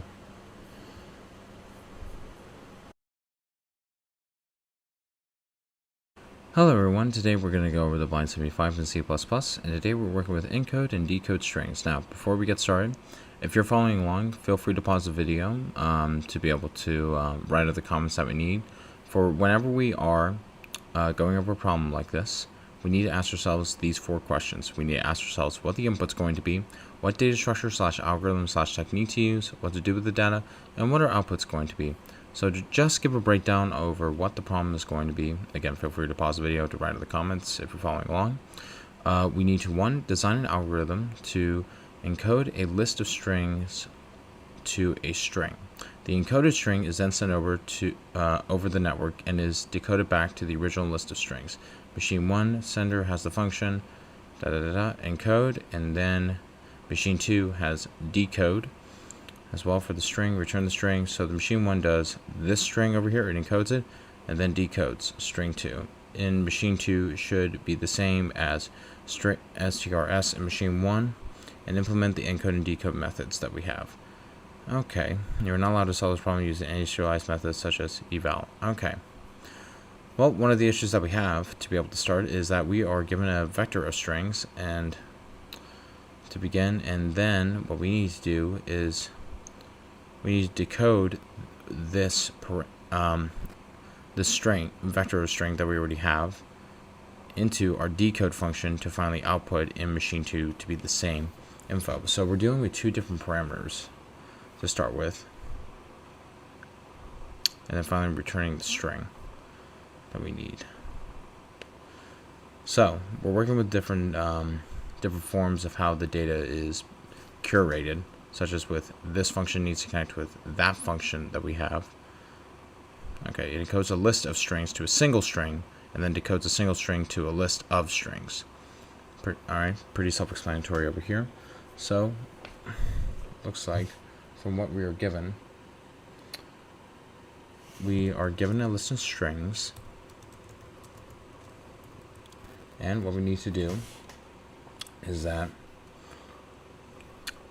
for our output, we need to fill in the functions for encoding and decoding. For encoding, we need to return the encoded string. For decoding, we need to return the list of decoded strings. Okay. And so the technique that we will be doing ultimately for this entire solution is going to be a delimiter based encoding approach, because 1, to begin with, we are given a list of strings, and then what we need to do is then encode them into a string and then return the string into a list of strings, since machine 1 takes one input and then machine 2 takes another input differently. So we have a list of strings, have a list of strings, make them into a single string. Since the parameter is different, take the single string and then make the single string into a list of strings. There we go. So that's what we need to do for encoding and decoding. So encoding, and then decoding. Just gonna put this right over here.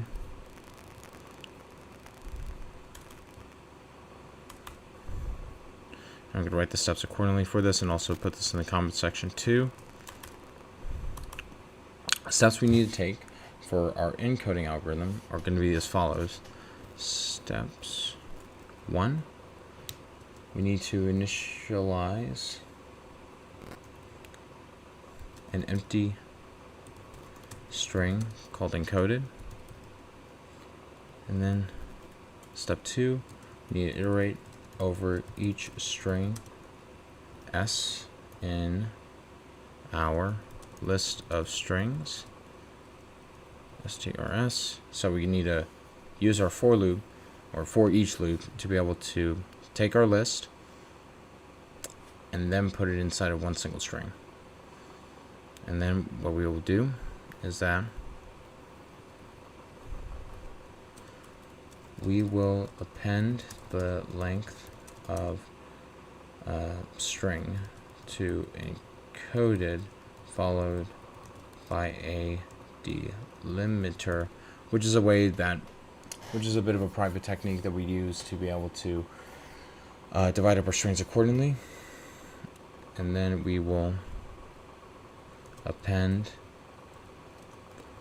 our string s to encoded, and then finally we will return encoded. And then finally, and for decoded, for our steps that we would need,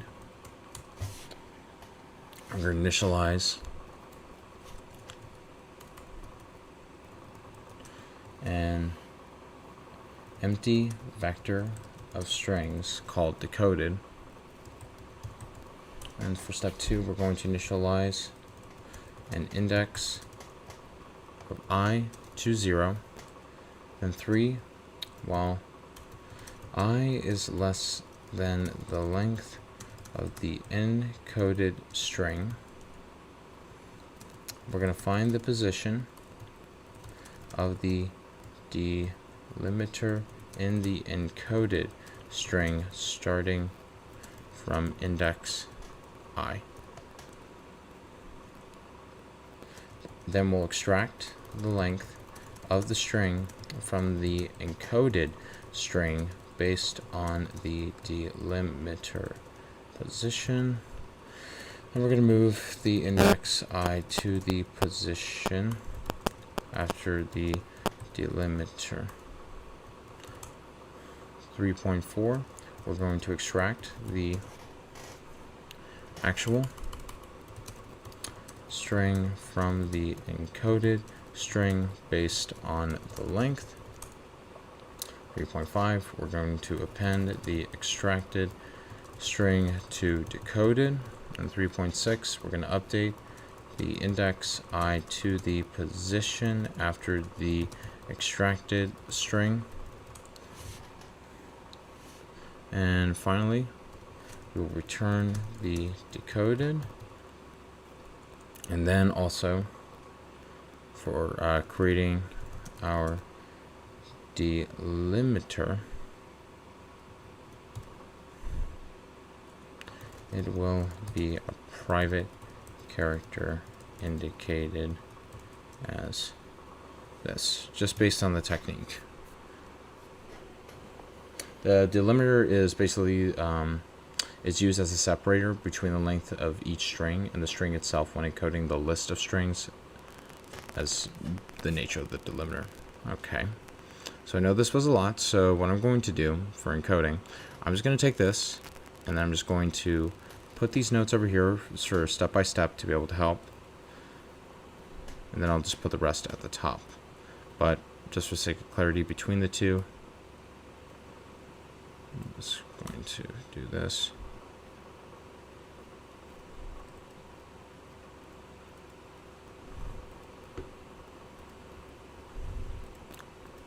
Encoded, so we can just go this step by step. So step 1, step 2, and step 3. Okay, so step 1 is going to look like this. we're going to have a string called encoded. Then for step 2, we're going to create a for each loop of constant, string, and string for our for each loop accordingly. Then 2.1, we're going to append the length of s to encoded. So encoded to string s dot length, and then delimiter.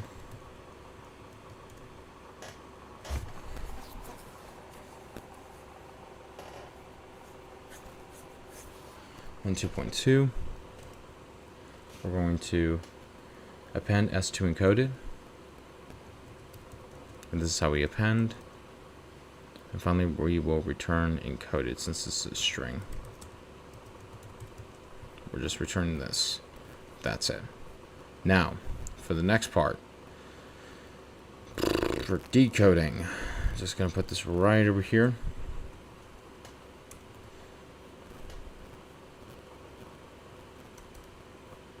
Alright. So.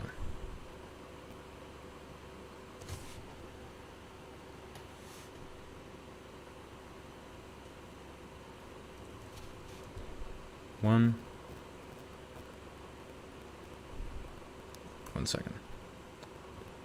Step 1, step 2, step 3, 2, 3, and 4. Okay. So step 1, the way how it's going to look is that it's going to be a vector of string for decode string s. Sorry, no, my bad, my fault. I kind of goofed off for a second. No, that's not it. No, it's a vector of string called decoded. I was literally getting the parameter at the top. That let's forget that. So we have an empty vector of string decoded, and then for step 2, what we're going to do is initialize I to be 0 over here, which will be the index. And then for step 3, what we're going to do is that while I is less than the length of the encoded string, I is less than s dot length, as strings by nature, is what we will do for 3.1 through 6. Oh, guy.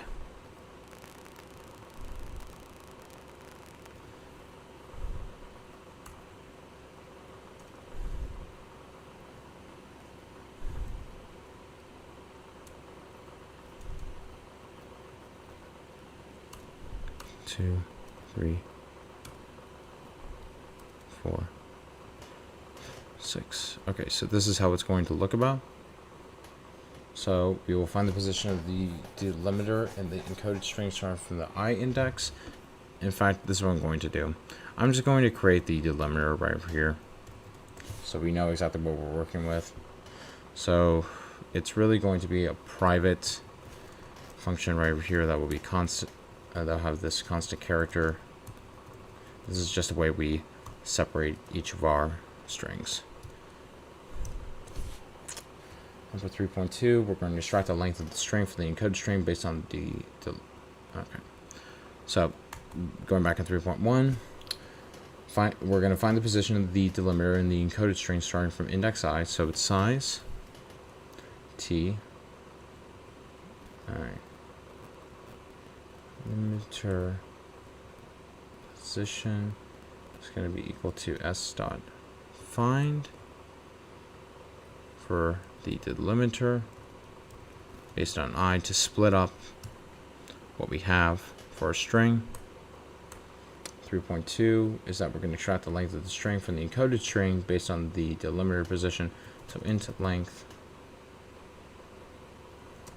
stoi, which is just a way to be able to get the substring s dot sub string based on the index where we're at, delimiter position minus I to be able to separate every single character accordingly. And then we're going to move the I index to the position after the delimiter. Okay. It's going to be I delimiter position plus 1. 3.4 is going to be string str s dot sub string I length. And then 3.5 It's going to decoded dot push back str. We're putting everything that we investigated from the encoded string right here and putting inside of our decoded vector. That's just what we've done after we split up the following string accordingly. And then we're going to update the I index to the position after the extracted string. So it's going to be I over here relative to the length. And then finally what we will do is return decoded. Let me just make sure I got this right. So we already have a private, constant character over here. Let me just clean this up. And I'm going to put all these notes in the comics section. Let me just get rid of this.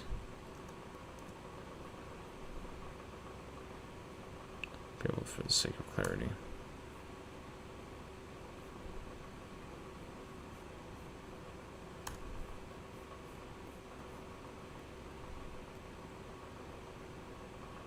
Alright, let me just check this.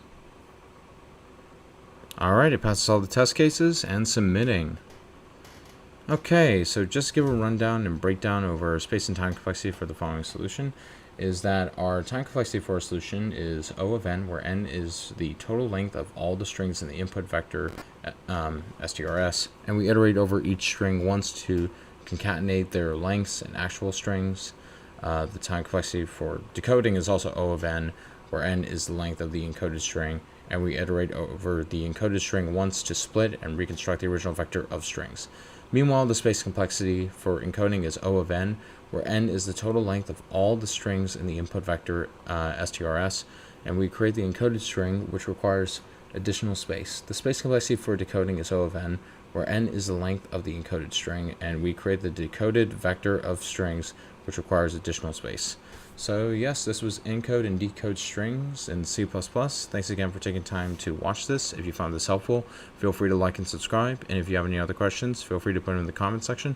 And as always, take care. Cheers. Bye-bye.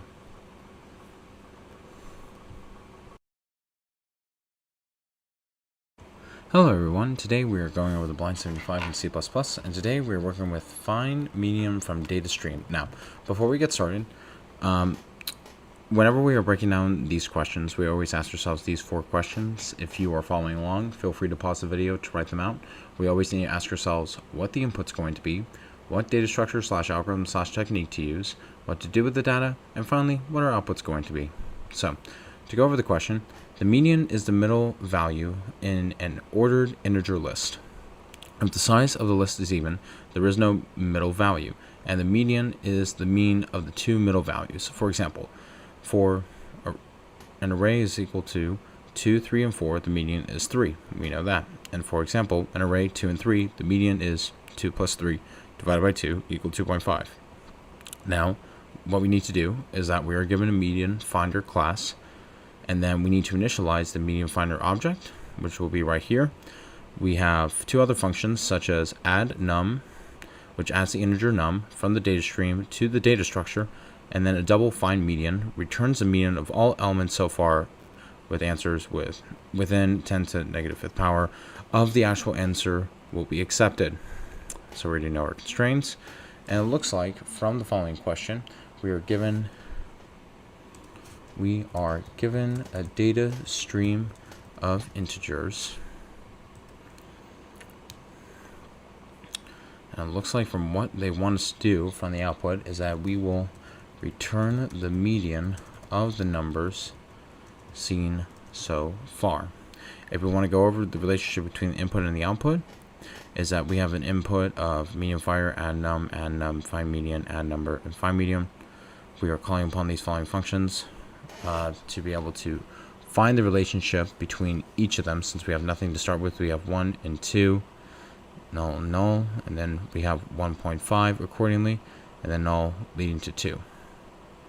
And the reason being is because rate equals 1, then we have 1, 2, and then therefore we return 1.5, 1, 2, then we have 1, 2, and 3 that we have already created and have an array, and finally we return 2, which makes sense when we scan the following and call upon the necessary functions. So we call upon the necessary functions within this one, and we scan through this data stream to have our final output accordingly. Okay, so if we already see the relationship between input and output, it looks like from this technique we will use two heaps, a max heap to represent the smaller half and a min heap to represent the larger half of the data. And so what we will do with the data is that we will add numbers to the max heap or the min heap and rebalance the heaps if necessary so that the max heap contains the smaller half of the numbers and the min heap contains the larger half. The median is then either the top element of the max heap or the average of the top elements of the two heaps, depending on the total number of elements. Alright, and so just to break down over the steps that what we will need to do in this case will be that step 1, we're going to initialize a max heap and a min heap. Then we will create a function to add a number to the data stream, which will be add num over here. Then we create a function to find the median of the data stream. And then in the add function, add the number to the max heap. If the max heap has more than one element, then the min heap, we're going to move the top element of the max heap to the min heap.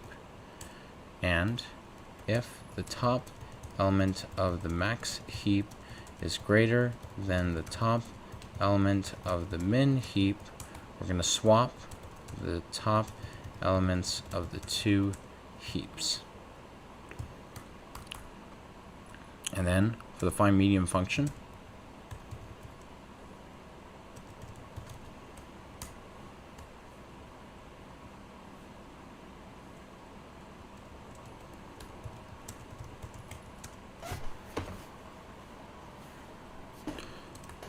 if the total number of elements is odd, we're going to return the top element of the max heap. Otherwise, we're going to return the average of the top elements of the two heaps. And so, now to give a breakdown over exactly how this will look about, is that for step 1,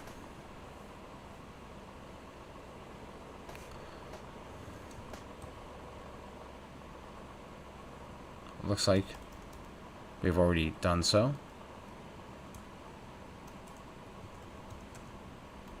We're not going to initialize anything yet. All we are going to do for the following, and we are also given your medium fire object will contain instances and called upon such, so that's just something to finally take into consideration. We've already initialized for the following at the same time.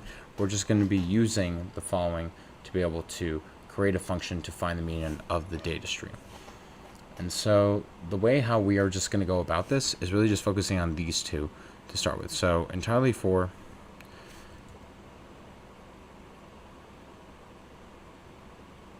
so this will be 2/4 accordingly, and then this will be step 3/5. Just breaking it down step by step. And so for step 4, entirely what we are going to do is that we're going to do this part.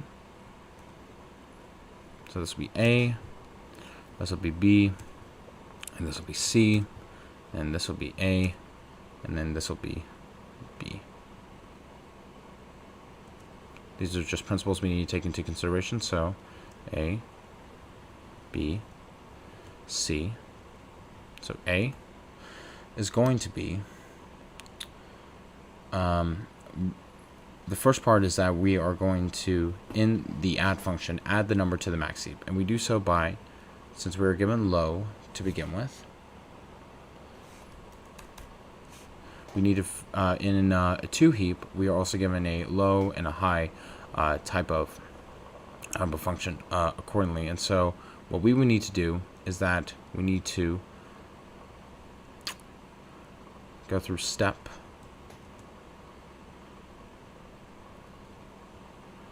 one. Actually, step one accordingly will be, we're going to first initialize a priority queue.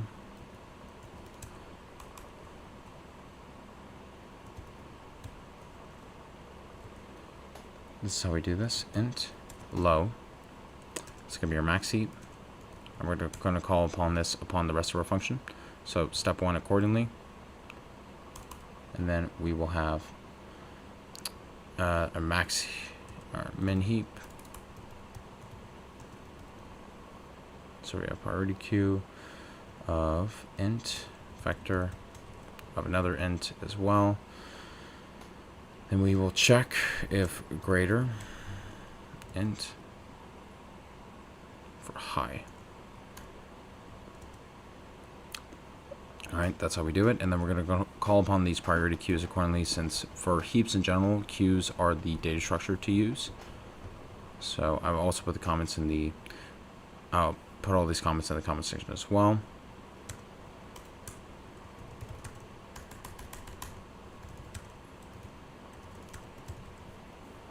Okay, so this is just going back over what we need to do, is that we have find median. Accordingly, we can set it by itself, given the function that we already set, and we're just going to focus on these two accordingly. So, an add num, what we will be doing is that we will create a function to add a number in the data stream. And in the add function, we're going to add the number in the max heap. So this is our max heap, and what we're doing is that we're going to add a number that we already have. So low.push, since that's just one of the methods called within queues, and then we will put in our num accordingly. Now for B,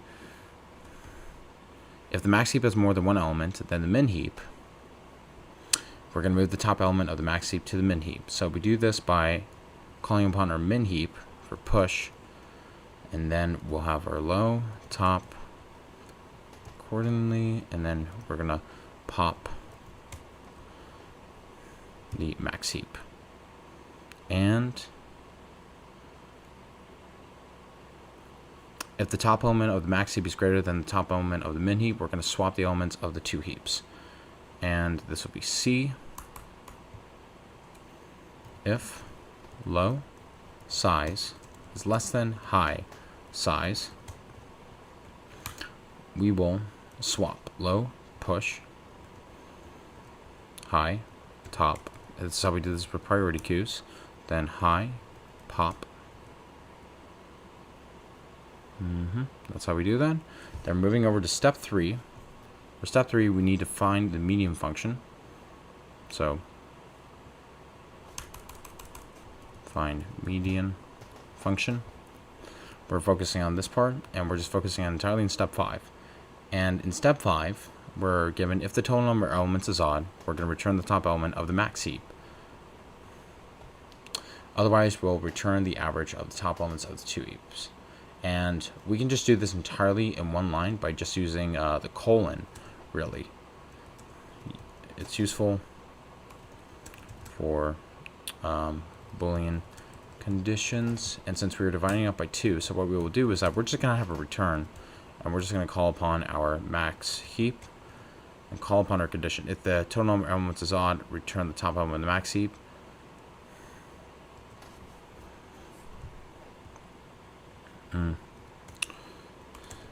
And useful for that. So we have low size greater than of high size, which will be the min heap, or If the total number of elements is odd, return the top element to the max heap. So double for the low, the top of the max heap, and then low, top, high, top, 0.5. Since we are focusing on odd elements to return for the top heap, top of the element of the max heap. All right, and it looks like that we are through with this. Let me just double check to see if we have any other errors that we may need to go over. Let's run this. All right, it passes all the test cases. Let's submit.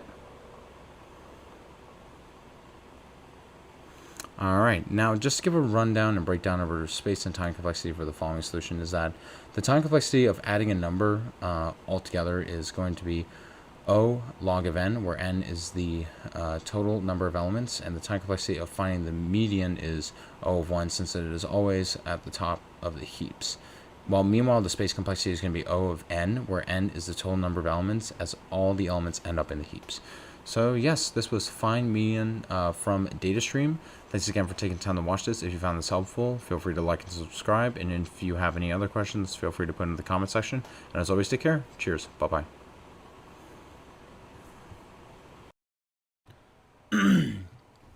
Hello everyone, today we are going to go over some C++ leet coding, and today we will be focusing on find minimum in rotated sorted array. Now, just to give a rundown before we do anything, we're just going to break down our following problems that we need.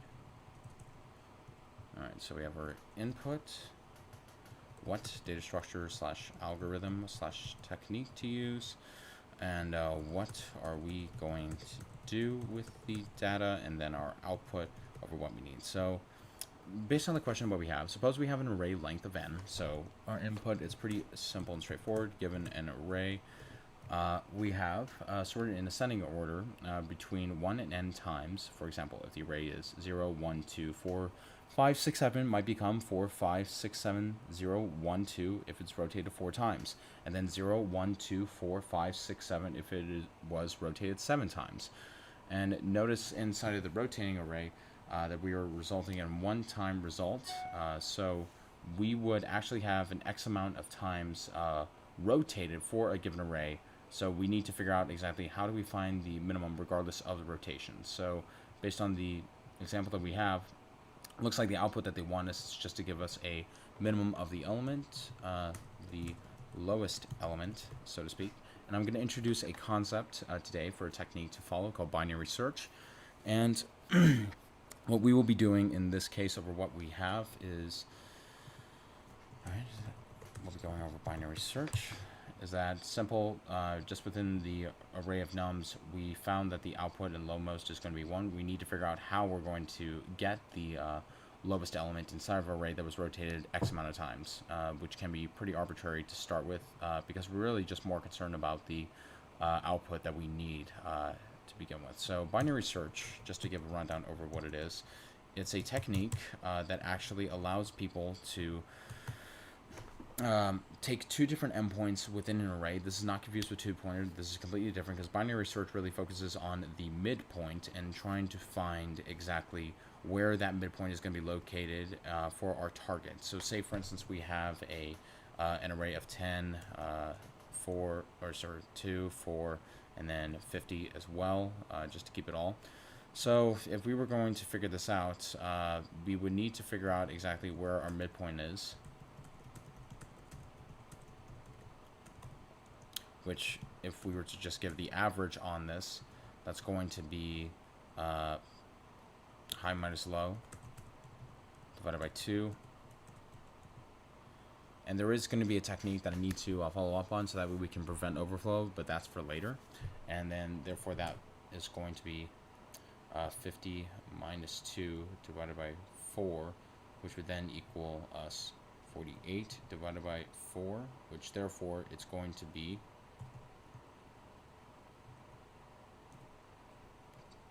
12 over here. So we can discern in particular where our target is going to be.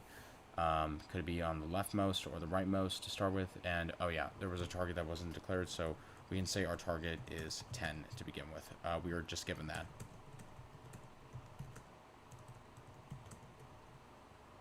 And then what's going to happen is that really the rightmost of our given array that we would have would actually be eliminated until we can actually find 10, because then we can assert that our given array needs to find in particular where that midpoint is going to be located, and it's more of a divide and conquer type of strategy.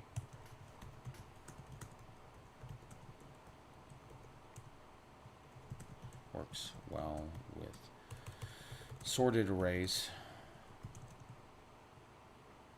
However, one of the aspects, consider we don't have any numbers in order. Okay, so what are we going to do with the data? What we will need to do is that, alright, we will declare two variables, the low and the high ends. Then what we will do is that, since we need to make this in O log n, just compare and redeclare both the low and high ends relative to the mid.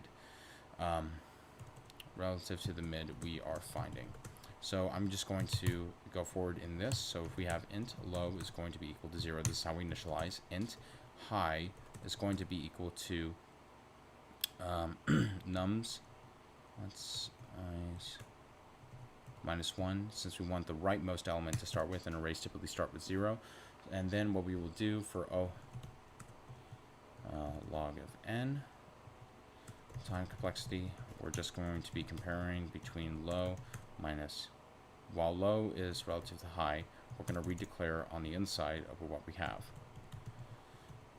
And so that means we declare, but then we need to initialize our mid, where int mid is going to be low plus the high minus low, because if we, the reason why we have this low to even begin with is that the low is going to be it's going to help us in the case with an overflow, just a technique needed in C++ for safe measure. And then what we need to do is redeclare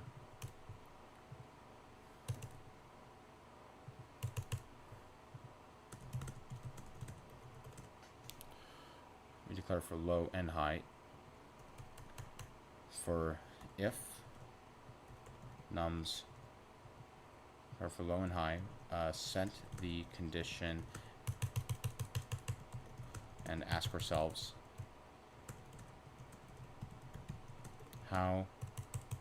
where is the middle to start with. So this will be in the case for the rightmost as well.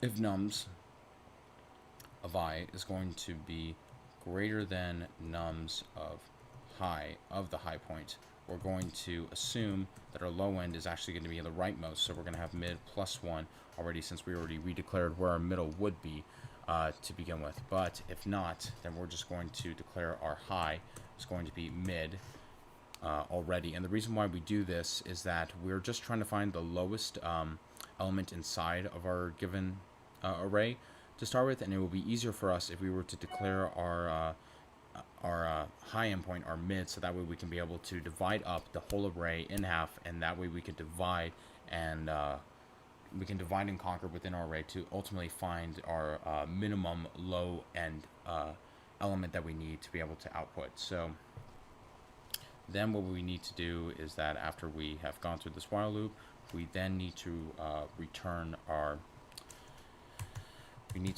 lowest element right here. So it's just going to be return the index of nums of low to start. And I think it should be right over here.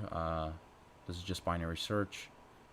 Okay, not nums of I, it should be nums of mid. We don't have a for loop, and so that's why I messed up on that. So it passes all the test cases that we're going to submit. Okay, and it works perfectly well. So the time complexity in particular for this is going to be O log of n, where n is referring to the length of the array, because we're essentially just doing a binary search, and the space complexity is going to be it's going to be linear of O of 1. And the reason being is because, one, we're not using a data structure to be able to assess our solution, and then two, we're just scanning through the rest of the array and make a series of comparisons to be able to declare and redeclare what are low and high endpoints. All right, and so that was finding a minimum in a rotated array. Thank you again for taking time to watch this. If you liked it, feel free to like and subscribe, and if you have any questions, feel free to put them in the comment section. And as always, take care. Have a good day. Cheers. Hello everyone, today we're going to go over the blind 75 in C++, and today we're working with graph valid tree. Now before we get started, make sure if you're following along and want to type out side by side as well, feel free to pause the video, for we are going to have to ask ourselves 4 questions. We need to ask ourselves what the input's going to be, what data structure / algorithm / technique we need to use, what to do with the data, and what our output's going to be. So again, feel free to pause the video if you're following along to write out the comments that we need to help break down this problem. And so, breaking down the problem now, you have a graph of n nodes labeled from 0 to n minus 1. You are given an integer n and a list of edges where edges I equals a of I, b of I, and it indicates that there is an undirected edge between nodes a, I, and b, I in the graph. Return true if the edges of the given graph make up a valid tree, and false otherwise. Okay, so we already know from the beginning, from our input, we are given n nodes and a list of edges. You can look at the parameters up here to help. And then our output, it looks like they want us to return true if the edges of a given graph make up a valid tree, and false otherwise. And so going over the examples, if we are given input n equals 5, we have 5 different nodes, 1, 2, 3, 4, 5, and edges, all based on a connectivity. We notice that there's a pattern of connectivity that leads to a tree, since we have a parent node of 0, 0, 0, and then also leading to a child node of 1. We therefore have a tree, and it will be true. But in this case, for our graph in example 2, we have n equals 5 and then edges 0, 1, 1, 2, 2, 3, 1, 3, and 1, 4. We notice that there's a cycle, and so it's going to be indicated as false. And a great method and technique to use to be able to check on connectivity is going to be depth first search, which is pretty good to be able to help with trees. On the other hand, since trees are technically graphs, but they are undirected graphs for the most part, given the fact that you have a connectivity based on parent as well as children nodes as well. Unlike breadth first search for trees, where breadth first search searches the order, depth first search, as the name states, looks for the depth of the following nodes based on the parent from the leftmost leading to the rightmost accordingly. I will also have a visual as well to help explain more about the concept between the two. Oh yes, for this case we'll use depth first search for the following, and the steps needed to be able to conduct depth first search accordingly will be the following. The first thing we need to do in order to solve this problem, we're going to create a vector of vectors, which are going to represent our adjacency list of size n. Then we're going to create another vector of booleans representing what we have visited based on size n, and set all elements to false. Then what we will be doing is that for each edge in the list of edges, we will add the nodes to each other's list in the adjacency list. Then the next part, we will perform depth first search starting from node 0 and considering -1 as the parent of the root node in the case if we have not visited, since we set everything to false. And then for step 5, if depth first search returns true, and all the nodes have been visited, we will return true, otherwise false. Okay, so the steps in order for us to be able to construct a following solution is going to be the following over here. So we are going to have step 1, step 2, step 3, step 4, and step 5. And since we're working with depth first search as well, we're also going to have a recursive call for depth first search.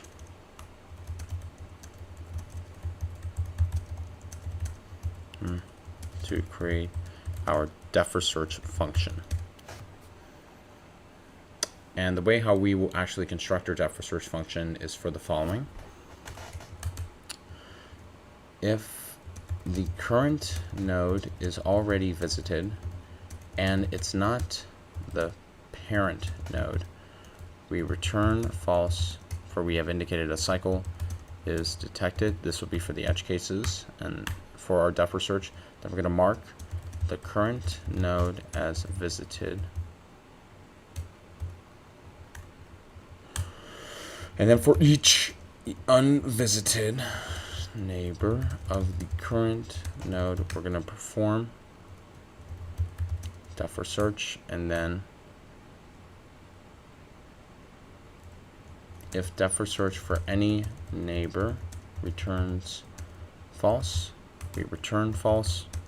And since we're going through a for each loop of our neighbor, we're determining if it's false. So therefore what we will have is then we will return true if no cycle is found.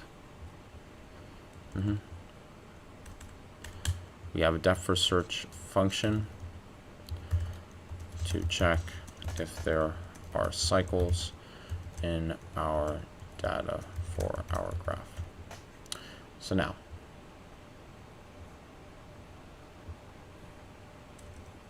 so this is where we'll have our depth first search function, and now I'm just going to move this series of notes up here to help clean it up.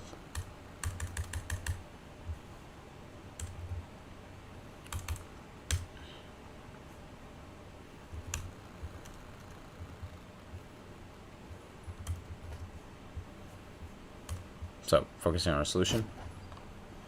For step 1, the way how it's going to look like is that we're going to have a vector. Vector int adjacency based on n size. Then step 2, we're going to have a vector boolean of visited, n size, and false. Just want to be sure we got that spelled right. For step 3, we're doing our for each loop for auto and edges. And we're going to add the nodes to each other's adjacency list. So the way we do that is that we have an adjacency list and another one as well. And since we're dealing with edges, since we're scanning through our edges array and we're connecting them accordingly, we're going to have edge of the current index. Pushback, we're adding this to the adjacency list, and an edge of 1. Then we'll do the same thing for the next one as well, except for we're going to have edge 1 and 0. Since trees are technically graphs in this case, it's just that they are undirected, given the fact that the nodes can go back and forth accordingly. And so for step 4, what we will do is that if we have not called upon our depth first search function, and there are no nodes, and the parent node is 1, and then we have adjacency matrix accordingly with everything that has been visited, we will return false. In step 5, and for everything that has been visited, v visited. And since we are defaulting everything to false, this is the case where we haven't visited. Turn false. Otherwise, we will return true. Now, time to create the def for search function.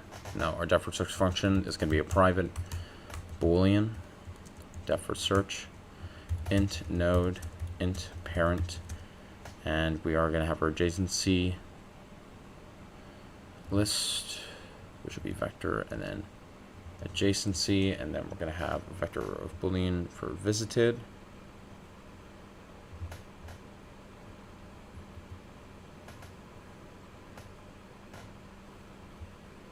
I'm going to put and right here. That's just how it works. And then we will, I'm just going to put this from notes over here.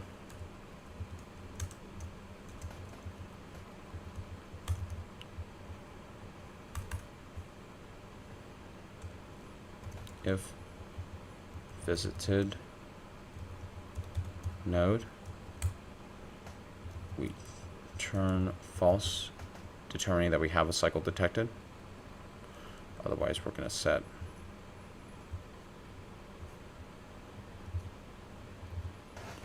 I just want to be sure I got that spelled right.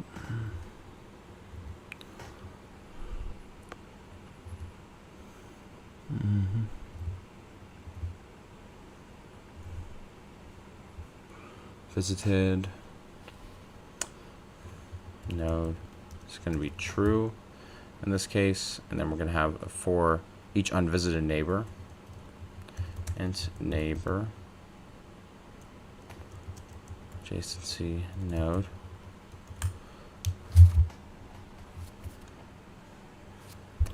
if the neighbor doesn't equal the parent and we haven't called upon, and while calling upon our def for search function, we haven't done so, neighbor node adjacency visited, we will return false. Otherwise, we will return true.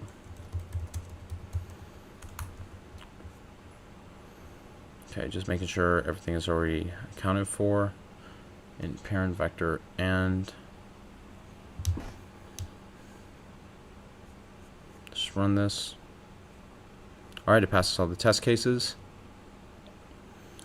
and our solution works. So now, just to give a breakdown on our space and time complexity for the following solution, is that our time complexity is going to be O of n, where n is the number of nodes, and def for search will visit each node once, while the space complexity is also O of n due to the storage requirement for the adjacency list and the visited array, since we're accounting for everything that has been visited and checking to see if we have, in order to detect cycles inside of our data for our given graph. And so yes, this was graph valid tree. Thanks again for taking time to watch this. If you found this helpful, feel free to like and subscribe.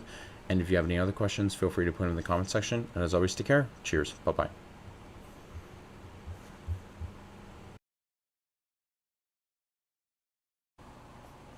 Hello everyone, today we will be going over some Blind 75 C++ Leetcode, and today we are working with group and anagrams. Given an array of strings strs, group the anagrams together. You can return the answer in any order. Now, before we head down to be able to break up the question, we need to ask ourselves 4 questions. Input, what data structure / algorithm / technique we need to use, what to do with the data, and what our output's going to be. Now, we already know what our given input is. We are given a string, a vector of strings actually. Hence the parameter up here, vector and strings. Here, quadrant.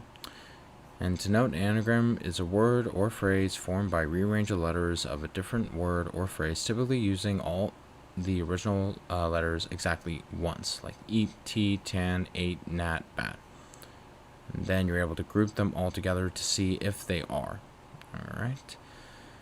And looks like we need to return another vector, but with all the anagrams grouped together,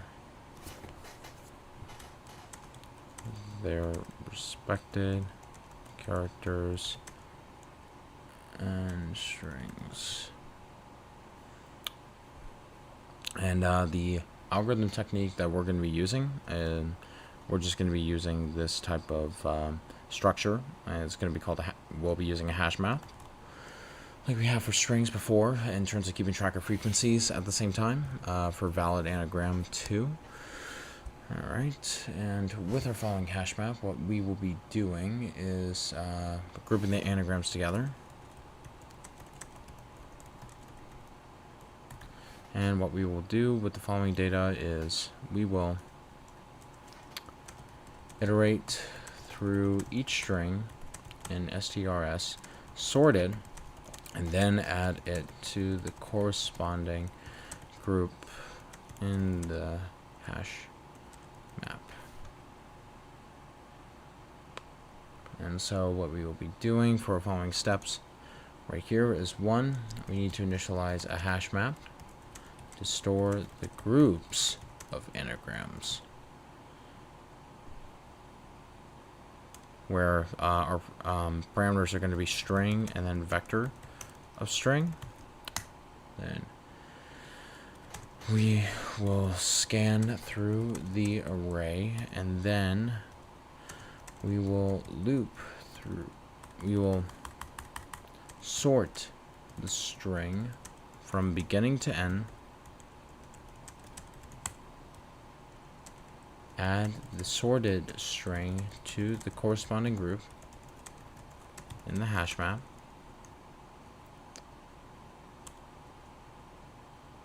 and then afterwards, while we are still doing this,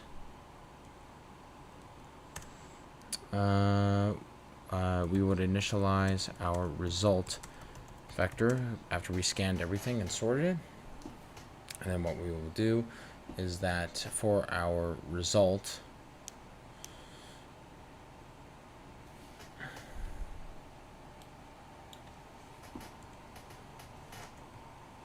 we'll iterate through the values in our hash map and add them to the resulting result vector. Finally, output our result vector. So technically 5 steps with what we have, and we're going to break this down over what we need. So to break it down, step 1, initialize our hash map, where it should be an unordered map, which is widely used in C++ for these type of problems. We will have string and then a vector string. I'm going to call this thing groups. We're going to loop through the array, or array of strings, to make it correct. String and for string and strs, since str is going to represent one of the strings for the whole array. This is like a for each loop, except we're dealing with strings, and what we're going to be doing is sorting it all.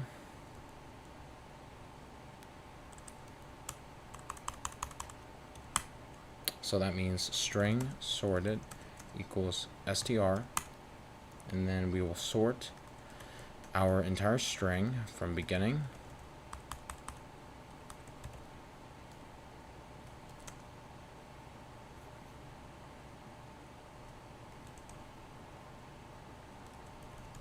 there we go.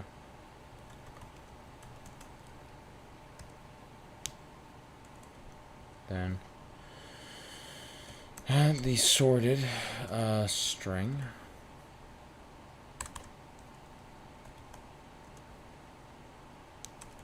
the corresponding group, the hash map, which means group will be sorted within our hash map because it's everything that's already been set in place, and then we'll use pushback to be able to put our method of the sorted string in our hash map. We're going to initialize the result vector.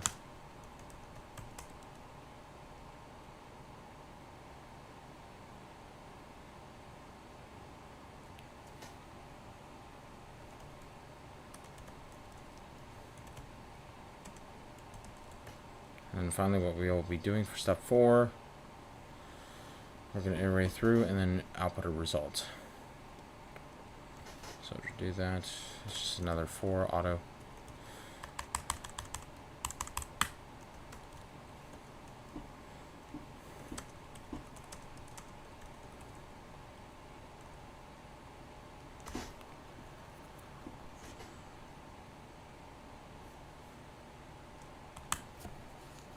Group in groups. Result dot push back. Group dot second. Where second is is a method that's already called in the STL library whenever we're doing a for auto loop. And then finally return our results.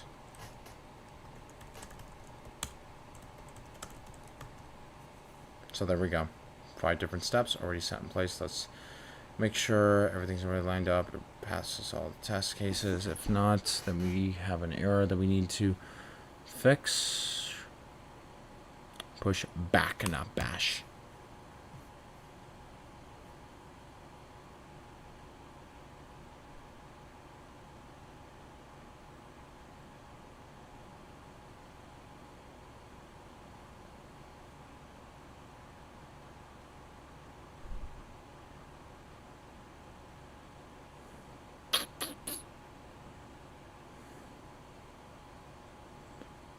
Back, not bask. And make sure you spell everything correctly. Sorry, it's just a little bit late on my end. Vector string result. There we go. It passes all the test cases. Submit this. All right, and our solution works. Let me just clean this up for you folks.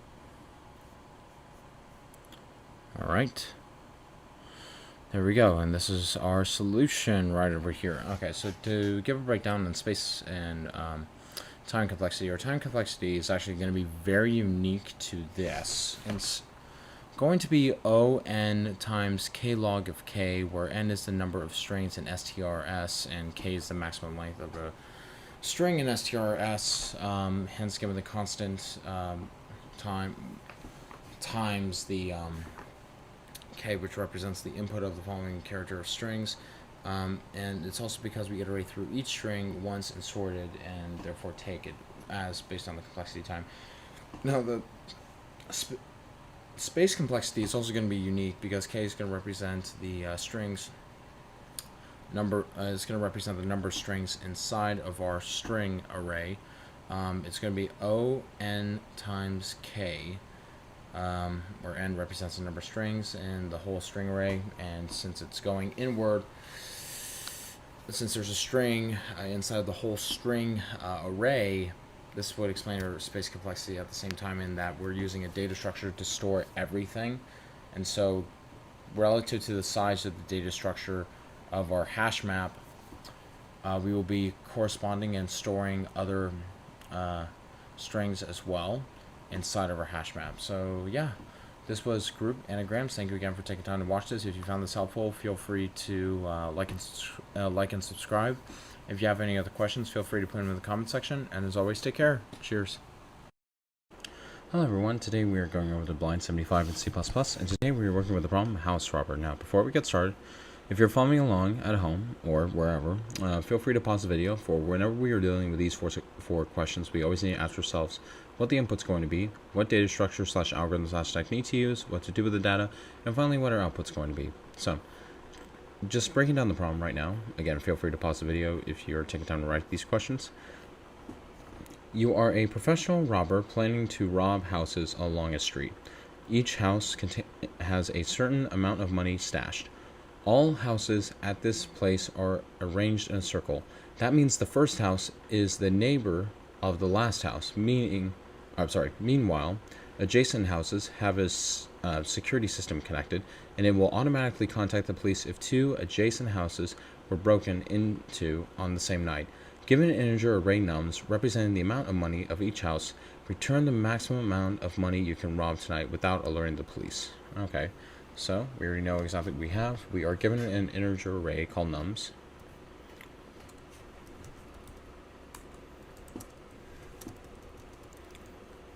And we need to return the maximum amount of money you can rob tonight without alerting the police.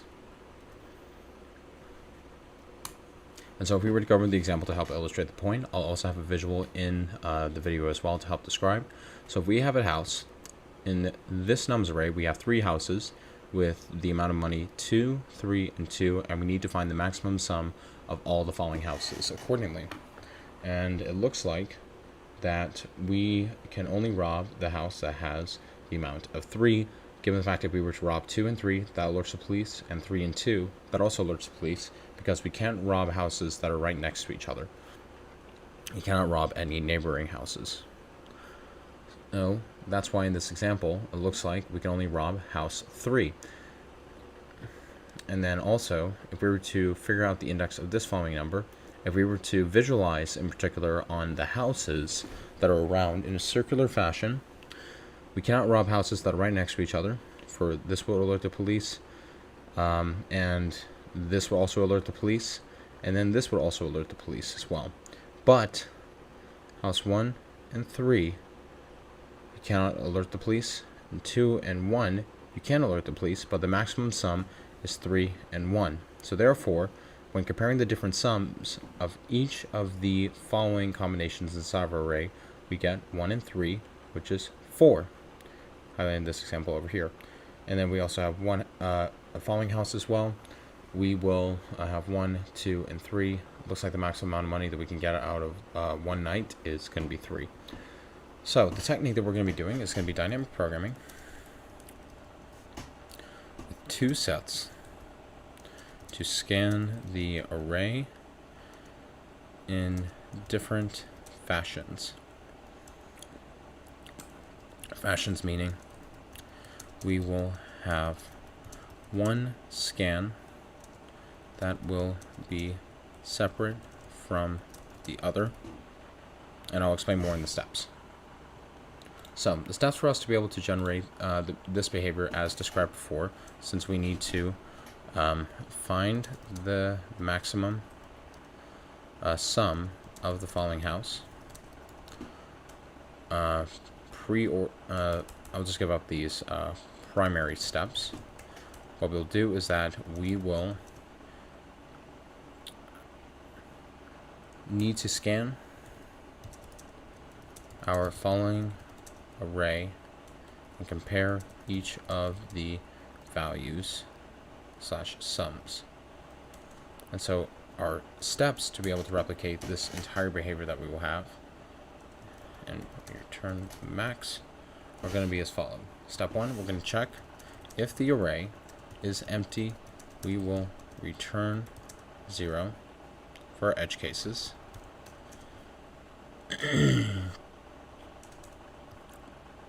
Then, if the array has only one house, we will return its value.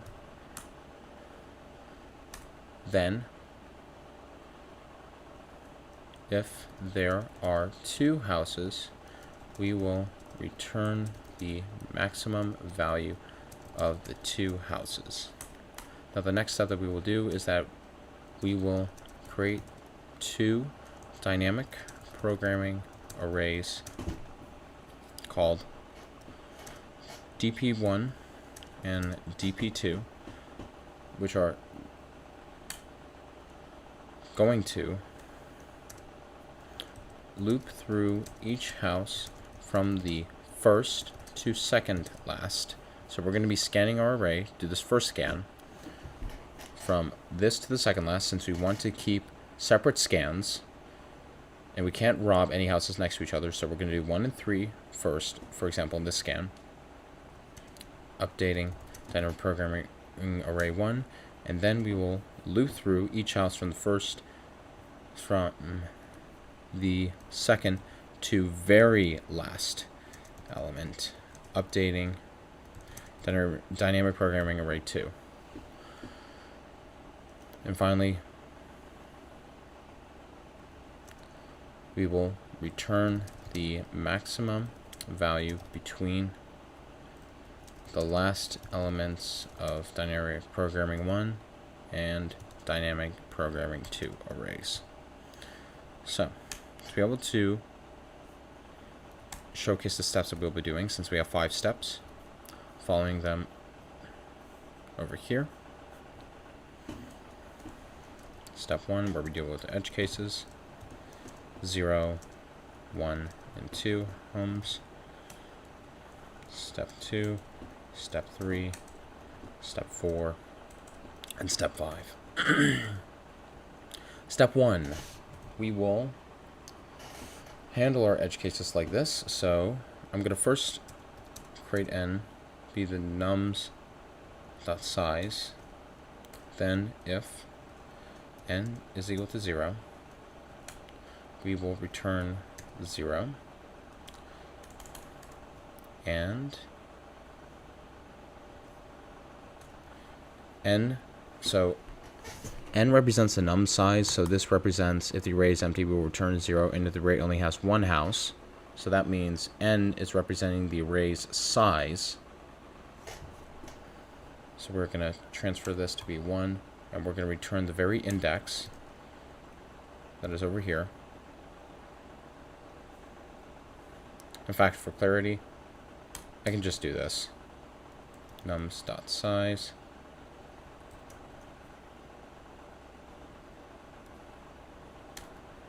It's still going to be the same thing. And then if the size of our following array is equal to 2, we're just going to return the maximum sum between the very first index that we have of our array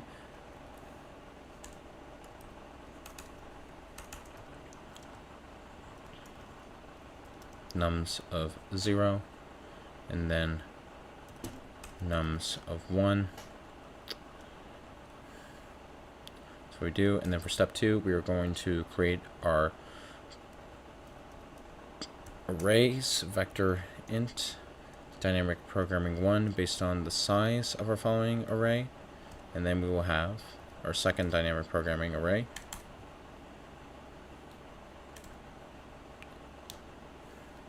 Then for step 3, scanning for first scan with dynamic programming array 1, and then second scan with dynamic programming array 2, return the max sum of both. / compare them. So the way step 3 is going to look, it's going to be this. We are going to have dynamic programming array at the very first index, and nums 0, and then we're going to initialize our max for the first scan.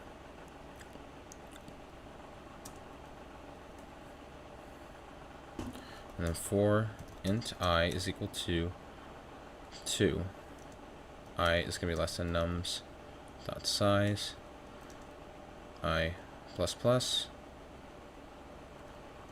and then we're going to update accordingly our following index for a dynamic programming array that we will be storing while scanning equals max dynamic programming 1 to the second to last nums of I, since we're getting our max, and then we start comparing between the following values that we have collected to the very last element. And finally, for step 4, we'll do the same thing, except we're dealing with dynamic programming array 2. So, actually, let me make sure that this is correct. 1, 1. So we initialized 1 here, 1 there, yes. And 2, 2, 2, 2,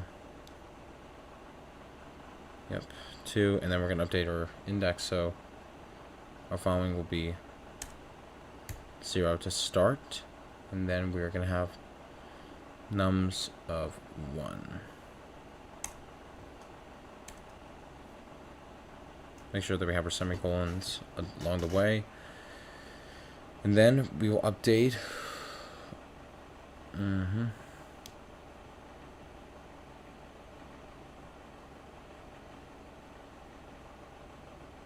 Since we're updating from the second to last.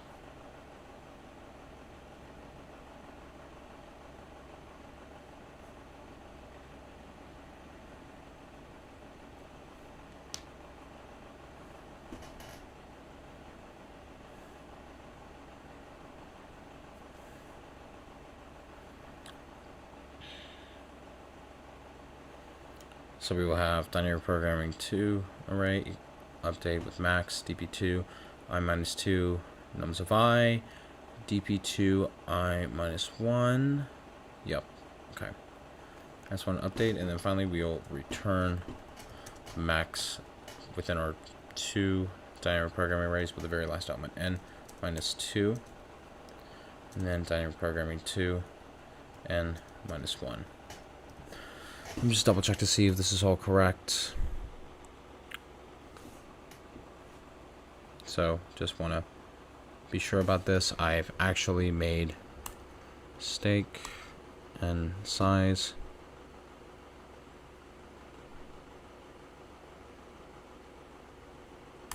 Size minus 2. Yep.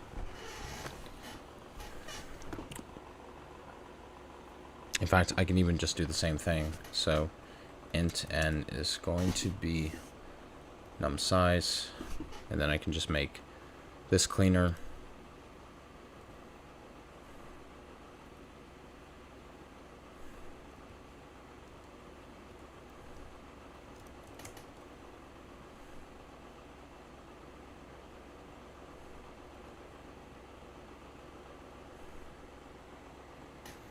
So we can just get the picture.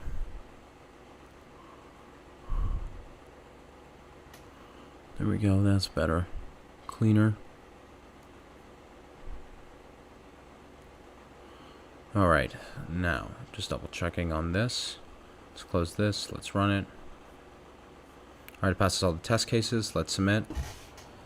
Okay, now just to give a breakdown on our space and time complexity for our following solution is that the time complexity is going to be O of n, where n is referring to the number of houses that we have. And this is because we iterate through the list of houses twice. Well, meanwhile, the space complexity is also O of n, since we create 2 dynamic programming arrays with the size equal to the number of houses. So yes, this was House Robber 2. Thanks again for taking time to watch this. If you found this helpful, feel free to like and subscribe. And if you have any other questions, feel free to put it in the comment section. And as always, take care. Cheers. Bye-bye. Hello everyone, today we're going to go over some Blind 75 C++, and today we're going off the problem House Robber. And to save on everything else, I'm just going to give you the most optimal space complexity solution, and it's going to be pretty efficient time complexity, but we will see about that. So, full breakdown, we got our input, what, data structure / algorithm, / technique to use, what to do with the data, and what our output is going to be. So, let's give a breakdown of what we need to do. I'm just going to put all the comments so that way we can fully understand the problem we're working with.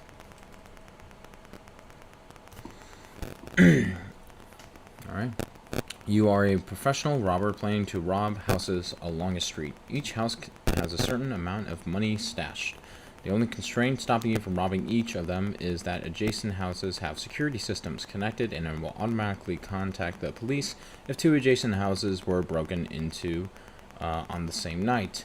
Given an integer array nums, alright, so we already know.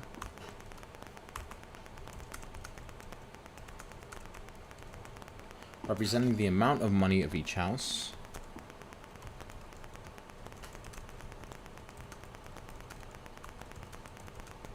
Return the maximum money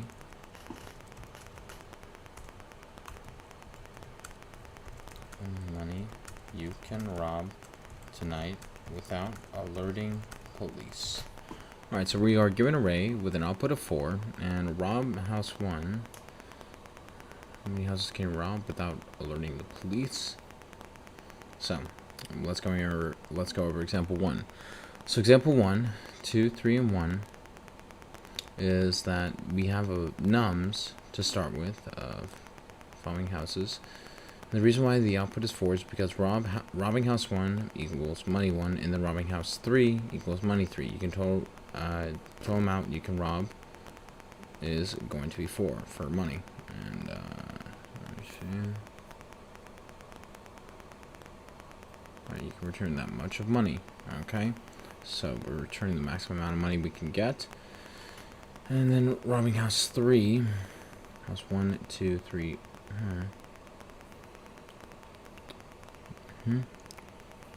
And for this following problem, we're going to stick with dynamic programming,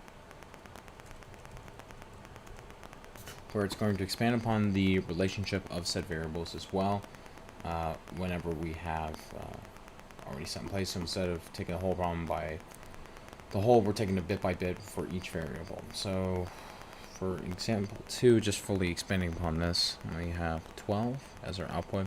So we can rob house 1, have money 2. We can rob house 3, which would be 9. Rob house 5. We can rob them next to each other. We instead can rob them apart from each other. And rob house 5, which would be 1. We add them up all together. Okay, so it looks like what we're going to do with the data is that we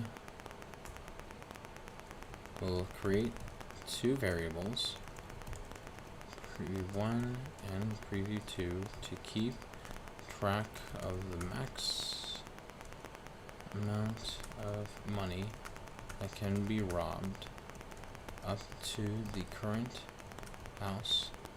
Then we will loop through each house from the first, so we'll treat this like an array.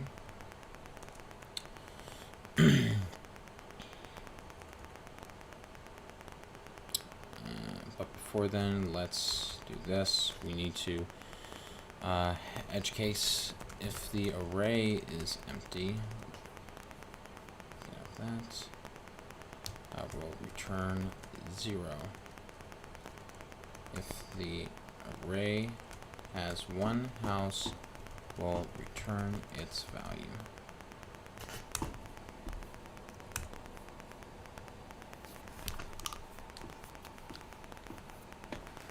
Alright, so we will loop through array first. And then while we are doing that,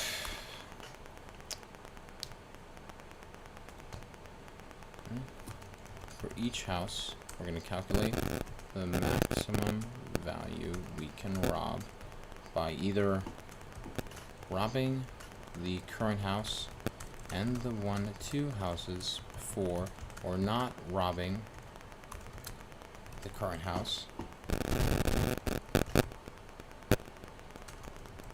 and considering the maximum amount robbed up to the previous house.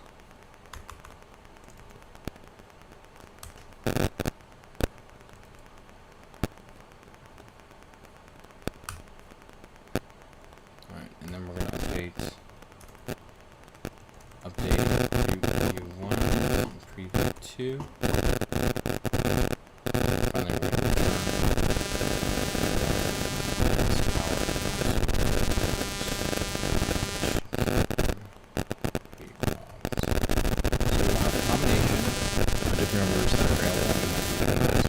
so first things first, step 1.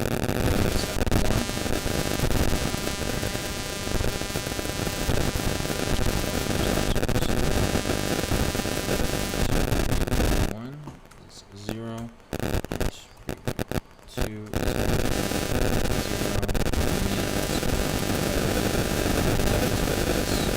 and nums.size, and then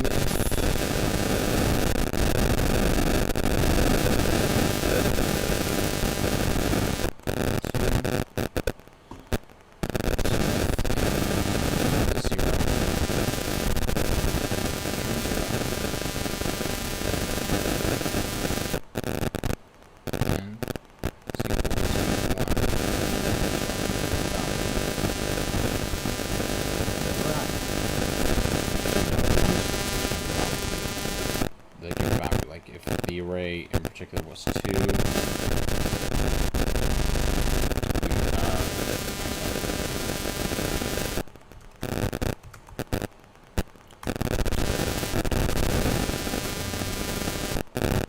We're going to do step 3 accordingly. We're going to loop through the entire house first for int num in nums. So for each loop, we're going to have a technique called temp right here. Preview 1. Preview 1 is also equal to the max of preview 2 relative to plus num. Preview 1, and then preview 2 is going to be equal to the temp over here. Finally, we will have our output.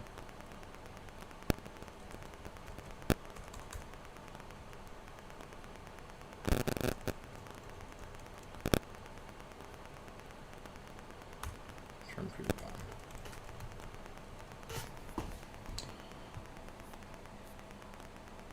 1. Alright, it passes all the test cases. Let me just clean this up for you folks so you folks can see the entire thing all together.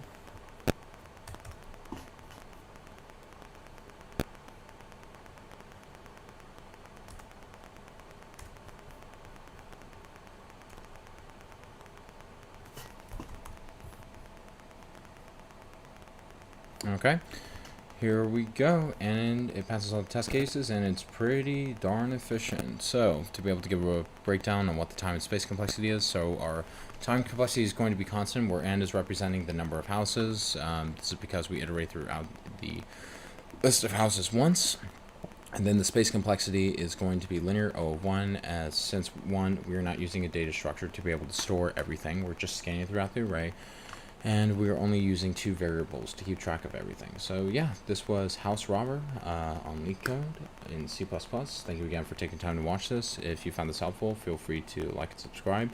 If you have any other questions in mind, feel free to put them in the comment section. And as always, take care. Cheers.